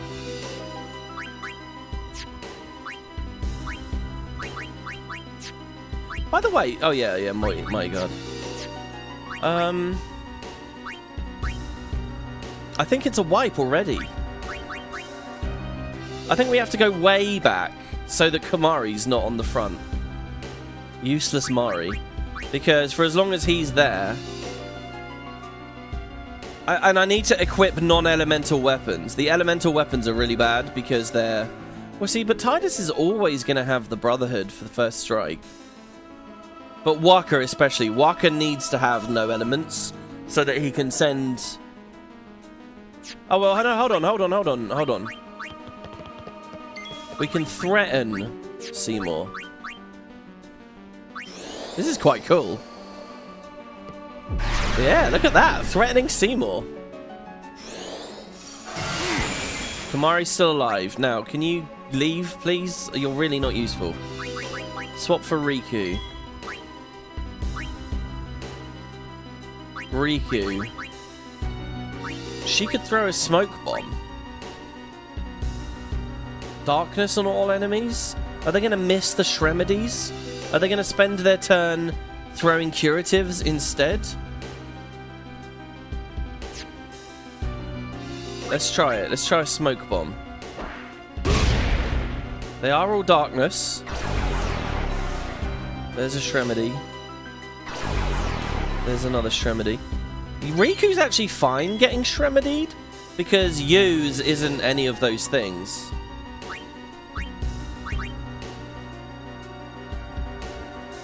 So we can haste her.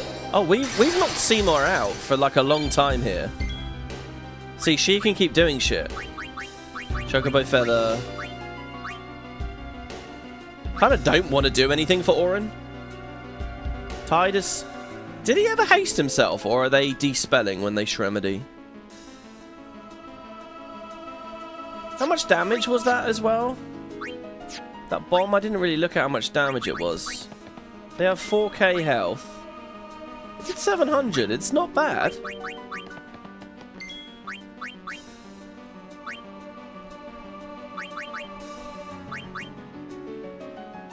I feel like I want to haste Tidus.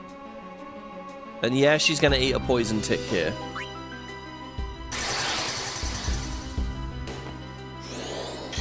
Focus. That's some scary shit. God, I don't want him casting focus on Seymour. So maybe the game is to never give him enough turns. I assume that as long as there are people without statuses on them, they will choose to Shremedy instead of focusing. So the game is to like keep dancing players in and out so that they'll keep... Because I don't want them casting focus on Seymour. That is utterly horrifying. Now if I copycat myself, do I get to throw a thing for free? Right, I think Riku's alright here.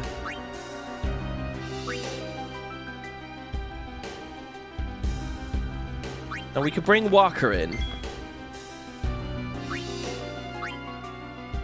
And get him onto something better. It's like poison is good, right? If we can get that poison... But poison... Okay, no, we need poison strike, though. So it would actually be a Kamari overdrive or something. Because we only have touches, don't we? Unless we can poison the Guado, because they don't count as bosses. Let's go for the triple foul here, or double penalty, I guess it's called. So slow works on Seymour as well. Oh, actually, hold on.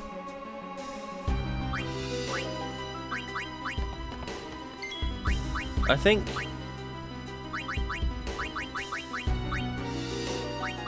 Oh no, we don't have slow. We don't have slow.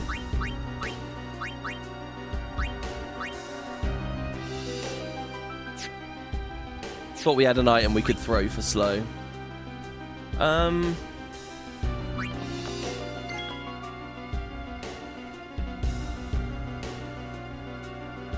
What is Seymour weak to? They're weak to fire. Is Seymour weak to an element? They're all weak to fire.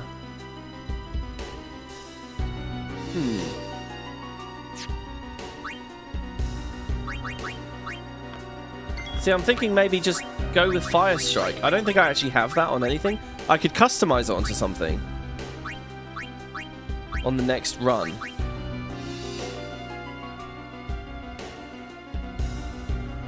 I can either spend a turn swapping the weapon,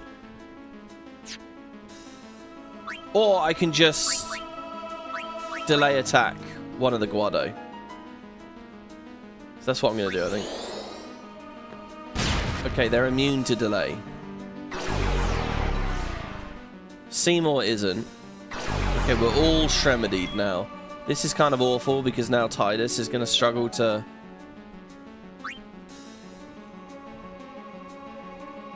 get his next move up.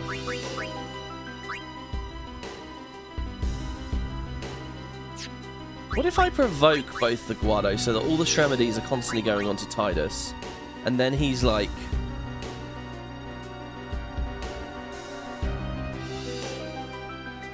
see, and then we put regen on him or something.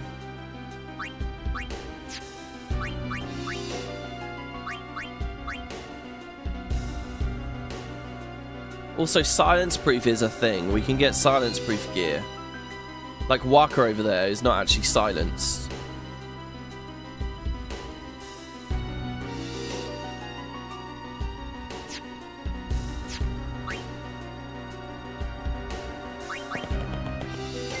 Yuna is still fine.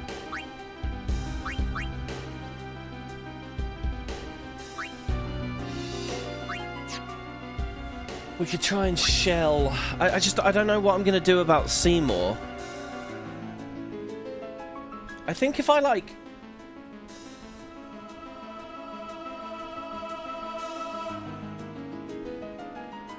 I've got a really crazy cool idea. If I slow Orin, like I slow Orin myself, and I provoke, and I threaten Seymour, we could probably eliminate Seymour, but the thing is then we've got an Orin doing nothing on the board for like ages and ages and ages. I think we need all shell on everyone and to like magic break Seymour as well, and that's kind of a way to like... And if I could find a way to poison him early, that would be epic as well.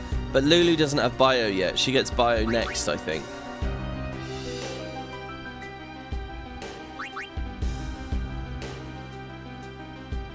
I love the idea of just throwing a shit ton of grenades as well to kill. Let's see what a grenade does. It's only 300 damage. So the smoke bomb, if we want to do damage... Let me see if I can threaten twice in a row.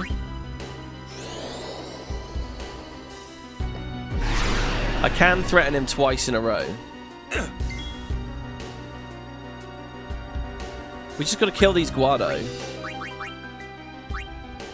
They're not doing anything except Shremedies. Oh no. Oh man. Oh no, they're casting Blizzara. Okay, they'll cast Mega Potions as well.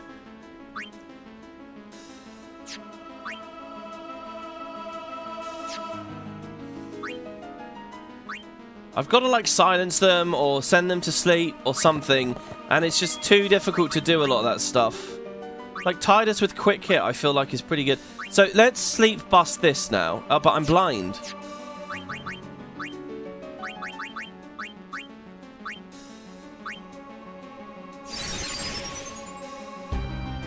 I'm very curious about auto med as well.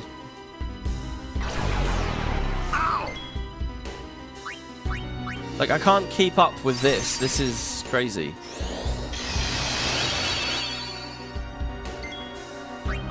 Alright, let's see. Can I send it to sleep? Okay, they can be slept. Woke up immediately. Can I threaten a third time in a row? I'm sure this one will be a miss and it's over. Yeah. So there's Tetra Blizzara. And it's not all on one player, it's all over the place. Like, Null will do something. The RNG, a Null spell is just too crazy, guys. I don't think I want to use Nulls to try and get through this. Okay, we got to reload now, and we've got to figure our gear out.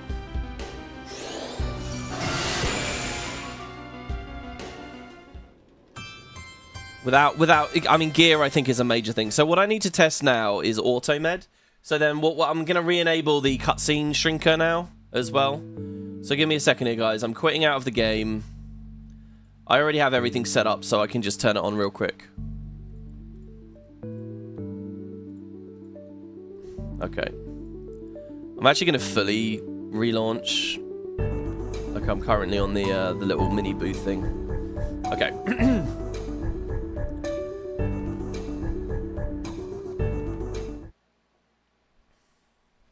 Poor Kamari. Yeah, well, we got to get Kamari.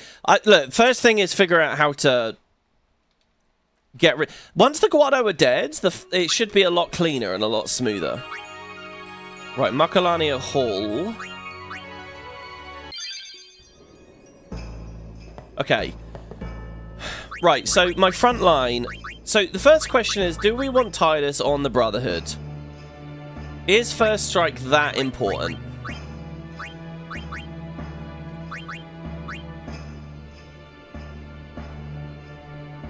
I feel like First Strike and then immediately casting Slow on one of the Guado is... I was close to doing that a second ago, and I feel like that'd be quite good. What I really want to do is put Fire Strike on everyone. And with Fire Strike on everyone... So also, his shield... I thought there was a silence proof. What are you selling, Owaka? See, silence proof for Titus. This is like made for this fight, okay? So, I hear, lady. I okay. wonder if that means she and Maester Seymour will fight Sin together. They will. Just like Lady Unalesca. Right. Titus is going to get Shremedied, but won't be silenced anymore. Which means he can continue to use abilities, like Slow. So we can cast Slow. We can't... So, like, we can haste and we can slow, even though we've been Shremedied. That's already pretty good. As for his weapon, it's going to be lightning and water strike. It will break some nulls. It doesn't really do much, but half MP cost, I think, is going to be really good. So let's just hold that. That's fine. Now, Orin and Waka, okay, the powerhouses, we probably want some fire strike on them. So let's see what Waka's got there. Waka only has defensive stuff, and I actually cannot customize anything onto these. There are no slots, so we'll just ignore that for now. So never mind about hitting their weaknesses to fire. Don't worry about that. Oh well, no, Owaka we can. Owaka? Sorry, just Waka. I never thought about how similar their names were. See here, he's sleep proof with this, the switch hitter. Sleep proof on a weapon. So interesting, isn't it? I don't think he casts sleep though. So I'm thinking of modding Fire Strike onto like this water ball. I could do it on the switch here. Fire Strike onto the water ball, and then what that will do is that will mean we can kill the Guado a bit quicker with Waka while he sends them to sleep. Something like that. Oh! We have Dark Strike now from those smoke bombs. Darkness doesn't help in this fight, but for the Yeti, let's remember that for the Yeti. That's fine. Okay, Fire Strike and Water Strike. So we got that. Now, the other thing I was thinking about was Auto Med. Now, I don't know what the interaction's going to be like.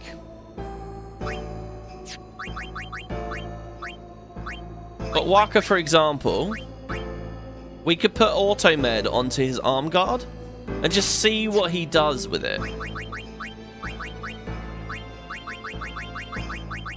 Will he fully cleanse himself? Will he remedy himself, for example?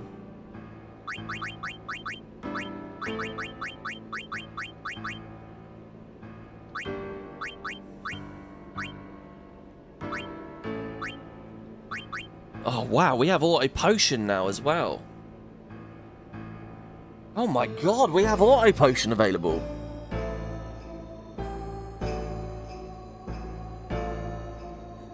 That's onto everyone else, isn't it? Oh my god, we have Auto Potion.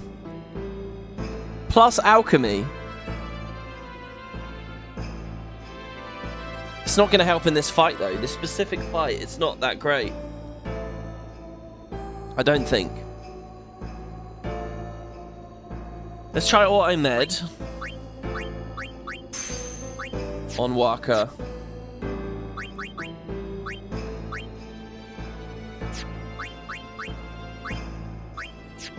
Not sure about his other thing just yet. And then let's... and who's the last one? It's Orin. Let's try and put Artemed onto Orin as well. On this Guardian Bracer. Because if it works, it's brilliant on 2 characters. If it doesn't work, it's not. Right? So we'll just see what we've got. Guardian Bracer.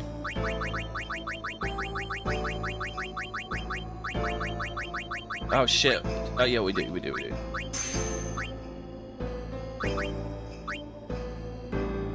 I'm glad I've saved some of these items now. I mean, auto regen on him might be really epic as well. I'm just gonna do it.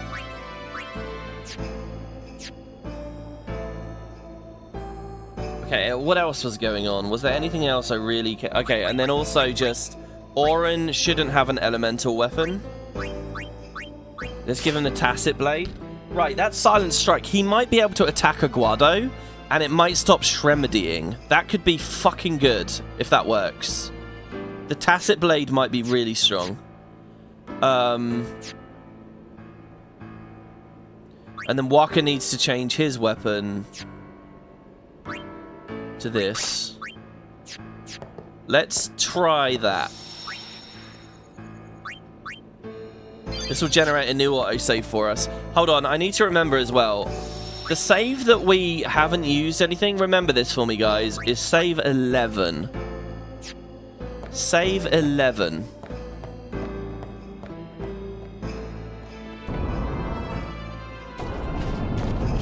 Kimahri's up So if we've made terrible decisions and we want to save Artemed and all that stuff, we'll use save 11 to get back at it. Even a maester. Orin and Waka are the mitochondria of the team, yeah. Too bad we can't berserk enemies, I know, right? Let me throw Bacchus's wine. Yeah, perfect, Corey, exactly. Save 11, use nothing.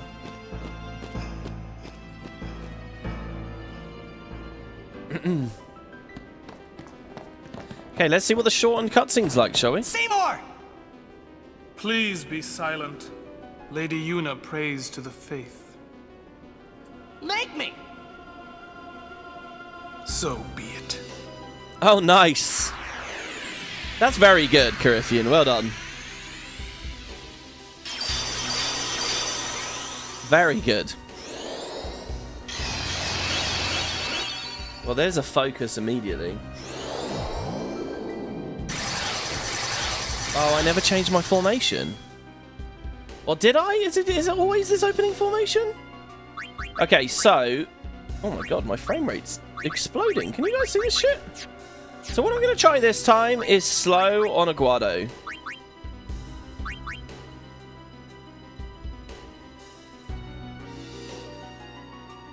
I don't know, something about it just feels right. Oh, and he's remedied. And then he's Shremedied. Oh my god, our frame rate is just exploding in the fight. Can you guys see this?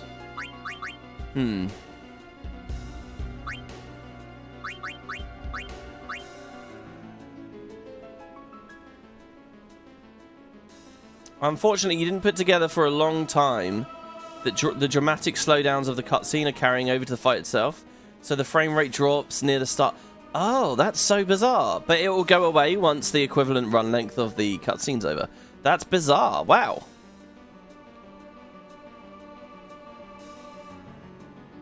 Okay, she's going to remedy him this time. And I'm going to try to send it to sleep instead, since they just cleansed the haste, the slow. But you know what though, guys? Even though it seemed to not do anything, it was kind of useful. Because it slowed them down a bit.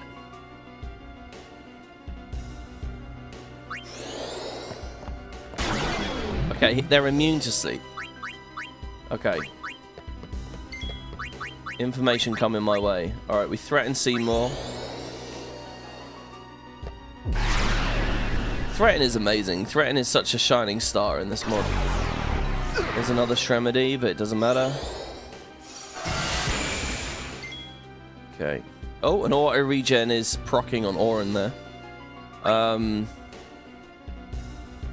do we need to Azuna? I don't think so. I think what I want to do is I want to speed up Titus.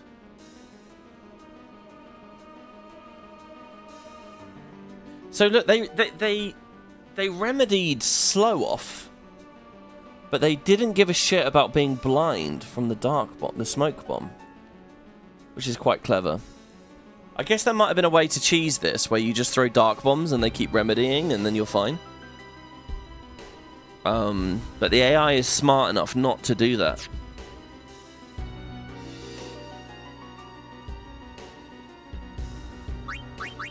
What else has she got? She genuinely doesn't have anything else. She can put regen on Titus, which will mean that... I mean, I'd rather just put on his armor. We should have given him auto-med and auto-regen. And then his job is to just... He needs to be quick. That's what this comes down to. We got to speed him up. Or we could speed ourselves up and him up. Let's do this. So Monster B is going. Okay, that's a focus. So now she gets a turn. Doesn't really do anything for Titus there. That's okay. Shremedy, but that's fine. She doesn't mind being Shremedied. Okay. Now Monster B is going. And what I want to do is I want to slow it down. Which not only will slow it. If I slow Oren, when's his next go? We can delay Seymour for quite a while as well.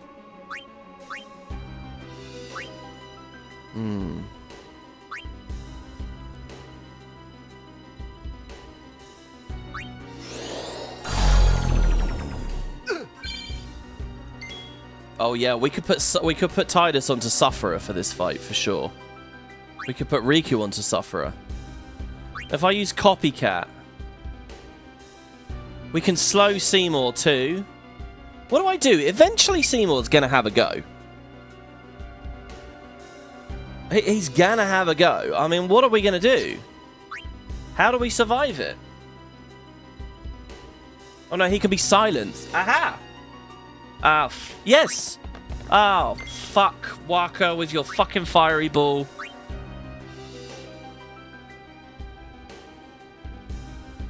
Shit.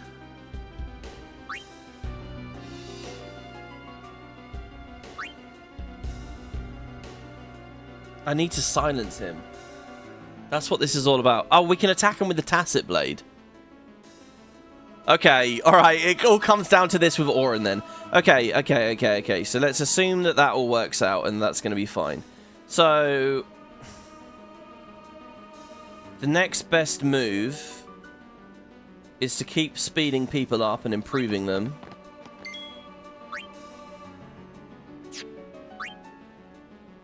I think the next best move is to get some shells going, maybe?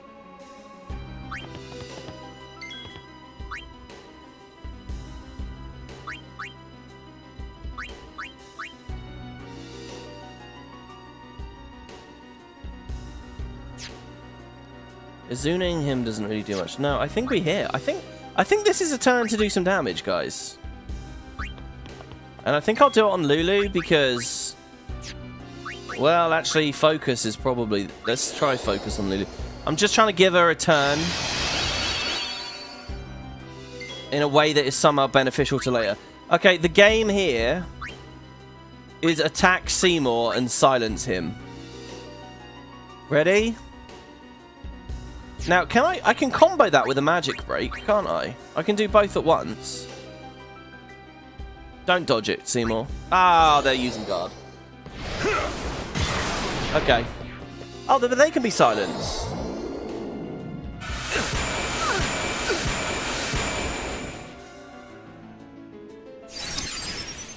Okay. And that's why it's Remedy, not Azuna.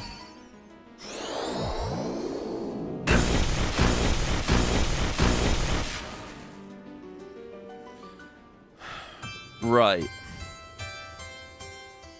So what we need to do is...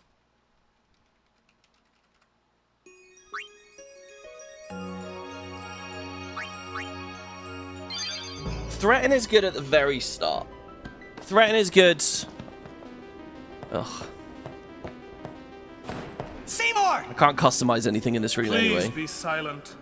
Lady Yuna prays to the faith. Make me! This is like a coded low frame rate thing that they've done for like artistic purposes.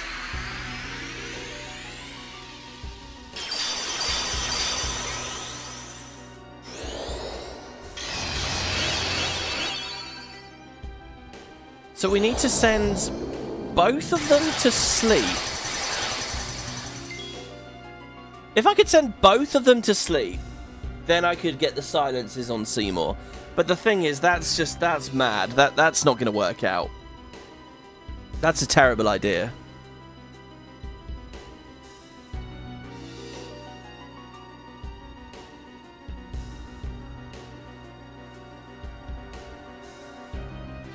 So I think we need to kill...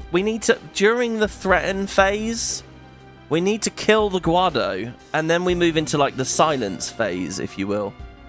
Or is there another way that I can slow them down or stop them from guarding? I really don't think there is. We could cast slow on Seymour, but I think they'd cleanse it.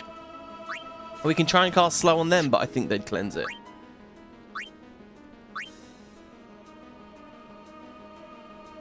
We just got to rip through them then.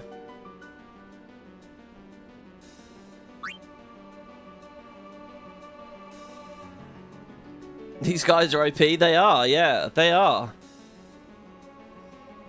Oh, sorry, Kate. Oh my God, sorry, guys in chat. That's not immune to sleep. That was immune to the elemental weapon. Oh, was it?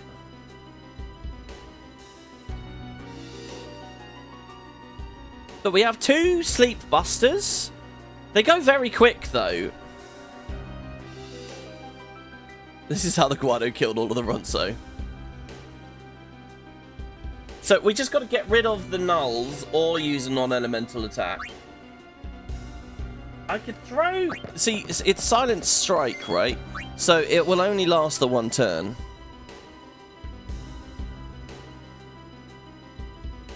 But I love the idea of attacking one of them right now. And just eliminating it for 3 turns. I think we have to go back, guys. I think Waka needs a non-elemental weapon. If Waka didn't have a non-elemental weapon, he can get them both... but there's remedies. They're remedying. What the fuck do I do?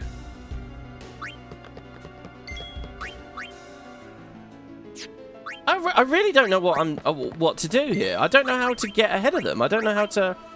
speed myself up, slow them down,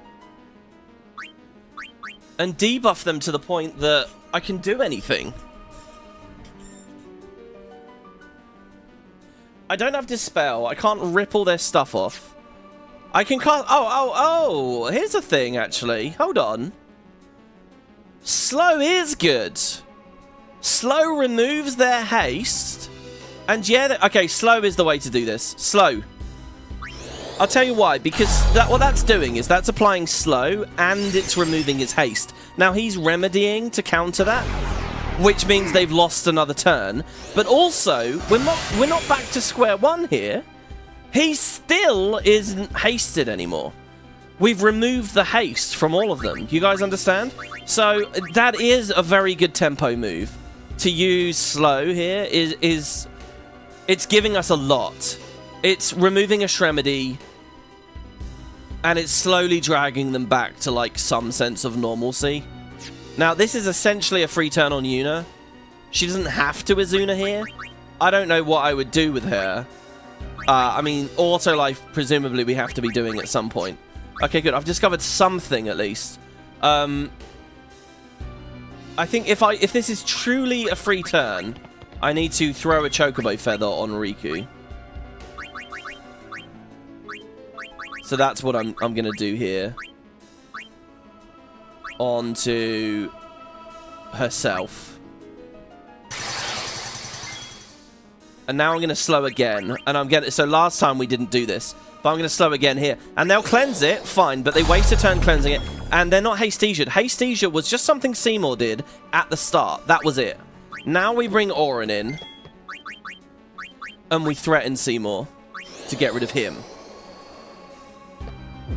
Okay, so this is good. And now we're still in it because we got this haste. I think I've got a good opening sequence here. We don't want to haste Oren because Seymour will start to go again. So we're going to throw a Chocobo Feather over on Titus, I guess? We got to start breaking their shit, to be honest. To be honest, no, I'm going to throw a bomb fragment on both of the guy on the left. You got to remember as well, these nulls are the same thing here. The nulls aren't coming back. There you go. So he remedies, but it's too slow. The nulls aren't coming back. So then we get rid of this. Right, good. Now Walker is open to start silencing them. So I'm going to do that immediately. Unfortunately, he only gets the one go. They'll throw remedies, though. But I'm alright with them throwing remedies. Fine. You don't get to shremedy me. Silence that one. Sleep bust this... Oh, no, but we can't because it will be elemental. So let's just haste Walker. Oh, I picked the wrong target, you know. Oh, there you go. He wasted it on focus. That's really good. Okay, now we're going to silence this one. Hey, look! We're doing something. Now, we've only done one threaten, right? We can do another threaten, can't we? I think it's got to be 2 threatens, right? You're allowed 2 threatens. Am I crazy? Just gonna have to try it. I think it's 2. Okay, good, yeah. So we can do our 2 threatens. So he's wasting it trying to keep... They're trying to keep their silences off. Oh, he can Shremedy even when he's not... Oh. He just Shremedied through silence. So that doesn't have anything to do with anything, really.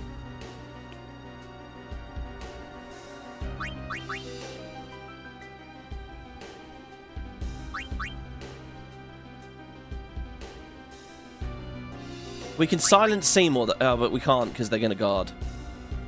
We need to send them both to sleep now. Ah, we can do that! Oh, but he'll wake up. We just got to kill him. That's all it comes down to. If I can kill one of them, then we can sleep the other, and we can sneak through with that. So let's have Kamari to have a little look here. So it's our choice really which one we go for. This one's a bit lower, so let's go for this one.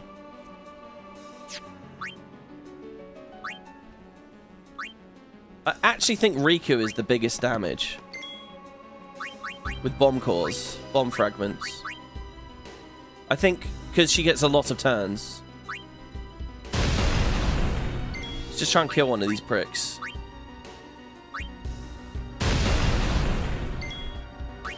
Right, what's its health? 1,500.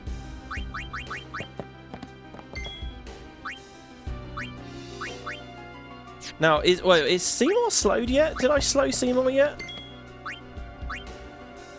Threaten, shell, protect, null tide, null blaze, null shock, null frost, threaten, shell. Okay, he's not slowed. Oh, we don't get many turns for this.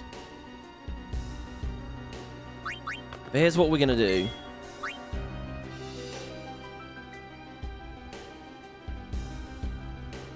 What if I threaten one of the other Guado? Sleep a Guado, threaten a Guado, silence Seymour? That would kind of work, I think. So if we sleep him.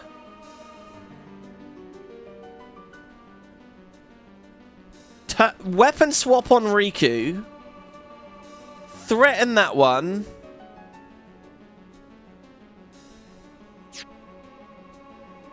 No, because Aura needs to attack. All right, I think we've just missed it because we've done a little bit too little damage. The final question is, can Tidus do it with a quick hit? No.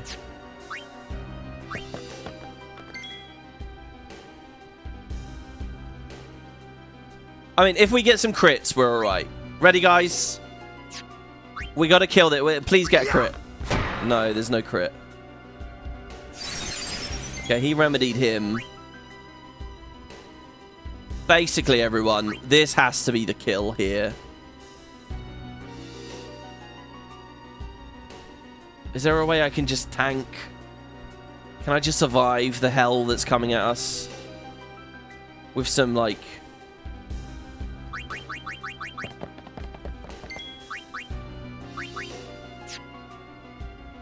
Like, if I provoke Seymour, it says he's weak to provoke. Will all of his shit come just on Tidus?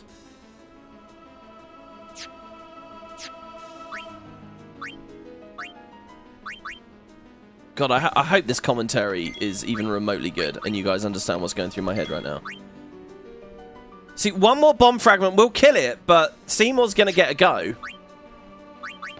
Will we kill it? Yeah, it's dead. We got one. But see, look, we're one turn behind, guys, because what we now need to do is we need to have that Guado over there asleep. If that Guado were asleep,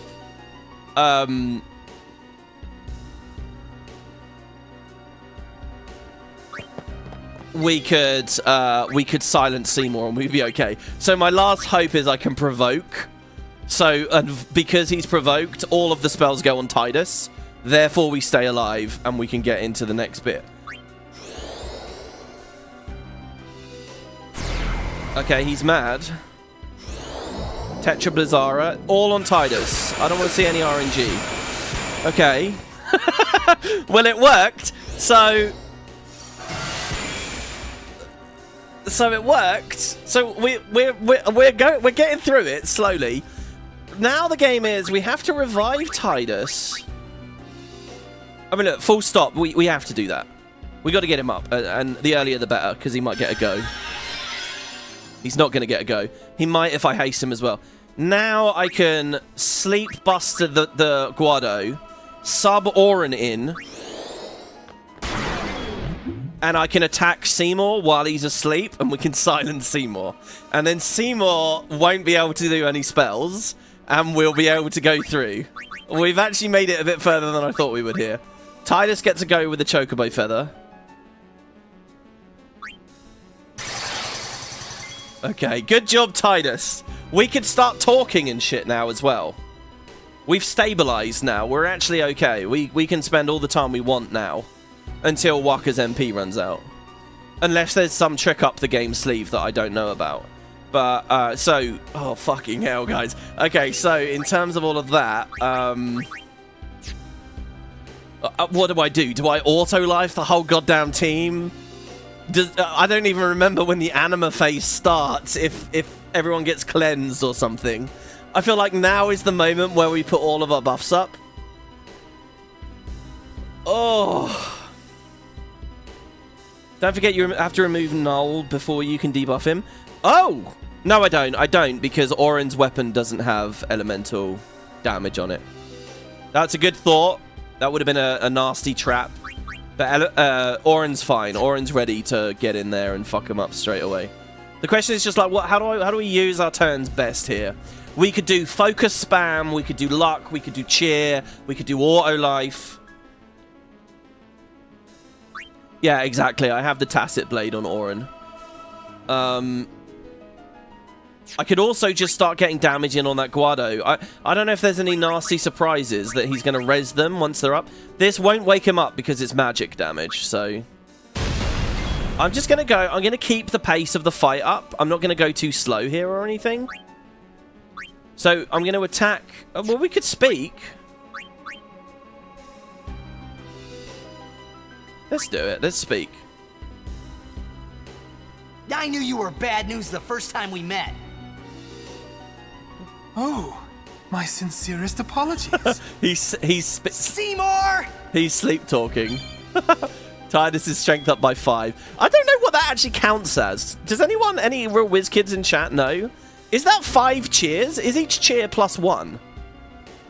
Or is that 1 cheer? I don't know what that actually counts as. Okay, so Waka here can break a null, I guess. Or he could speak.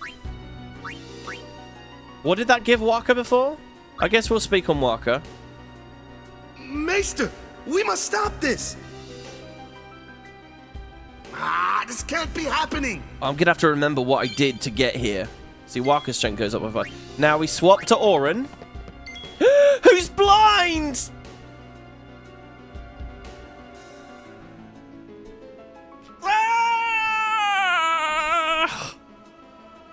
And Monster B goes first anyway. Wow.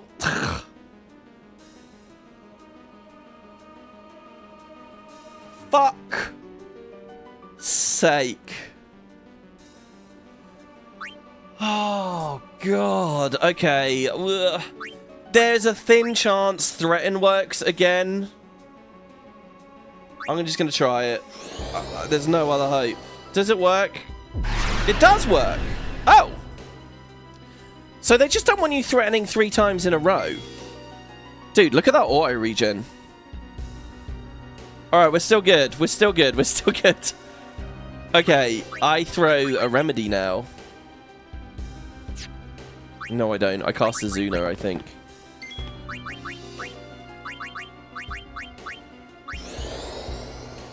The fact that Provoke is still available is really good. Okay. Sleep the Guado. Well, actually, we don't need to sleep the Guado right now. I'd rather kill the fucking thing. What do you think, Riku? Question is, how much damage is she doing per bomb fragment? Waka might be actually hitting harder now. They both get 2 turns. I don't really want him Shremedying. This is great. This is like a big Waka fight. Look at that. He did 2k on a non-crit. This is awesome. This is like a big Waka. Look at this shit. Oh my god. And he deserves it as well. Okay, now we can talk to Seymour on Yuna. This might buff Shiva later. I don't know. Maester, but I will still fight. It sounded like Marrow falling off the They world. burn with resolve. Beautiful. Look, I love how he's immediately so mask off, you know. Yuna's agility up by 5. That's actually sick. Giving Yuna more agility is really good. Okay. Ready, everyone? This is the moment. The theory here is we attack Seymour. There's no Guado to defend him. It's Silent Strike. I'm hoping it's not a 70% chance and I can roll bad. That would be awful if this just comes down to like, oh, sorry, bad luck. I'm hoping it's 100. I don't know. Based on the comment from before, it sounds like it's 70, and that's a bit... Ugh. But let's see. So here we go. This should silence him, and thus he does nothing. There's no element on Oren's weapon. The nulls don't matter. There's a chance Seymour dodges, I guess. Okay, he's silenced. Silence Proofify. Plus 999 MP. Are you really thinking I'm going to lance it all of his MP off? Oh my god. Okay, so that only works once. So what is it? Threaten, silence, threaten, silence, threaten, silence. Right, he's on his own. He's got 11k health. He's not even that tanky, to be honest.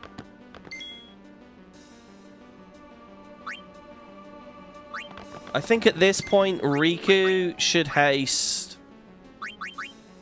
I'm going to be out of Chocobo Feathers soon.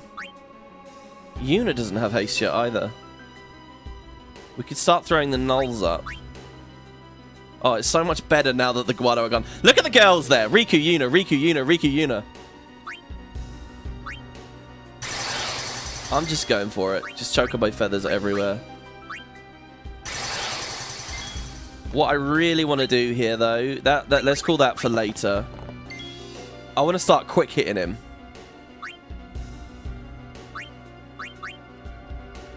This first one, I don't think it will... Oh, no, it works regardless, right? Because it's not delay.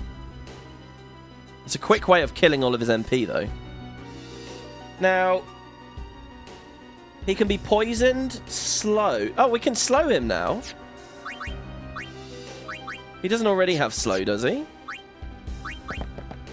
I'm glad I wrote down what we learned from Scan earlier. He doesn't already have slow. Oh god, we're fucking him up, guys. Oh, this is so fun. Okay, oh, not haste. Slow. Slow him down. He's got no one to remedy him now.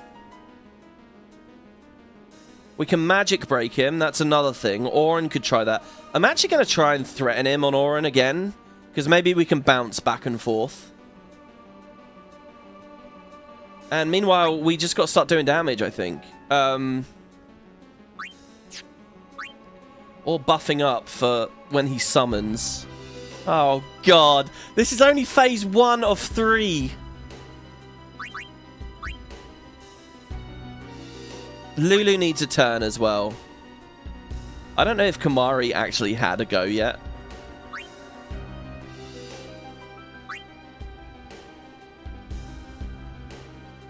See, silence proofify means that he's not silenced. It's over now. There's no more silence. Silence is just a one-time thing.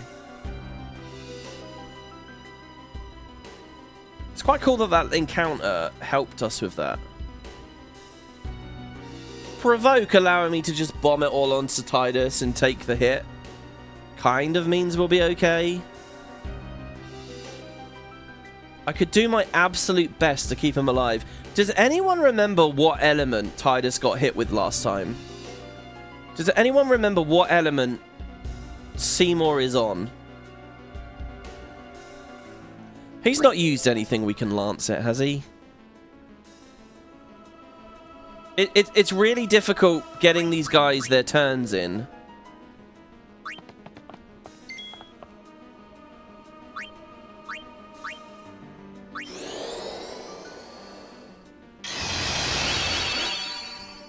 Like, if I do that...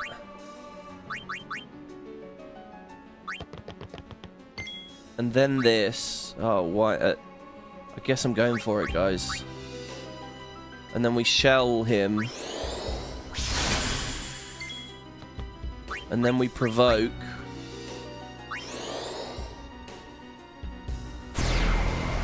He used Tetra Bizarra on Tidus. That was his last time. Okay, so it's lightning. So then if I null shock... Fucking hell, we can't auto life all of a sudden.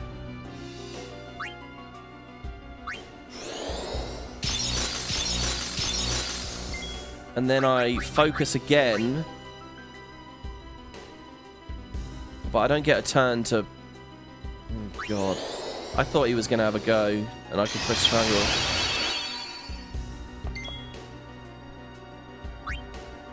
And now I shell myself... Shell or defend?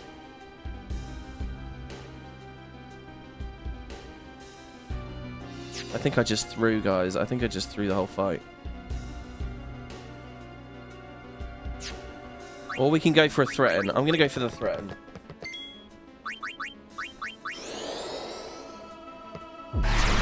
Okay, no, threaten did work. I think we just have to bounce threatens.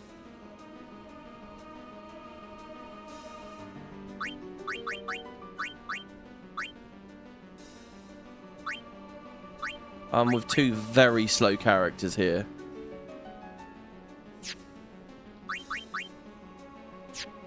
Doesn't really do anything.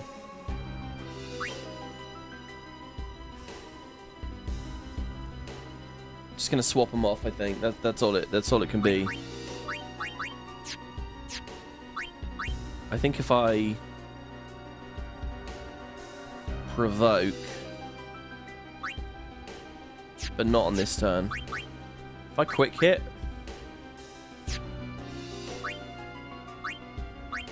No, we want to save our stuff.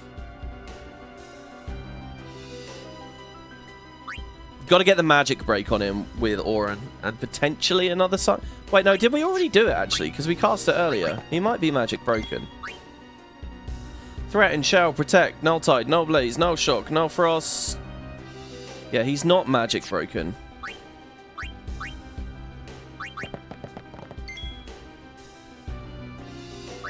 I'm gonna hit him. Just to break that. Now, with another focus, is Lulu gonna stay on the board? No.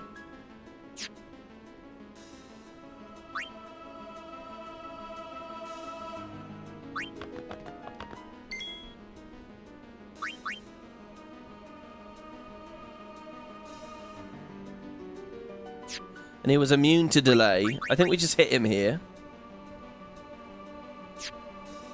No, no. Look, the best thing I can do is focus again.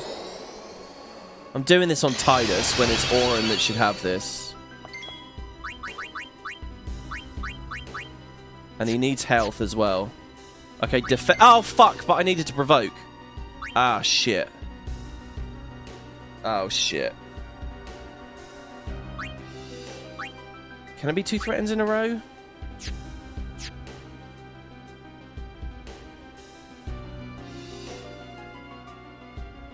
How many of us have shell?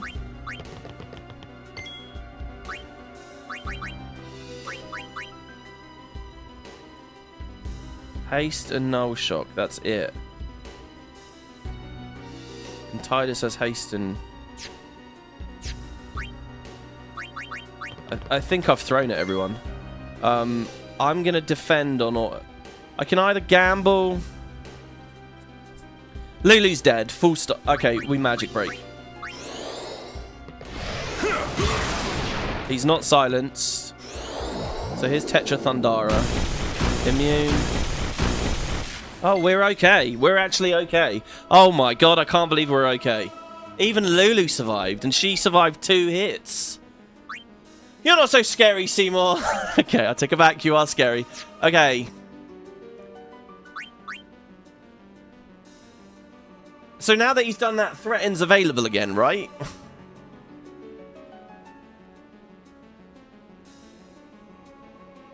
Is that threaten 4? I think so. I think I've done 2 batches of 2. 300 damage, that's it. Lulu, you have more than done enough. Let's swap you out, love. Riku, can you throw a Lunar Curtain onto Auron? So that he has shell as well, please. When the fuck do I give Kumari his turn? It's got to be now. It should have been earlier. Now Tidus can attack again. It's only 300 damage. It's like nothing. Or should he provoke? I'm going to do it. He needs to provoke and defend. No, but I think threaten's available this turn.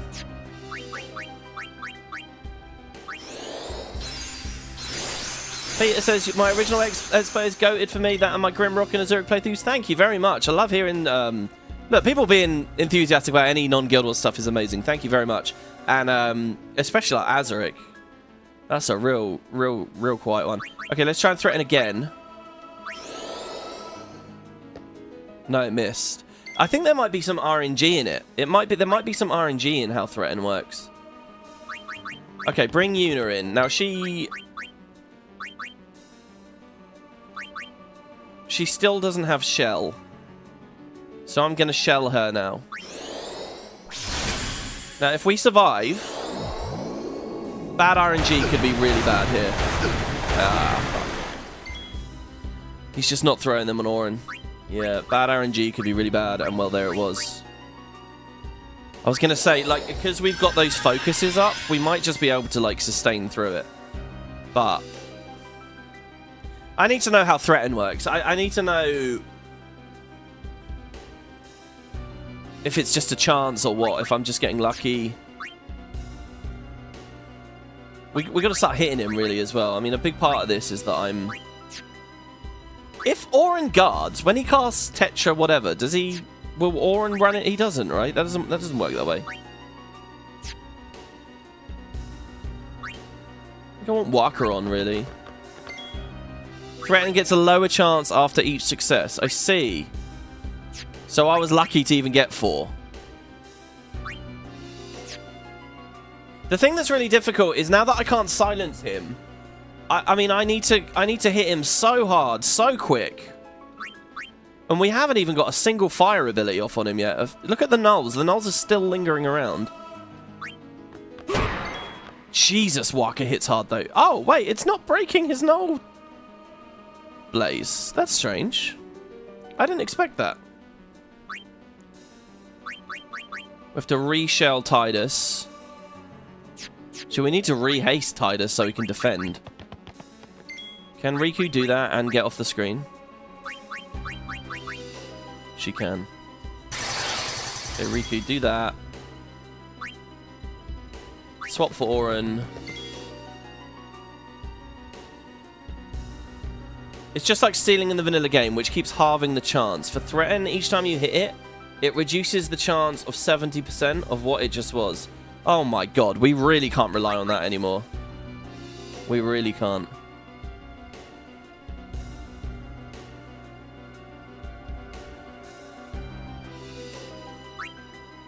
I think this is how we phase this, guys. This might be really dumb, what I'm trying here. But, guys, I'm just going to provoke. And let Titus die every time.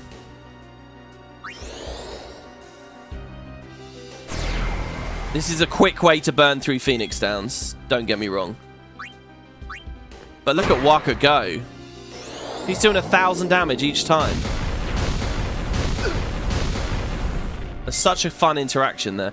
In fact, we might already have phased him. 7k health. Does he phase it? Do I have to do all 7k? Or does he... 7 attacks. I'm going to throw a Phoenix down. Well, it's better to do it on Riku, isn't it? It's better to always do things on Riku. Well, is it?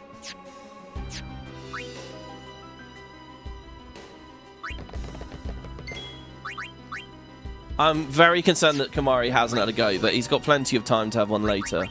Oh, no, I'm just doing it now. Fuck it. We gotta get this done. Come on, Kamari, have your little turn.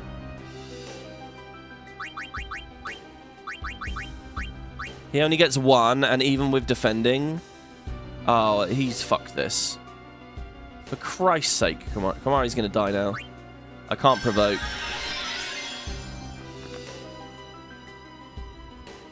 I'm just gonna throw the attack here. This might be a Mega Phoenix, to be honest. Unless this is phase right here, right now. No. Okay, that was actually... Yeah, no, we're both dead. Yeah, it's over, guys. It's over. I'm not going to want to do this after I've Mega Phoenixed anyway. But we'll just see.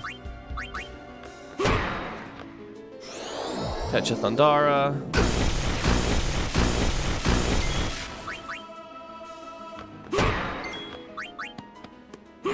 Annoying. Annoying. I hate the thought there that I kind of threw this.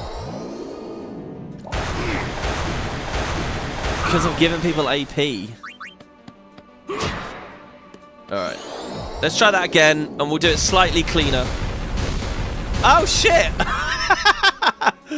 Oh, wow, alright. Go on then, Kamari. Look, the SOSs do work, but he'll rotate to a new element. And with the new element, what are you going to do? So the first threat was 100%, the second was 70%, the third was a 49% roll, the fourth was 34%.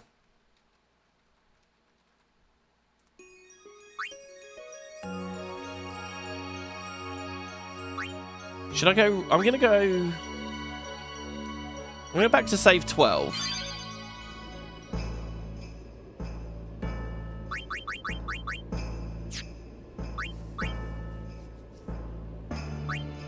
So she has all the wards. Auto regen and auto med. That was not really very good. The wards would be better. I'm going to take the wards again. Auto med was not very good. The wards would be better. The wards are just the way through, I think.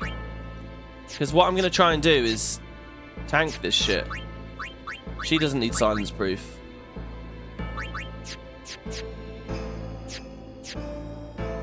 Silence proof on him is really important, though. Okay, let's go back in. Let's see if we can remember how we did this. That trick with the slow is kind of everything for keeping our pace. Kamari's up. We will even. This can't be happening.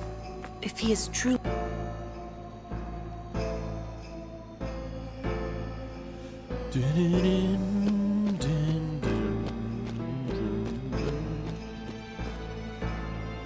You need to play Grimlock again. You beat the first game years ago, but only played part of the second game before life got too busy. Grimlock 2 is excellent. It's better in every way. Please be silent. Lady Yuna prays to the faith. Make me! I like that. I like that indignance from Titus there. And the way that the contracted cutscene kind of makes that the fight. It's hilarious. Okay, so here we go.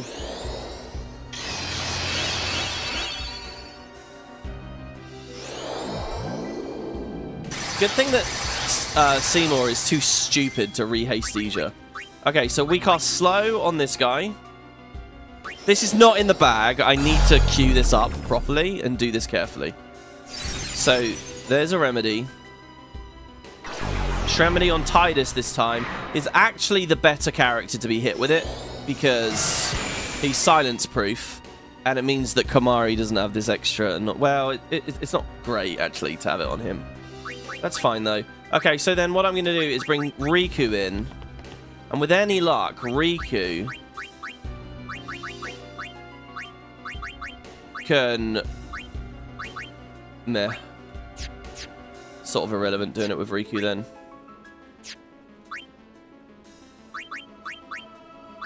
I was going to say, if she could get the turd in, we could get a lot of stuff going there. Okay, I think I just cast Azuna then with Yuna.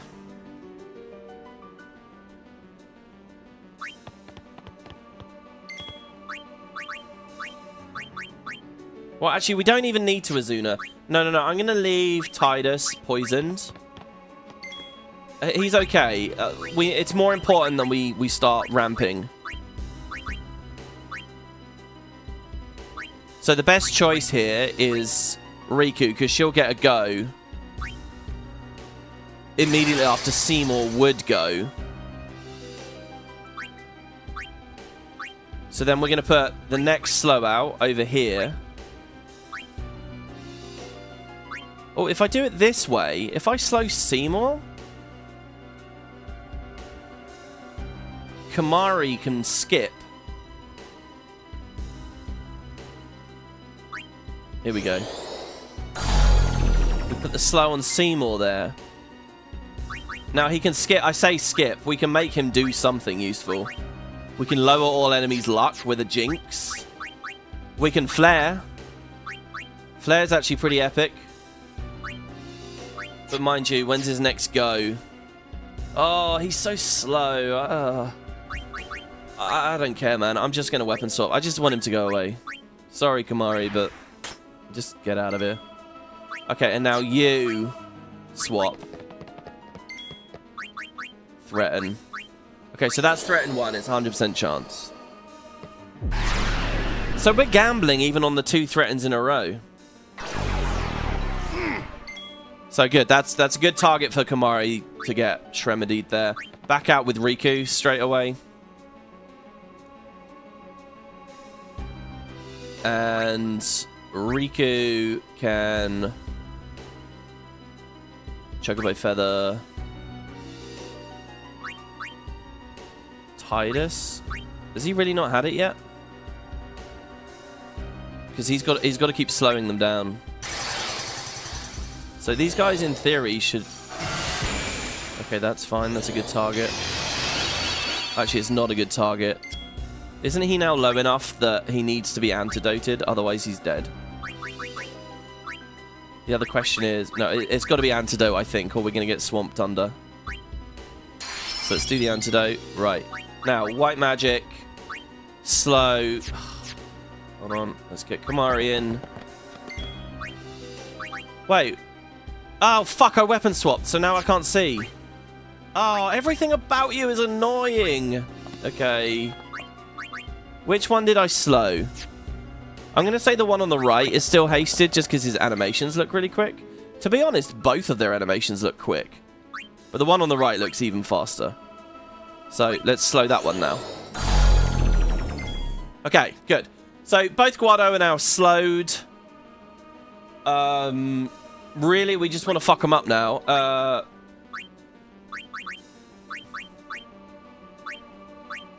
Giving Orin a go is probably not a great idea because the threaten's going to end. Oh, Jesus. How did I do this earlier? Because we really did accomplish a lot in that short space of time.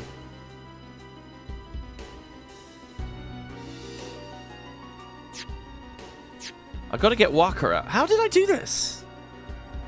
Oh, I had to provoke, didn't I? I actually ate a wave of Seymour attacks. How did I do this? This was brutal. So Lulu needs a go. Yuna can flare a Guado. Do you think Yuna can just kill a Guado with a flare?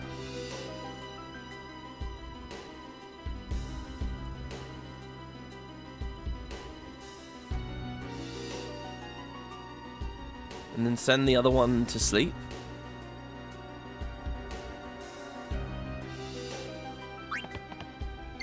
You can't haste Orin while he's threatening. I see. How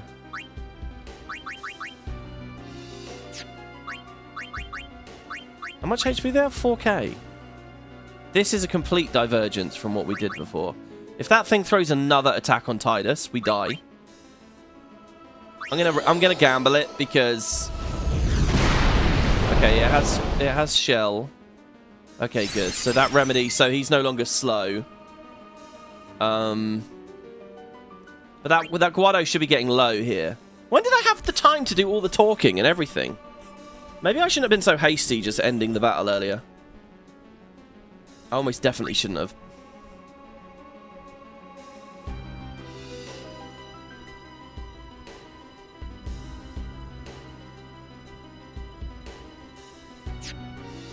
I think we let Tidus die here by provoking Seymour.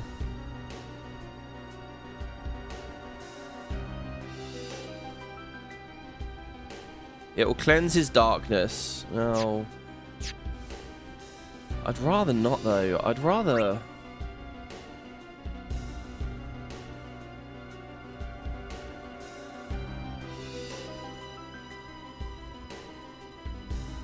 I seriously don't know how I did this just now. How did I have the time for everything?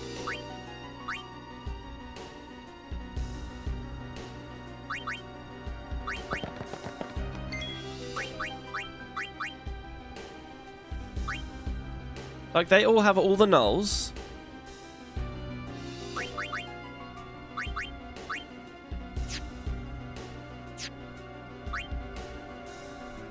We would have to magic break Seymour, but they're going to guard. If I try to magic break Seymour, they're going to guard.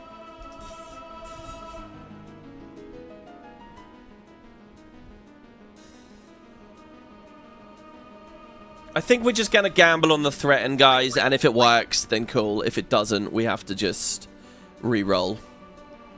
We're just going to gamble on the threaten. So, with that in mind, let's assume that Seymour doesn't get a turn.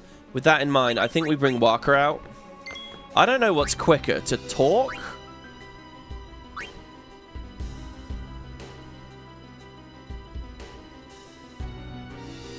The thing is... None of us have... Okay, we got to keep hasting. Okay, and instead of using that... Yeah, but Tidus is weak. Okay, so what we do is we Chocobo Feather... Yuna. We go for the threaten. If it works, cool. If not, it's going to be a game over screen. Probably. Okay, it worked. So that was our 70% chance. Ugh. See, how did we get around the mega potions before? Bring Walker in.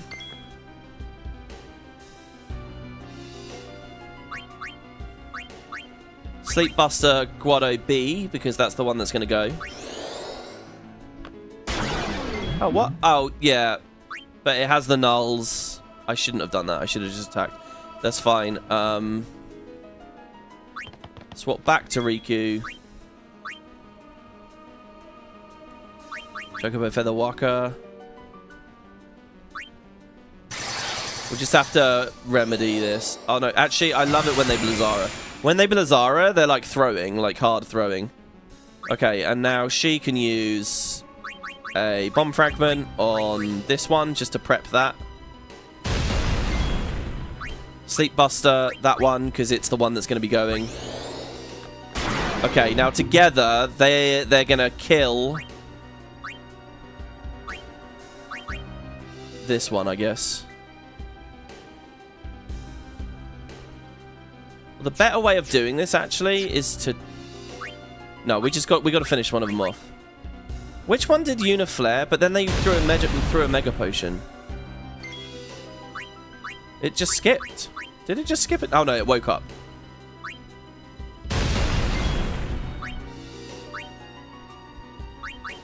Now send it to sleep. Okay, we got the Seymour question again now. I think we have to provoke. Just let Tidus die here.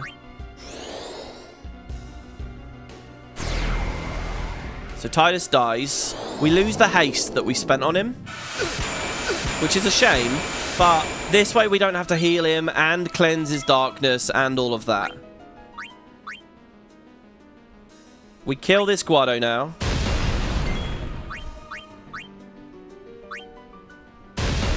Okay, good. And we send the other one to sleep. Okay.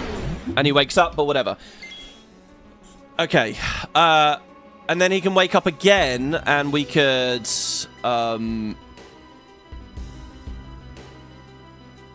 we can silence Seymour that turn.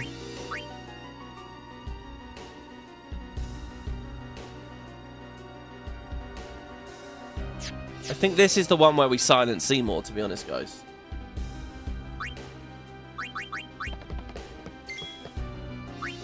And I'll magic break him at the same time. Oh, no!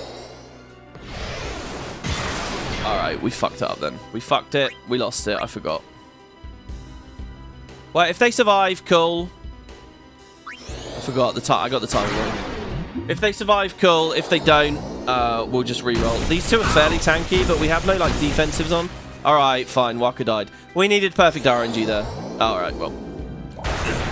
Man, something about that run, I just kind of knew in my gut. I was thinking, this isn't going as well as the other one, and I don't know why. And I was just resigned to it just being shit, to be honest. I'm sorry about that, guys. I'm sorry about wasting everyone's time. Let's go back to, say, file 11 before I customized anything. Right. Ward, ward, ward, ward. Dark Touch does nothing here. Hooray! But Awaka, you sell me this Echo Shield. It's very good. I'll equip it. Yuna can have... Oh, I hear Lady Yuna. I wonder if that means she... Just like Lady... Okay. Right. Ward, ward, ward, ward, ward, ward. Silence proof, and we can give him something. I don't know what, but I like the idea of putting something on that. Maybe auto regen on Tidus, actually.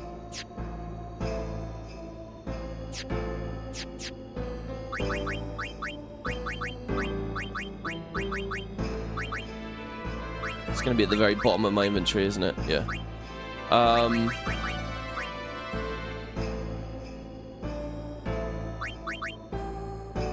I think just straight up auto regen, because there's quite a lot of time where he's sitting around with not much health.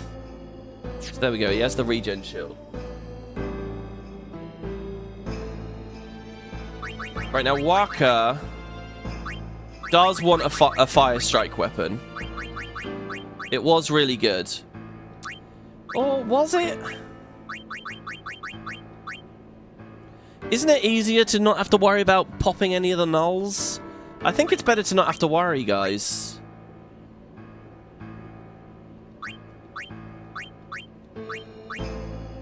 I think I'm just going to equip him with, like, alchemy. Seriously. It's just better. It's much more doable. Maybe what made that feel so rough was trying to squeeze in Kimahri's turn early, and then like losing sensor on there or something. Wait, you can save after the cutscene in the cloister, by the way. Oh, you mean here? That's a good point. Yeah. Yeah, that is a good point. I'll resave here in a second. Even. Yeah, I know, Walker. If he is true.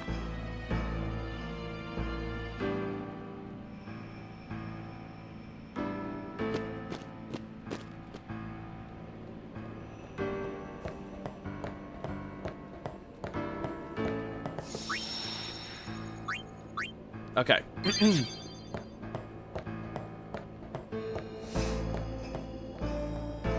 It's still save 11 where we have all of our resources and all that stuff.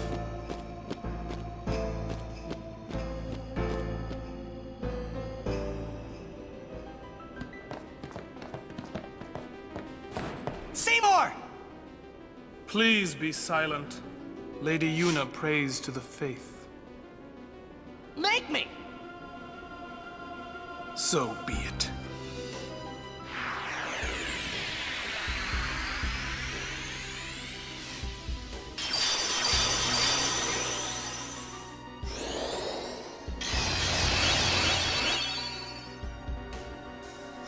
I love that Tidus now has like the little shiny animation on him. Okay, so let's kick it off with a slow. He wastes his turn on a remedy. Shremedy on Kimahri. Lazar on Tidus. That's really good RNG, to be honest, because the thing. Now, Yuna's here at the start. If I talk, she'll get agility. I'm going to try and talk to Seymour straight away. Is that silly? No, let's try it. You may be a maester, but I will still fight. Your eyes, they burn with resolve. Beautiful. That might mean she starts getting a few more turns. It will help us out in some way. Already, I love the auto regen on Tidus. And then we're going to do another slow over here. On this one.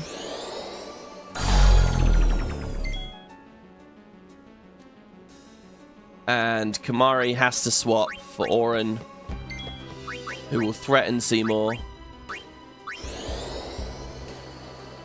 2 Guado turns, of which 1 will be wasted on a remedy, probably. Yeah, there you go. The low frame rate's probably going to end in a second here.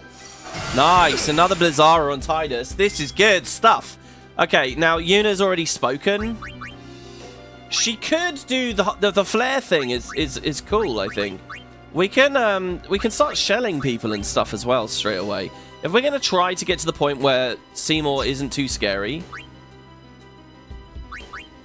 I think this is a good candidate for a Lulu turn as well. But no, not really. Actually, no. Ignore me. It's Chocobo Feathers. That's what we need more than anything else. It's like Chocobo Feather herself. Chocobo Feather Tidus.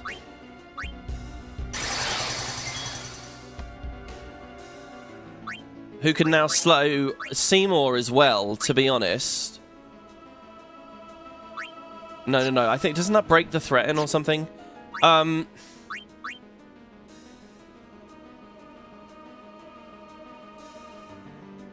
I think we could swap to Waka straight away here.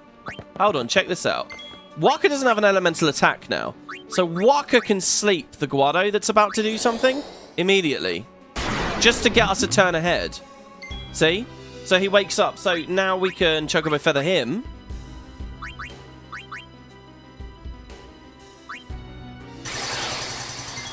Go for the second threaten.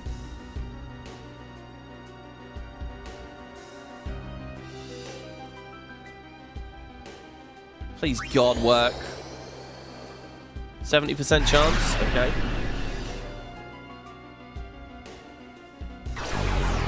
Remedy on Waka, pretty annoying, but not too bad. We'll be alright with that. We're okay with that. So now this is a turn where we need to remedy someone. I think that this is the best moment for Kimahri, because he can come in and remedy Waka. And, you know, he'll take a bit of damage or whatever, but Waka is now at liberty to sleep past. This is going really well, guys. This one's going really, really, really well. Waka can now send this one back to sleep. We're going to have an MP thing, though. We've got to keep an eye out on MP with Waka. But see, so, and now we're still here, and Kimahri can get out as well. Hell, we can send this one to sleep as well. I have scan up as well, which is nice. And let's just keep these fucking things asleep. We can actually silence now, immediately. If I had the thing. Well, if Oren's go was now, we'd be alright. So now it's Lulu, I think. To start casting some focuses, maybe. We want to get Waka to speak at some point. We've really, though, we've got to finish a Guado off. So what health is that Guado? 3k. They're both at about 3,100.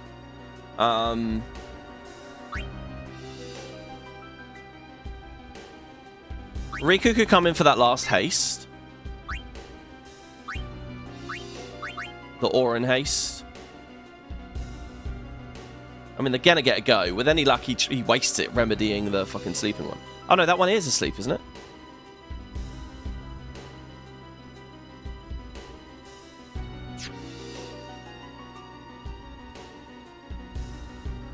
Maybe a flare from Yuna.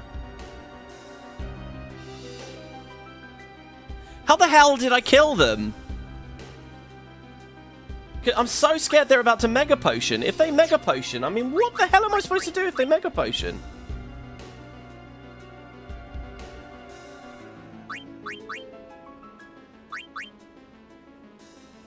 I never had Oren attacking them.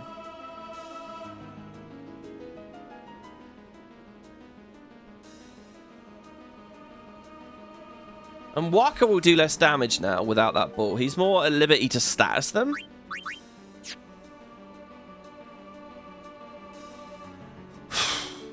I'm terrified constantly. They're about to Mega Potion, always. I think, let's just keep hammering. So wait, it's Guado. Which Guado has all of the health? Loss.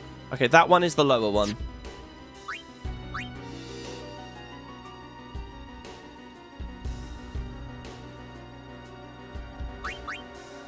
Yuna's quick, right? Is she hasted quick? Or is she just... No, she doesn't have haste. I need both of them out, really. Fuck it, let's try and kill it. We gotta try and kill it.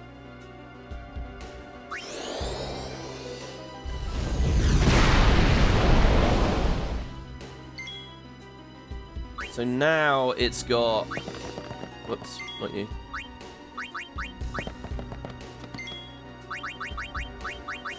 $1,500 health left.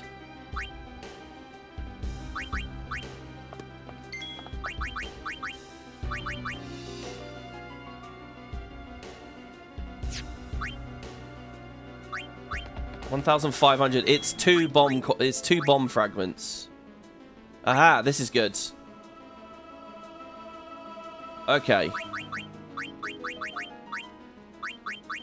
Oh no, it's 3 because he still has a null on him. Then we just do it anyway. So now it's Seymour. So we provoke on Tidus. And basically we have to let him die, really. Am I missing a whole mechanic? He's weak to slow. He's weak to poison. How am I going to poison him? I can't poison him. So Tidus dies. That almost charged Yuna straight up. Didn't charge Riku, though. Oh, God. If Riku was on Comrade... Oh, I should be doing that as well, actually. I should check their overdrive modes.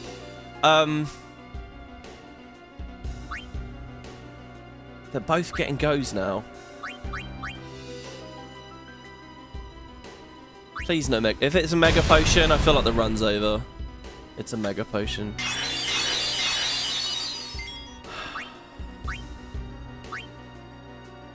I'm just going to keep throwing them. It's another Mega Potion. Oh, what did I do? How did I get through the Mega Potions? I don't know what I did, guys. Can she flare again? She can now. No, she can't. 2 MP too low.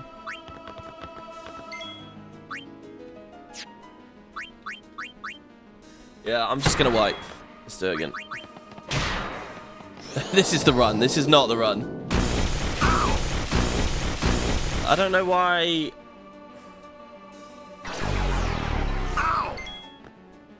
I have a new idea. I have a very cool idea. I have a very cool idea. I'm going to try a new strategy here. Sorry, guys. Here we go. So, Seymour starts with ice.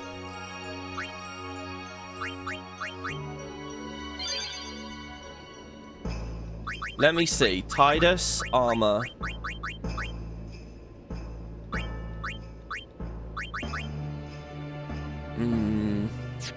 No, never mind. I was going to say, what if I put, like, Ice Ward on him?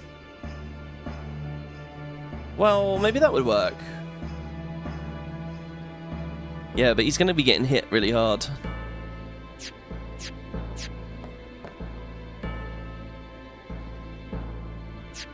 Let's just go in and try again. No, I feel like Waka lost too much damage. I feel like I need Waka to hit the things. So hold on. Waka, just any ball. The water ball. Okay, fine. Put Fire Strike on it. Equip Waka with the double header. It just wasn't as good. Okay. Oh, I'm gonna save again. It wasn't as good. Yes, I got some sleep, but without the damage to nuke them down, we're just gonna be up against Mega Potions. What I need to do is give Waka a moment to talk, and then between him and Riku, I can just rip one of the Guado to pieces. As soon as we kill one of those Guado, the fight will go a lot smoother. But we do have to kill one of them, because then you can just sleep the other one, and yeah, like we're on kind of a time limit with Seymour, with the whole silence thing. Oh shit, Please check their be overdrives. silent. Yeah, oh no, I forgot. Lady Yuna prays to the faith. Make me! I want that, the ball. I want the So Fire Strike. Okay, Seymour.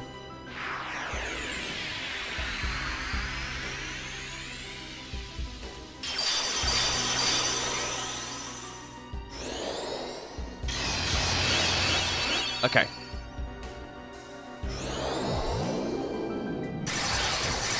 I always like the weird red bits of fabric along his arms.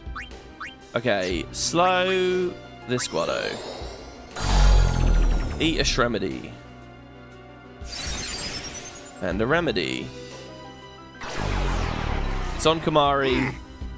Screw Kamari. We'll figure some of this other stuff out later. I'm spending turns trying to give them AP turns early when that is like not what we need. What we need is to start laying down the damage. So we are going to Chocobo Feather ourselves.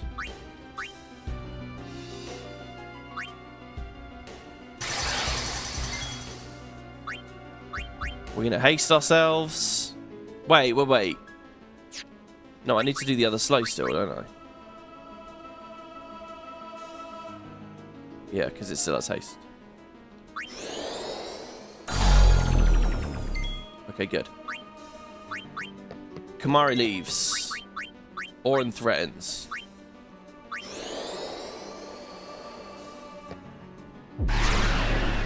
And I feel like we're going to nail the strategy in a minute, and then the RNG is not going to go our way. Okay. So straight away, right, straight away, we're going to talk on Waka to Seymour to buff him up.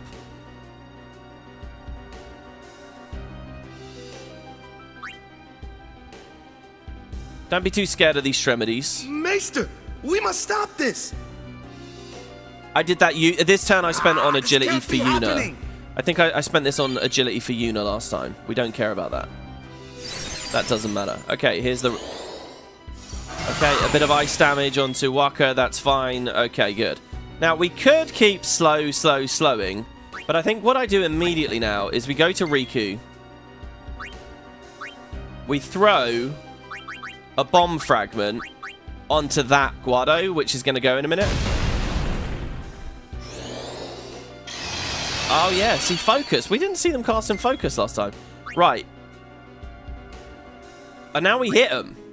We hit him hard. We're going to kill this guy. We can send that one to sleep. No, we can't. We can. No. I'm just going to start hitting it. Kill this goddamn thing. Bomb fragment. And we're gambling 70% chance for this to land. This has to land. 70% chance. If it doesn't, the strat is ruined. Okay, good. So 2 threatens. See, that one that I could have sent to sleep is immediately mega potioning, which is highly annoying. Oh, do you know? Maybe the way we do it, actually, is we keep conditioning them.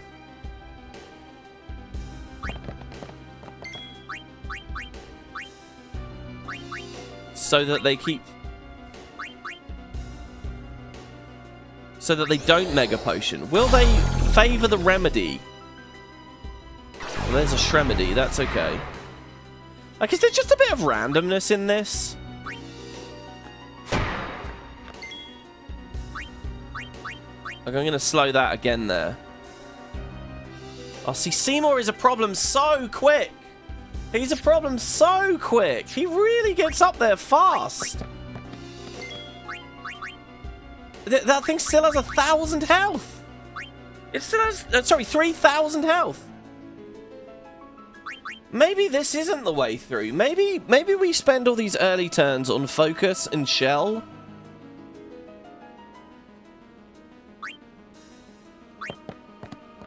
The problem I have with Tidus is he needs to provoke and defend.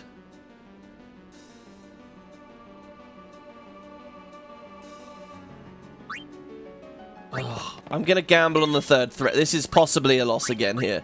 I'm going to try... this is not going to work.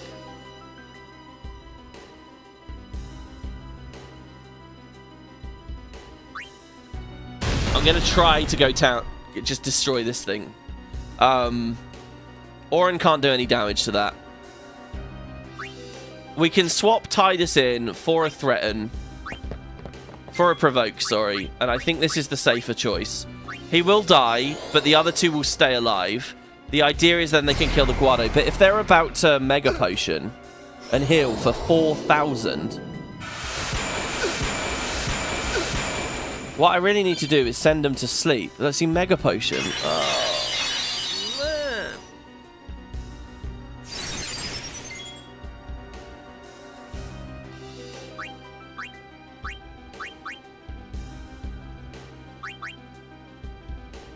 That's 2k healing.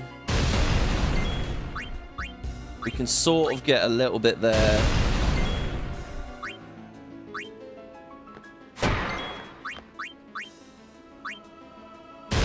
It's still not dead.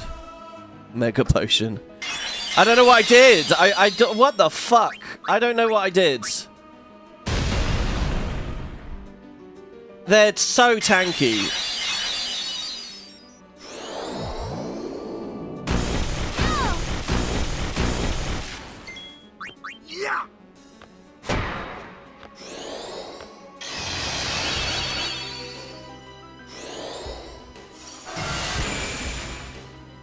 Okay. Right. It has to be juggling sleep on both of them. I was trying to avoid having to do that. What I was trying to do was eliminate one Guado so that they wouldn't guard Seymour. And then I could just sleep the one. But clearly we have to sleep them both.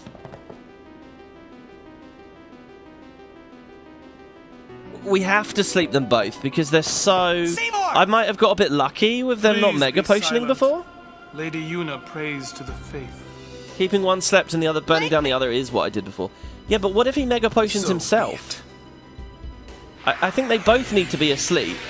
And Riku's just throwing bomb fragments to not wake him up.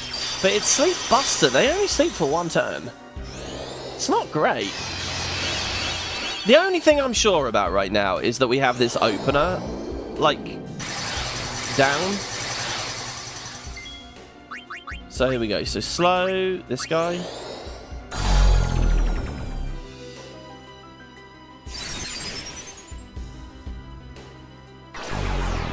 Okay, Shremedy on Yuna, that's new. And Blizzara on Yuna, that's also kind of nasty. Let's ignore her for now. Over to Riku.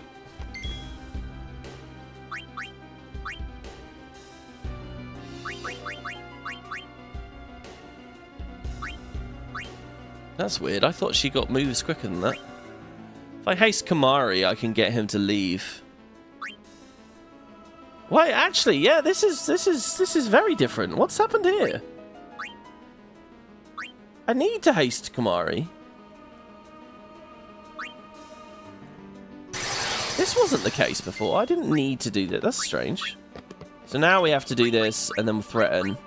But what's interesting is Tidus is actually getting a go before them there.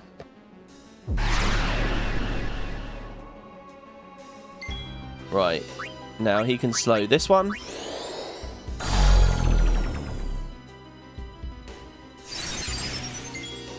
Okay. And now you can haste Tidus. Oh, you haven't hasted yourself yet? Fuck. Oh, yeah. See, that's really aggravating. I had to haste Kamari just to get him to go away. And get Auron in on time. Thankfully, that was a Blizzara. That's good. And now a haste for Tidus. Tidus does the final slow, which is Seymour's slow. Well, actually, Seymour's slow doesn't really matter.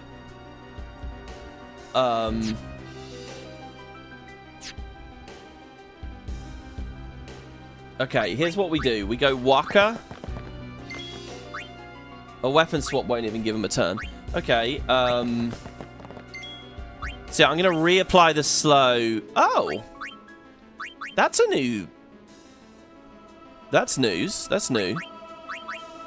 Okay, so we reapply slow to that. Which will also mean they waste a turn remedying. We break his Null Blaze. We break his Null Blaze. This is a very good start here. And then we threaten Seymour. And please don't roll low roll. Okay. And now we can start sending them to sleep and things. So I could keep just slow spamming, really. But here we go. So we send the first one to sleep. Or we talk. Should we talk first? No, I think sending one to sleep is probably better here.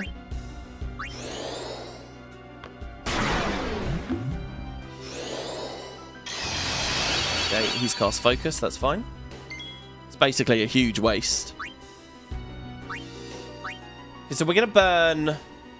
Which one's lower? Let's see which one's lower. I'm feeling very good right now. Look at all these Riku turns. Oh, hold on. We got to haste Waka still. Okay. Now, let's see who's lower. Right. 3,300. Right, whatever. But then he's going to get hit.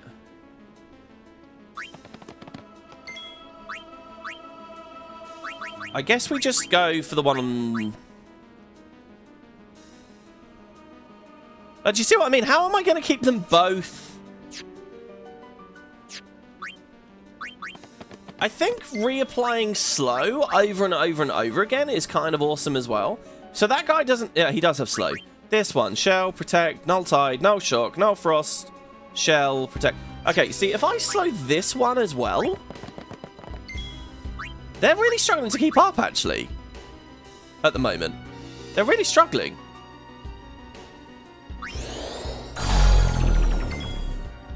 Aha, there it is. There it is. Look, we get 2 sleep busters now. Okay, he's asleep.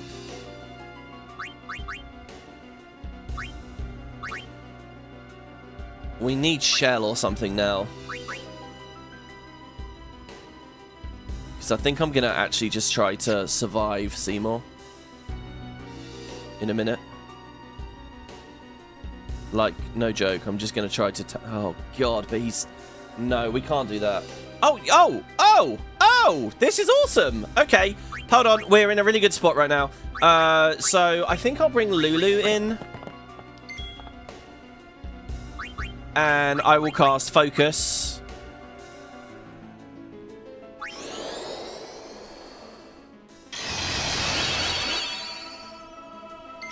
Wait, are you Monster B? Yeah, you're not. Perfect. Look at this. Okay, Sleep Buster. Over on this guy. They're both asleep. And it's Oren's go. Oh no, he woke up immediately. Of course he did. Fuck. I was gonna say Oren could do his thing. So, unfortunately, we're gonna have to eat it on Titus here. Let's provoke Seymour. Oh god, and Monster A's going again. So, but that's just him waking up.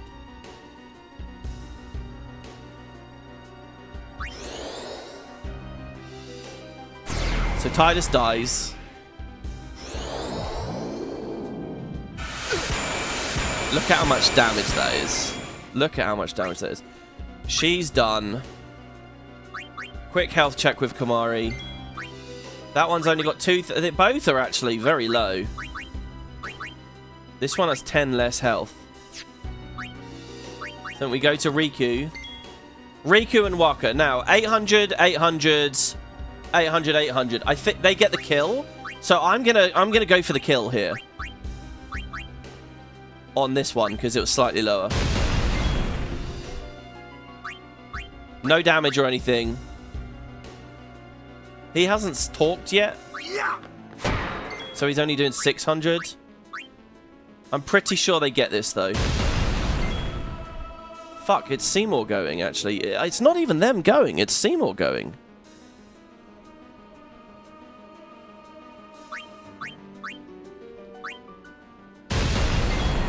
Okay, he's dead. One down. Oh my god! Okay, re-upping the slow has been really good here. The question is, how do we survive this? I think we gamble with Oren. I think this might miss. And I think it could be GG. Yeah, it missed. I think it's GG. Shit. Fuck.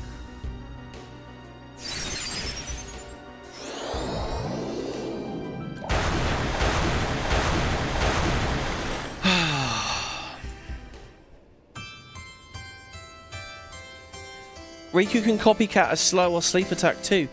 Good point. How do I know who she's going to throw it on, though? That's an excellent point. I missed it. Does Titus also get strength from talking? Yeah. Titus gets strength from talking. Seymour!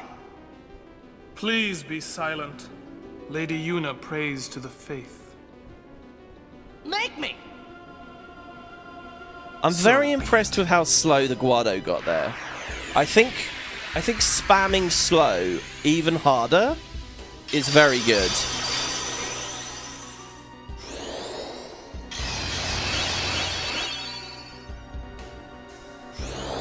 I don't know, I really feel like I nailed it before with getting them both dead.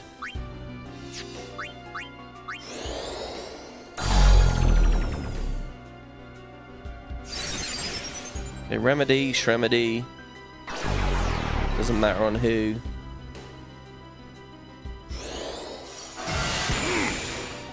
So, should we try something? I'm going to try something immediately here. If it was correct to do it before, so if I just do Copycat, she casts Slow on the same guy, though. Oh, but mind you, it re-upped it because he'd remedied. Okay, I mean, that's okay. So they both have Slow on them now already. That Copycat tip was pretty big. That's a good idea. With the Copycat, now we threaten Seymour. We're not hasted. But he's going to waste that on a remedy. This guy.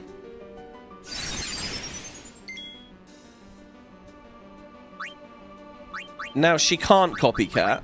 But that's alright. So now we just... we get our Chocobo feathers going.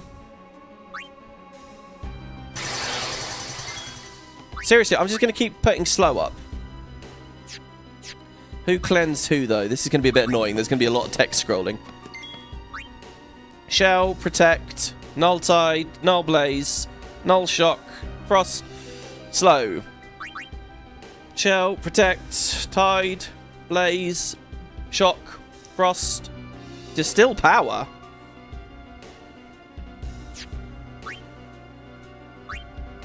Distill Power? Really? Okay, so that one needs to be reslowed. Let's just keep annoying the shit out of them. So, Remedy. Not sure I really like the idea of doing it again here. So let's pick her up.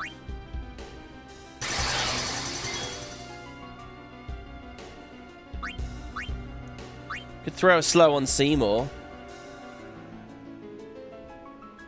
But again, that... We're only one threat in, aren't we? I think slowing Orin is a really good idea. I think threatening on Orin and then slowing... or does that just break it?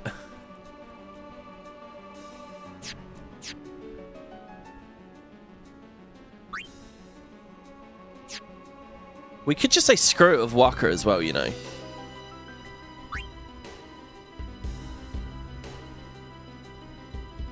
No, we don't need. We can't say screw it with Walker. We have to use him for sleep attack.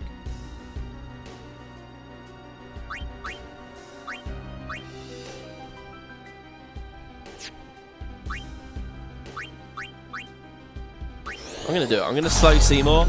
Oh fuck! Did we already? Oh shit! I think we already had it. Dumb. All right, there's the second threaten.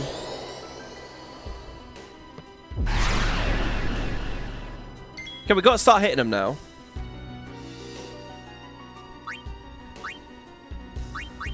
So we are going to bomb fragment. Monster B.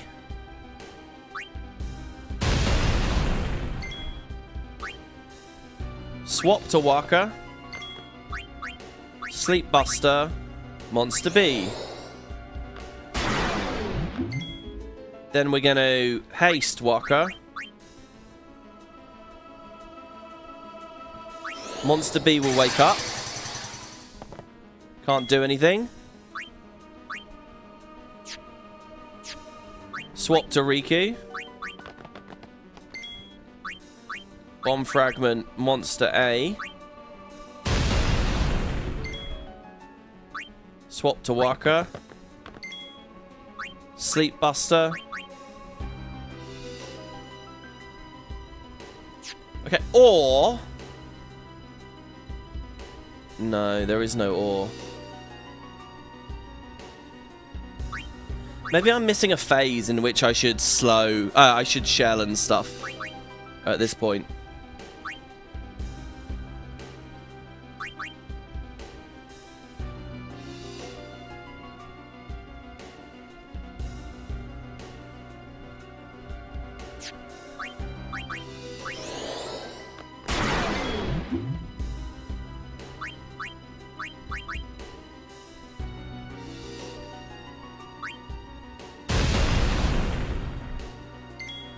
I'm gonna try to threaten. I don't know how to do this without 3 threatens in a row.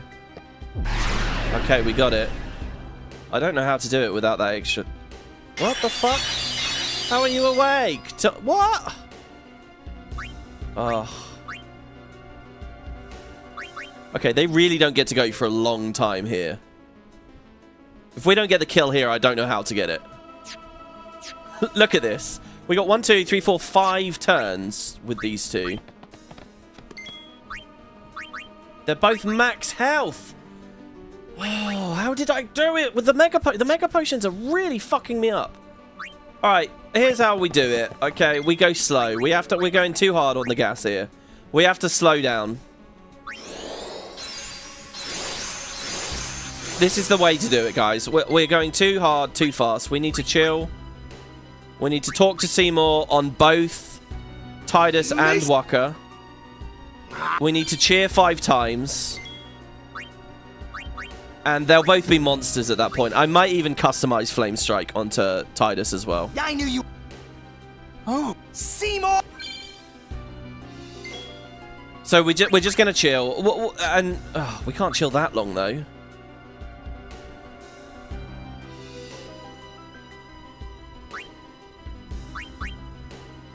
I've already bought myself an extra turn through RNG.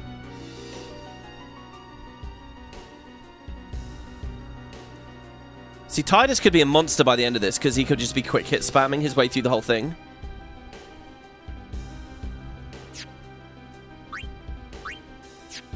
Like, what do I do that's useful here?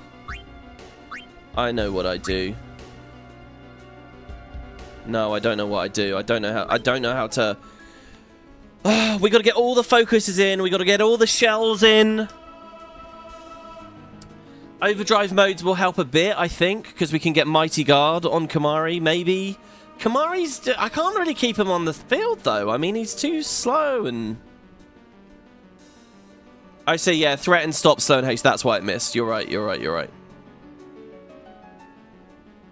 We're getting to the point now, right, where we have to provoke on Tidus. That's our only way to stop Seymour now. We have to provoke. I guess a Sleep Buster on Guado B for now. Let's see how much harder he's hitting. He's up to 1,000. It's only 4 balls. We only have to throw 4 balls at him. So we got to provoke Seymour. So Tidus is going to die. But better that than... Or we can, like, double defend. Let's try this. Let's try... But, okay, let's try this. Defend. Defend. Now, Waka needs to survive. It's too much damage. Oh my god, it's so much damage. Okay, Auron died, but it's sort of maybe okay. Monster A is about to Mega Potion. We can sleep it.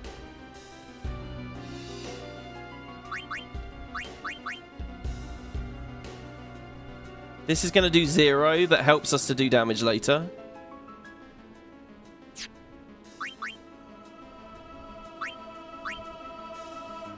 Well, okay, let's cheer.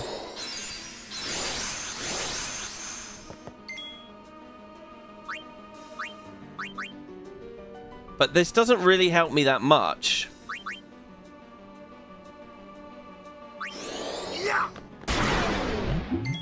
Try to kill this. I hope to God it doesn't Mega Potion.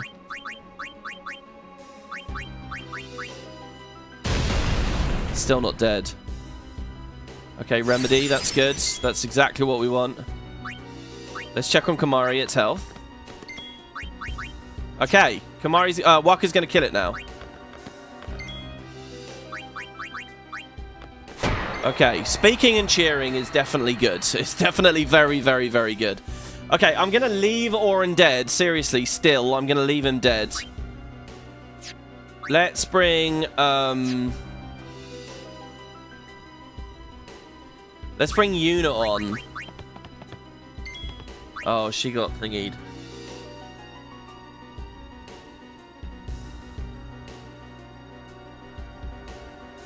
We just... Okay. This is pretty scary, what I'm about to do here. I'm I'm going to kill Titus.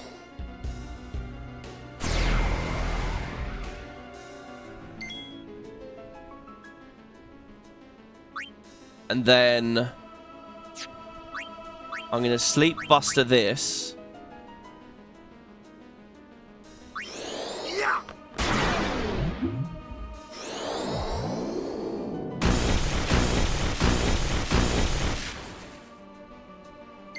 He wakes up. I'm going to Mega Phoenix.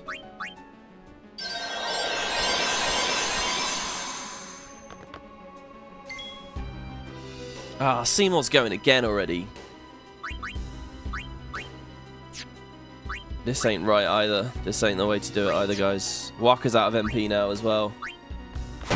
This isn't it. This isn't it. I need something more dramatic.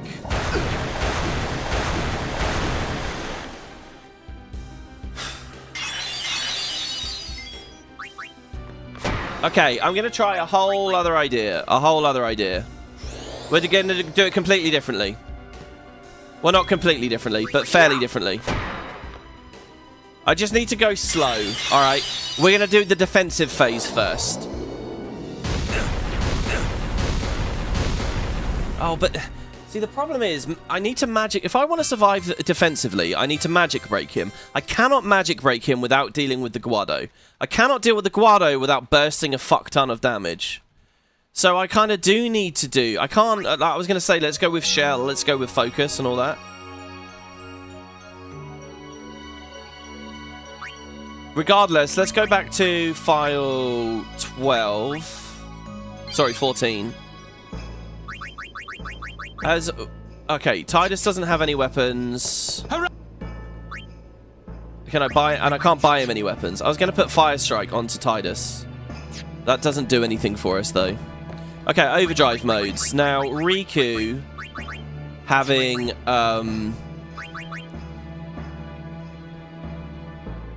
Comrade is going to be big. Waka should be on Comrade. Fuck it, I'll put Lulu on there as well. I'll put everyone on Comrade. Okay, and now let's save. So if we can get to the point where there's like status reels and stuff happening, it could be pretty good. I think this is the quickest way to charge Waka.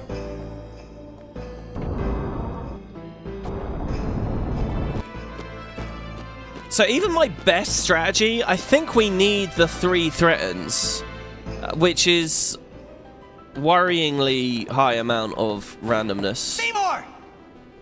Yeah, the power of friendship, indeed, yeah. Lady Yuna okay. prays to the faith. Oh, Seymour, scary. Make me! So be it. I'm going to have to find a rock-solid strategy with this, because if I don't have a rock-solid strategy, I'm going to start wiping on Anima. We have the bit with Shiva as well.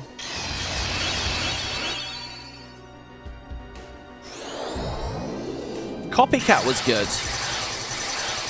I'm a little nervous that it's random who it gets thrown on, but I think Copycat was good. So, slow. Remedy. Shremedy. On Titus, I'm fine with that. It doesn't affect anything. Regen counters the poison, and we're immune to the silence, so it's okay. That might actually even be really good for us later. So let's try Copycat again. And hope it doesn't go on the same target. It did. But it re-ups, so that's fine. Yeah, we knew that was going to happen. Okay, and then we slow this guy.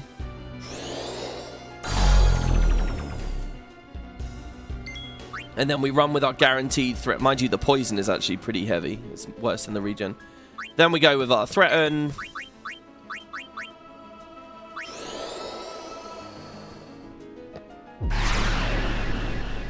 Multiple threatens are truly an additive gamble. Yeah, it's... It says slow, poison, silence, provoke, threaten, and magic. If we can poison it with Waka, then that's... Oh my god, if we can poison Seymour with a Waka overdrive, that shit solves all our problems. It also sends all the Guado to sleep. So... that is going to be... If I can get that Oryx Reels, that is definitely a win condition. Okay. So now we start hasting. I think I am going to have to cleanse that with an antidote, so that's 1 turn down, which is going to be a shame. Right, Chocobo Feather, yourself.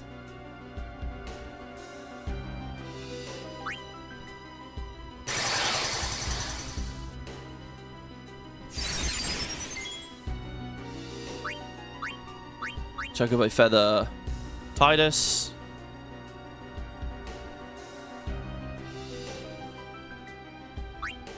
So he can keep slow spamming. Need to see who we are going to cast slow on here. Shell, Protect, Null Tide, no Blaze, no Shock, no Frost, Shell, Protect. Okay, we can slow the one in front of us.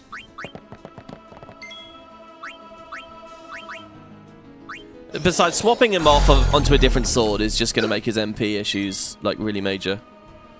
Okay, so, look, we got the double haste, we got the double slow. We got to get Walker to start talking, and we've got to get Walker, haste himself. I guess we can do that now.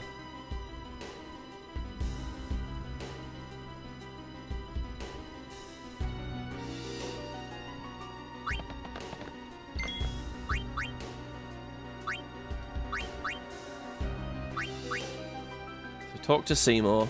Maester!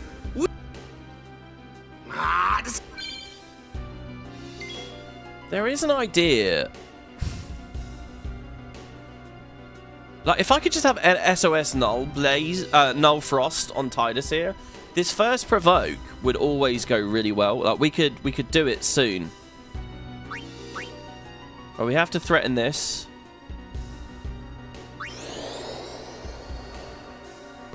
And it missed. Probably this is over then.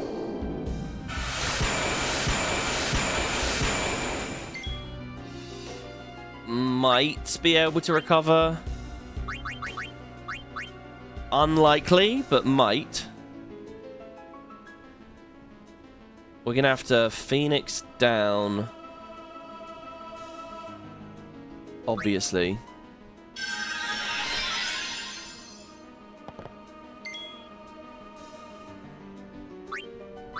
So there is no threaten going on, so we could haste Orin this time. Waka is in critical health in terms of he could die to Aguado. This should all be cheering and stuff. We could entrust a Walker as... Oh, we could entrust a Walker to get his thing to charge quicker. I'm going to throw an X Potion. Wait, the X Potion was auto-med as well, wasn't it? Maybe that is really good for this fight. I'm just going to do it as a high potion for now.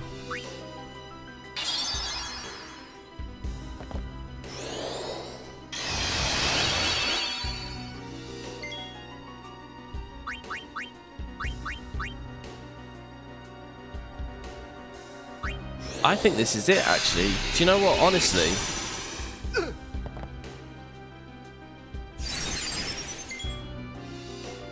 If we can just get Walker's Overdrive up, the status reels will destroy them. It'll be really good. Can't sleep any of them yet. Don't have haste. There's actually nothing we... This is kind of... Oh, fuck. In fact, it's Seymour's go now. Oh, why? Why? With this whole RNG thing? Okay, so Provoke missed. So all the timing is just... Like, the very next Provoke missed, so the timing is just... I think we've just lost, guys. I will defend. I've got no defensives ready. Oh! If Walker gets a go, I'll go for it. Oh, he's going to die. Okay, I'm going to use this as practice. Okay, let's see. So we're going for the poison icons. So it's Clock. And then Oryx Reels. Clock, Oryx Reels, Fire. Okay. Clock, Oryx, Reels, Fire. I'm writing that shit down.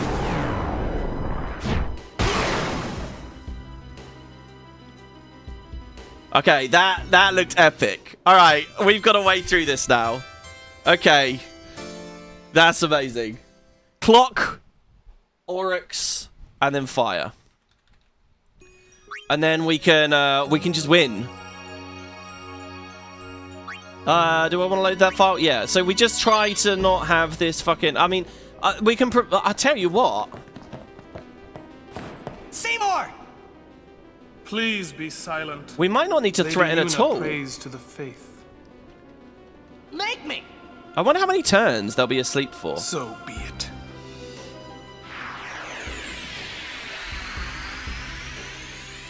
Okay, Mighty Guard.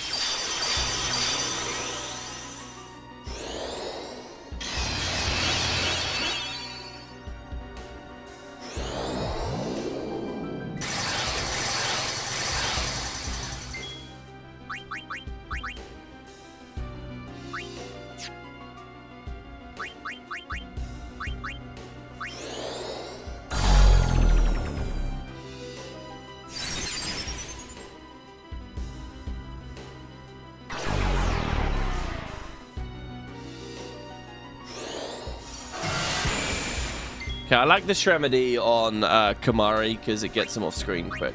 Because he's just going to leave anyway.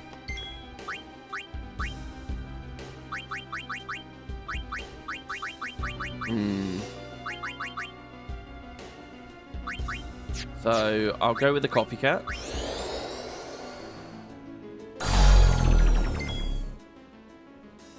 It's always fascinating to see the kind of gamble people would take and which they will try really hard to avoid. Well, for me, the big gamble is threaten, and I kind of doing 3 threatens in a row. Like, I got it. I got 4 in a row, and that was our best run. But, I mean, what is this if I'm just sitting there rolling the dice on that? I'm trying to find a strategy in which I don't have to deal with that at all. Once again, Kamari is still on screen right now, and I don't want him to be on screen. I'm assuming this is balanced, that during the first 2 threatens, which are more or less guaranteed. I know we just lost it a second ago. But I'm assuming it's balanced, that there's a strategy where during the first 2 you can actually do it. That would be my hope anyway.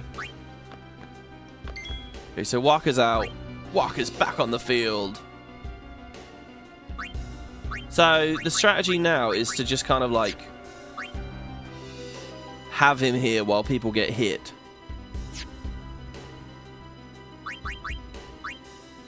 I'm going to pop a Null Blaze.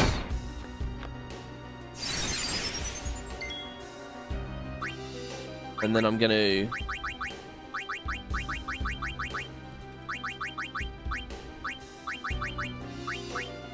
She hasn't even got a Chocobo Feather on herself yet. Something's fishy on this. What's what's gone so wrong with the start? It's so weird. It's all flipped around. Orin's on the right and everything.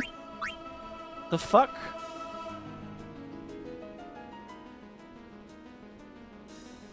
Okay, now Walker can take that. Okay, look, Walker gets a bit of overdrive there. Riku learns Victim. Pop another one of these. Yeah.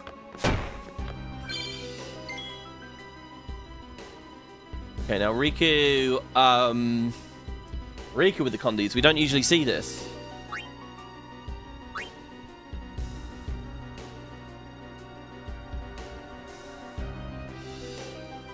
Okay, now, here's what I do. Here's what I do. Ready? We provoke Seymour. Immediately, we provoke Seymour. We let Tidus die. But Waka's Overdrive charges like mad during this. In the meantime, who else would we like to charge their Overdrive? I don't know. It's got to be Riku. And it's got to be a Remedy on herself, actually, I'd say. Probably. Remedy.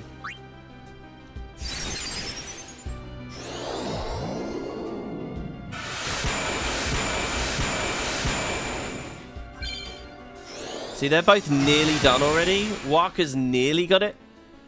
Problem is, Titus can't really entrust. Okay, so then we revive him. Or do we sleep? I think we sleep. Just to get a little bit ahead here. Either of them, it doesn't matter. It's funny they don't really have sleep animations. We Phoenix down. That cures him of all of his Tremedy stuff anyway. You know, why don't I just keep doing... Okay, so we've got to give Titus a turn again, right? If he can get a go, he can. Look, he can provoke again.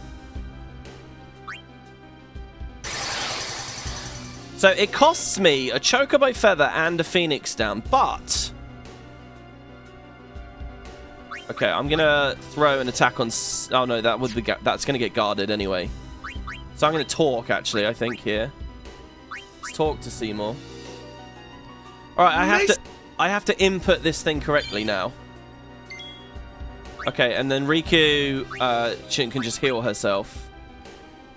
Or remedy herself.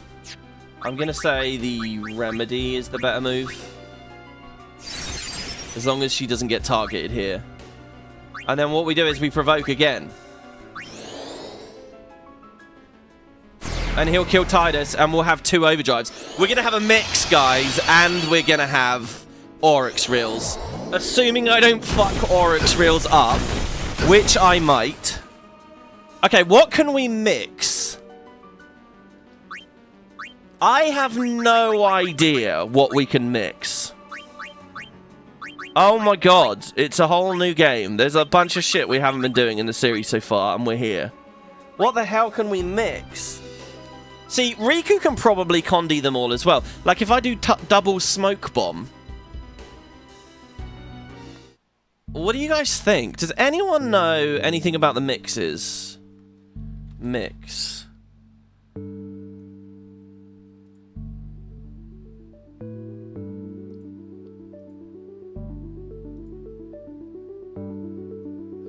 Mix variants. Riku's overdrive is pretty unusual. Select 2 items, blah, blah, blah, blah, blah. There are 64 overdrives available, and they put them online instead of in here.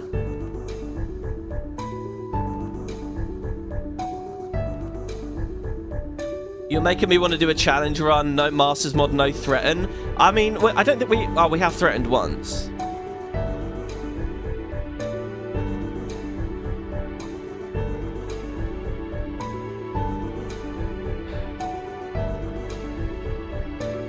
Like, look at this. Mega Vitality, Super Mighty G, Hyper Null All, Burning Soul. Okay, I'm going to try... If I'm not getting any advice from people, I'm just going to try 2 Smoke Bombs. I think this will be a Condi Bomb. Hazardous Shell. Okay, yeah, perfect. Perfect. Seymour is silenced. The Guado are asleep. Okay, so... How much damage was that? Ooh, they only have 1k health left. If I do Oryx, if I get the AoE, we can kill him. If I don't get the AoE... Oh, God.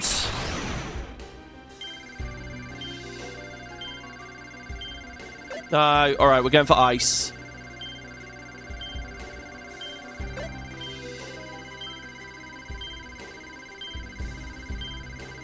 Alright, that's AoE. That's all that matters. Hopefully... Oh, God, they're resistant to ice, though, aren't they? Immune! Oh. Okay, they're asleep for, like, multiple turns. It doesn't matter, actually. It doesn't matter. We're still doing fine. Of course, because they had the nulls. We have to get Oryx. Yeah, I know. They're going to die anyway, actually. I think it literally doesn't matter what happens. I think they're dead. What we have to do, though, is survive... this next Seymour turn. Well, no, because Seymour's silence. Oh my god, this is insanely strong. All right, mixing Hazardous Shell has been amazing. Okay, we can possibly... I mean, we can just hit Seymour, right? But hold on. We can give people their turns and stuff. Look, we're on easy street for a minute here. Let's make sure we give people their turns. Okay, Lulu, you... Oh god, everyone needs to do something. Oh my god, get everyone going. So here's focus from Lulu. Seymour can't do anything. He cures himself with Silence Proofify. Takes some poison damage. Seymour's just dead. Oh, what the hell, guys? This is the easiest thing ever now. Seymour just dies. I don't even have to try anything. Riku needs heals. Okay, Kamari, you're so annoying. Well, the best thing I can do is swap him, but he's going to lose Sensor. So I'm just going to defend. Okay, there's that Guado dead. Oh my god, look at how easy this is. Okay, back over to Yuna, who can speak, I guess. You may be a maester, but I will still fight. Riku just did what, or I would have to play the minigame. They burn with resolve. I would have to play the minigame to do that on Waka. Oh my god, that fucking overdrive. If I hadn't set the modes up, that never would have happened. Okay, and then we can talk on Tidus. I knew you were bad news the first time we met. Oh, my sincerest apologies. Seymour!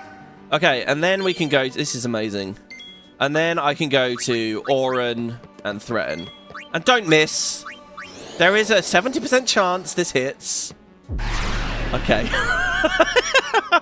Alright, he's threatened. So he's not going to get many goes. But, you know... So he only has 6k health. Okay, so I'm just thinking about the next phase now. This is all about the next phase for me right now. So Tidus has regen. Riku has haste. I should up Tidus. I assume he's going to continue to be weak to fire. So I'm going to... Well, I need Waka out as... I guess I'll just cheer. We should have saved that overdrive, really. Okay, let's get Waka out. Waka can hit him with impunity, right? It doesn't matter. We're going to cleanse the null blaze anyway. Let's get rid of that shit. What happened last time? I was here and I ended up dying somehow. Okay, now we need to provoke and die, but charge people's shit. We can also magic break him at this point. So the question is, what do we want to do? We want Riku to get crazy amounts of overdrive, or do we want to magic break him? I think we just let Riku get a crazy amount of overdrive. She should heal herself at this point.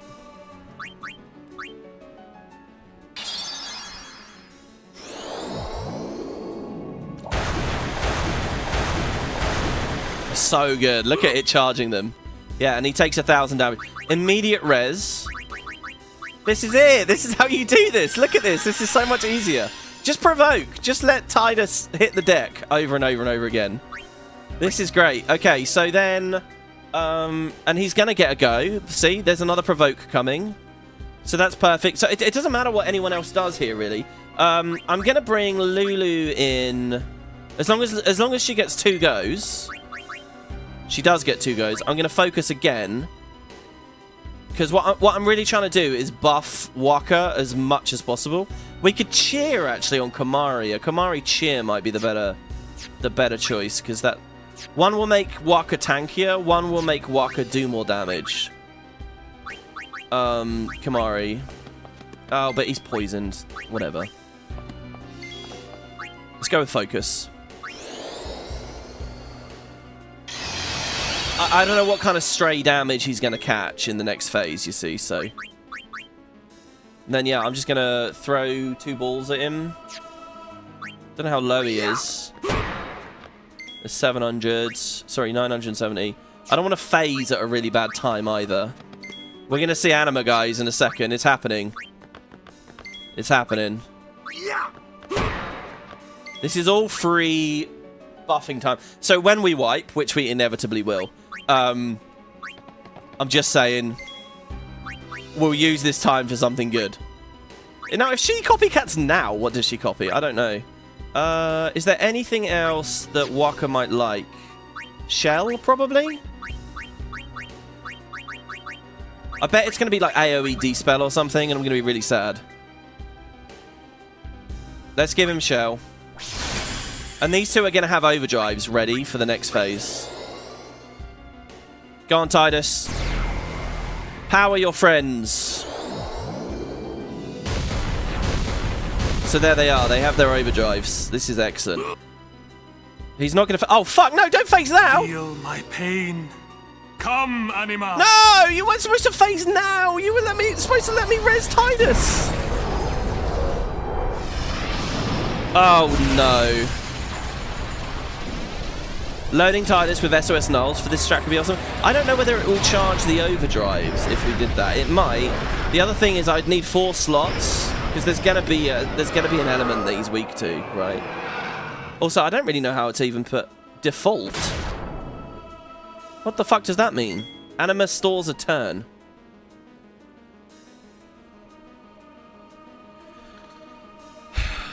Oh, do I have to throw the run so that I can scan?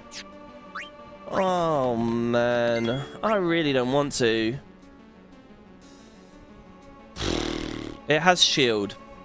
It uses default. Why is it called default? To shield itself. And then take 2 turns at once.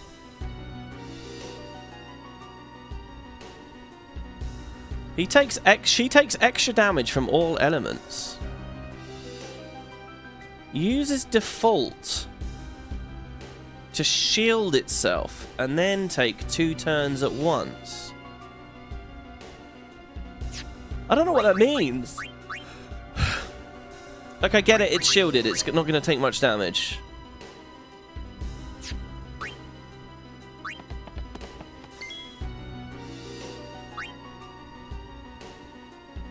She's gonna... Oh my god, can she... You can't copycat an overdrive, can you? I guess I Phoenix down.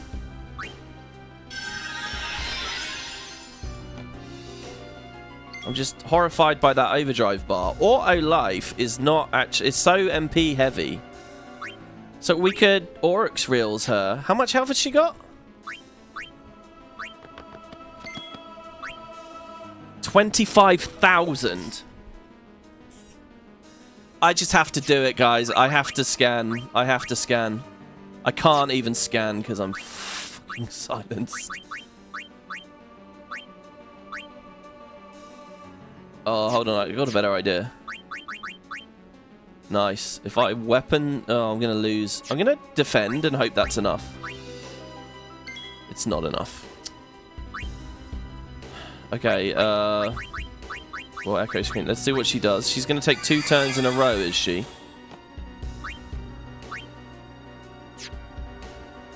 I'm going to be so sad if we wipe here. Can Orin threaten Anima? Do you want to try it? Can you threaten Anima? Immune. Pain. Is that a counter or was that just its turn? Okay, pain is death.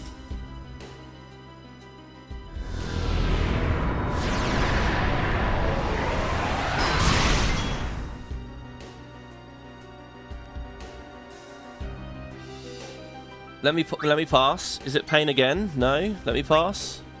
Default. Anima stalls up a turn.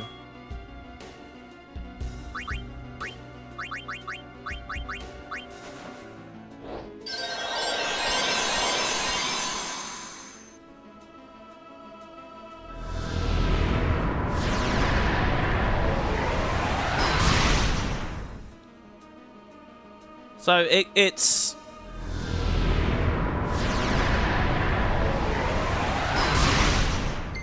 Well, we get to scan at least. So it's going to be 2 turns and then 2 just deaths. Oh, it's immune to... Oh. Well, what a waste that was. Okay, so she's going to rip all my buffs and everything off. She's just going to ruin me. So she's immune to scan. She's immune to threaten. Let's mix together another two smoke bombs and see if anything lands. Immune to everything, it looks like. Alright, here we go. This is it. It's death now.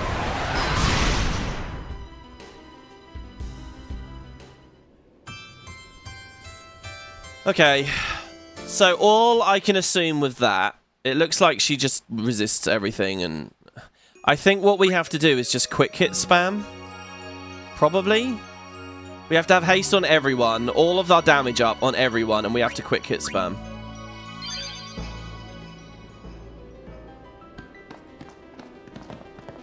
All I can tell from that is go as fast as possible. Seymour! There's no point cheering, there's no point reflexing, there's no point focusing, there's no point jinxing, there's no point lucking. Just make me hit it as fast as you can. So be it.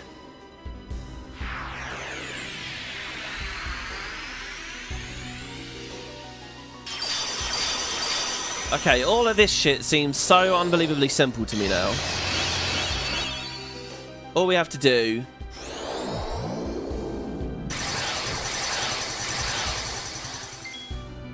is slow, Aguado.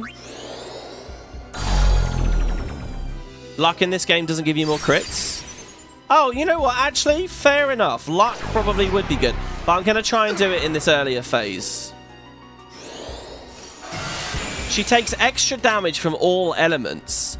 So, Tidus with a double elemental weapon and Auron with a double elemental weapon, they're actually going to do a lot of damage. Waka has a double elemental weapon. So I think what we do, guys, is we stack damage, mad damage here. This is what it's all about now. Let's throw Copycat up.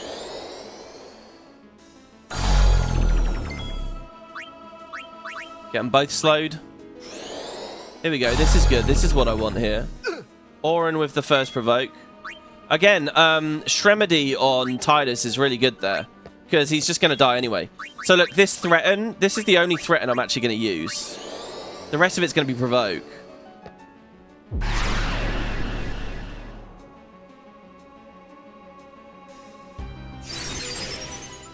Okay.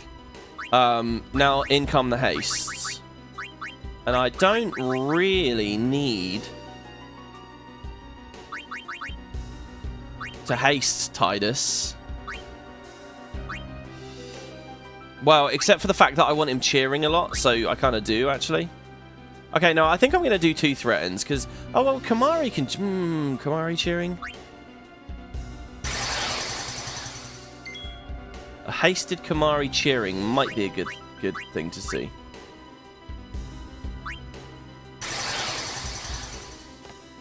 Cheering on Waka. Waka is like the main man here. Okay, now talking... I assume I don't lose that when I die, talking with Tidus. I assume I keep it for the whole fight. If it cleanses when I die, then this sucks.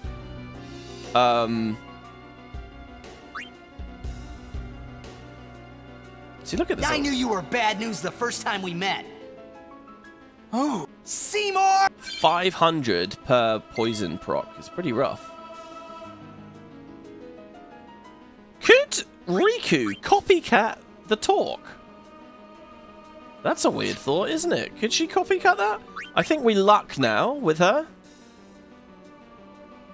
Well, does that really matter? It would give Auron a slight chance for some...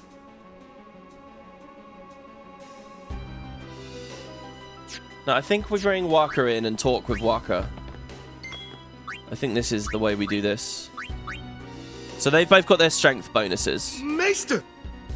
So what? So these two now, if I can get 5 cheers on these two, this threaten has to go through. If it's bad RNG, we have to redo the last 5 minutes again. Okay. So it's just cheer spam now. I'm still nervous about more Shremedies coming in, but I don't think that matters too much, actually. The auto regen has been nice. So that's 1. Let's keep counting carefully here. This is 2. Oh shit, maybe I should have hasted Walker. So there's a Shremedy. We're gonna just remedy ourselves with that. I might be doing this a bit early. Well, no, not really. This is 3, right? Or did I already say 3? See, but Tidus loses his cheers. I mean, as long as Walker's getting them, I'm fine with it. Okay, now we need Riku out. Because she's the one that has to gain the overdrive benefit. Now, she can cheer. But who's she cheering on there? Auron?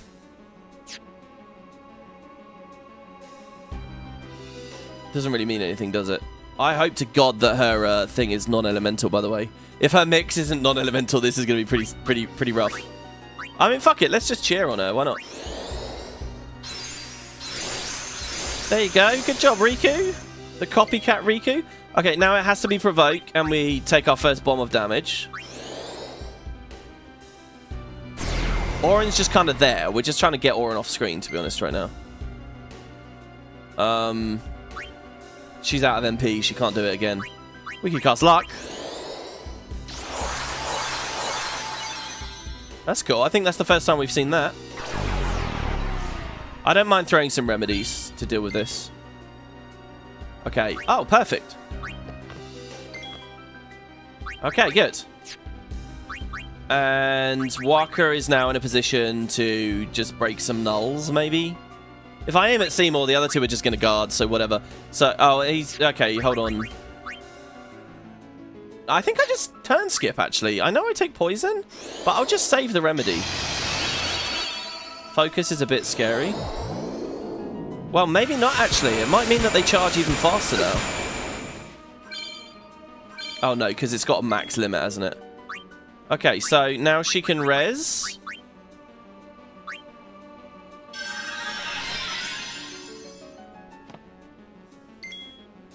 And... I mean, really? She needs to cleanse herself. We have to res and Chocobo Feather. Okay, that's fine. We can provoke anyway. Right, we have to start remedying and healing up. This is getting a bit ridiculous. The thing is, I'll just keep reapplying. Actually, the only thing that actually matters is antidotes. So we do 2 antidotes. I wonder if they'll Shremedy. A little bit nervous that she's very low.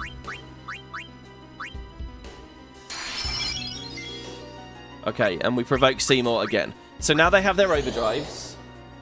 We will immediately throw the fucking concoction, whatever it was called. Okay, good. Nobody's gonna die. What do I do with her? I just want to make sure that we get our turns. We do good things with our turns. I think it's High Potion. High Potion on Waka.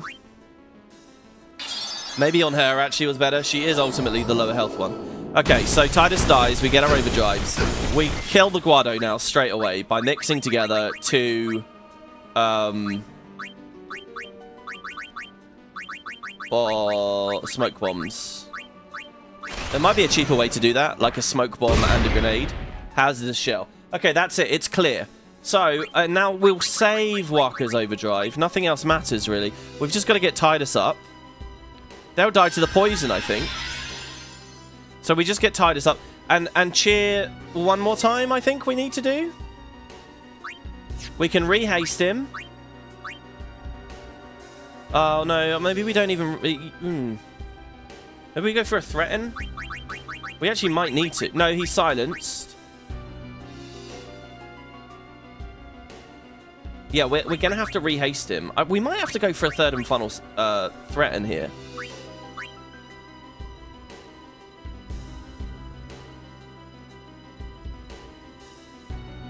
The other thing to do is, like, throw, like, mix some kind of big defensive on Riku and then use Oryx Reels.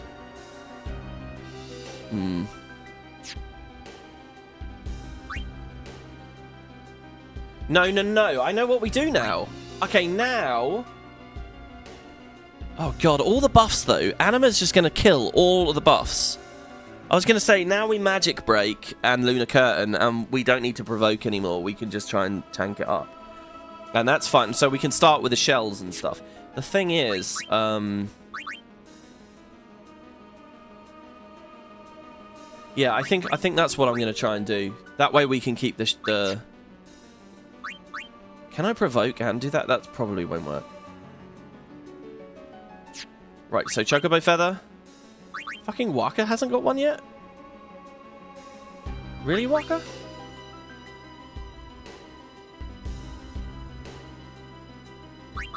Okay.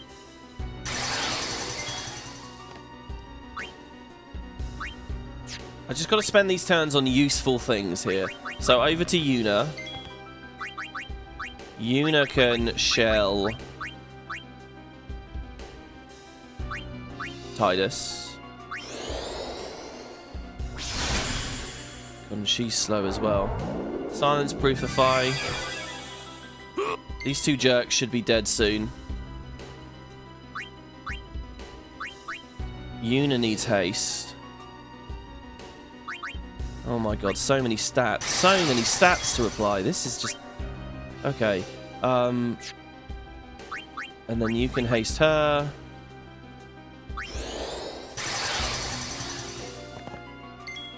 I really fucking hope those things die before they wake up. It will be horrible if they don't, but I think they do, right? I'm pretty sure we're okay. Shell is the only one that matters. So I guess I'll shell myself as well. Are we actually going to have Riku out there trying to tank this shit? I don't think so. I think we're going to put other people out. So... Back to Waka, maybe? Oh no, I know what we do. Lulu. Do you know what? I'm gonna go for the big one, guys. I'm gonna go for the really big one. I'm gonna do 5 focuses. Shell. Oh no, that's not gonna work. Well, whatever. Let's give Kamari his turn. And that can be a cheer, I guess.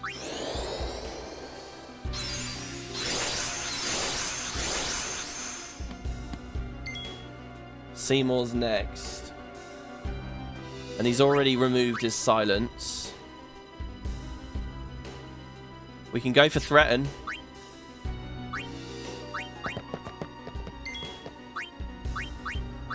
No, it's not worth it. Okay, I've confused myself a little bit here. This strat requires that we can't buff Tidus. It's just not going to work. Tidus just ain't going to get the damage he needs. Waka, yes. Tidus, no. Which is a shame because like he's the one with quick hit. Look, like he's getting closer there. All that really did was fuck us on our... Their stats are just going and going and going, aren't they?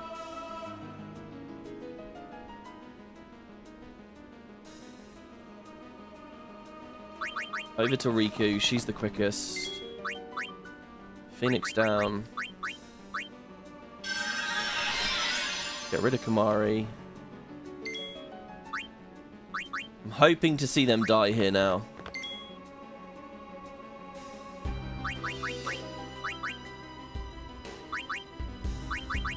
We could charge some overdrives as well in prep for the next phase.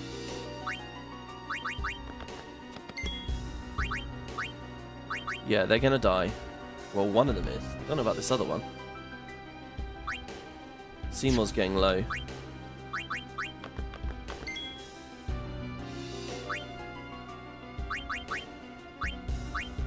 Has Yuna already talked? No, we could talk on Yuna. Oh, no, not to the Guado! Oh.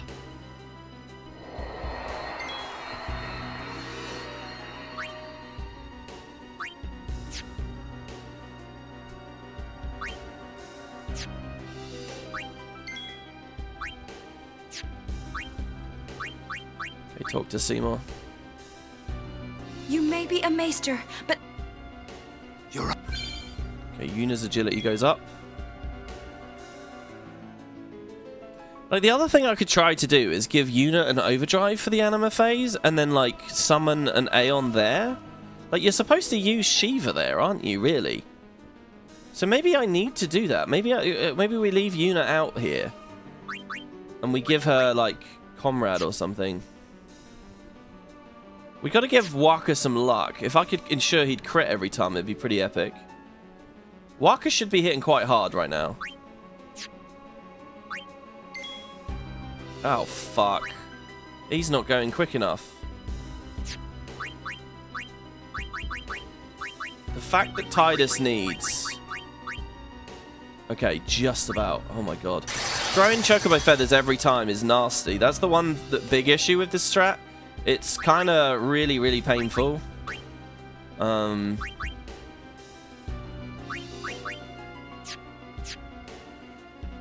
mean, maybe I can survive with the magic break now.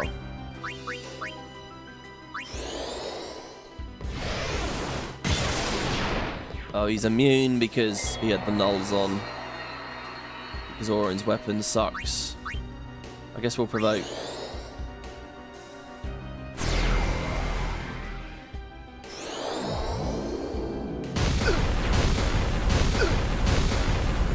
Maybe there's a way with focus or something. Right, let's see. Kamari. 6k health. We just I'm just concerned how many items I'm throwing here. I'm throwing a lot of items.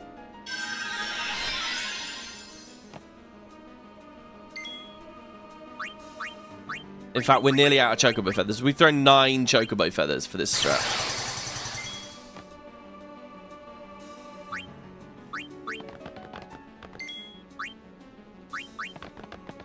We can do a second Riku mix this time.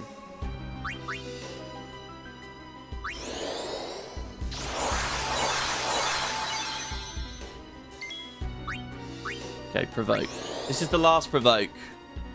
I think we kill him now.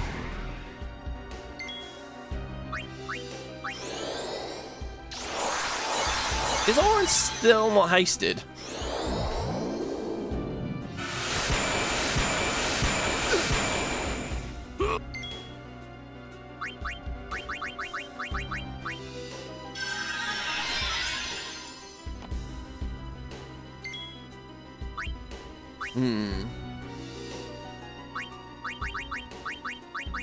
Yeah, I never hasted Auron once this entire time. Right, how low are you, Seymour, now?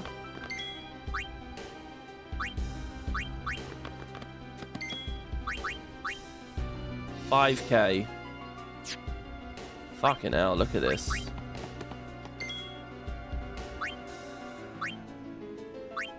If we throw our last Chocobo Feather on Tidus... I'm just not giving myself space for any damage, really. The loop I'm caught in here is bad as well, to be honest. I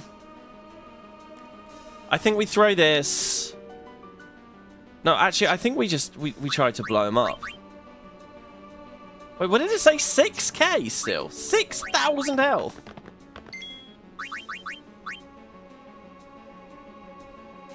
God. Alright, just hit him hard. 1k. And now we magic break.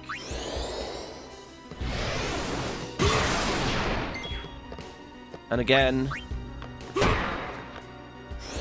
Now, let's see. We should survive. See, if we have Shell...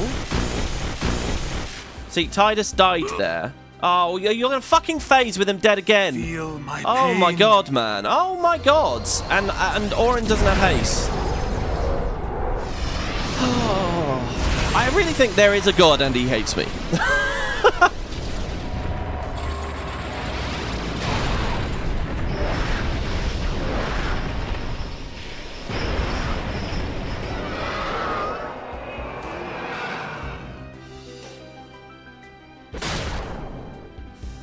Alright, Anima stalls a turn. Okay, the idea is to nuke him with that. He's just gonna cast Pain twice, and I'm gonna die.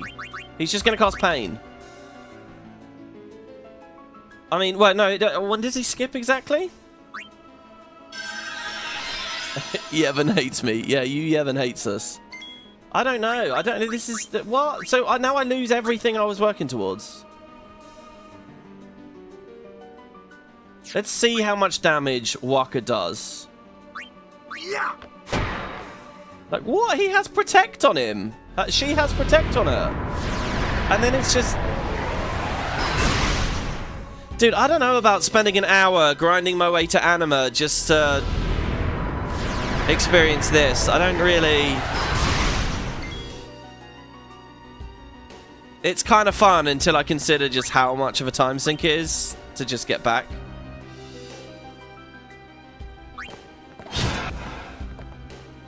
So, like, Tidus can get what? How many attacks? 1... We need to use an overdrive to de-spell as well. I don't know what mixes are available. I'm going to have to look it up. It's just almost instant game over against Anima. Guys, I'm going to end it there. Thank you very much for watching. If anyone has any advice or wants to chat about it, I'll be watching the comments. I will see if I can figure out an idea for this, and I'll be back next time. I don't want to do a Let's Play where it's just, like, impossibly boring for people to watch because it's hours and hours and hours in the same room. So we will see. I'll see what I can figure out on the next one. But yeah, you know, we've been going for 7 hours already. So thank you all. We got to Anima at least. Thanks. Hope you guys all enjoyed. And I'll see you on the next one. Take care, guys. Have a good night. Bye-bye.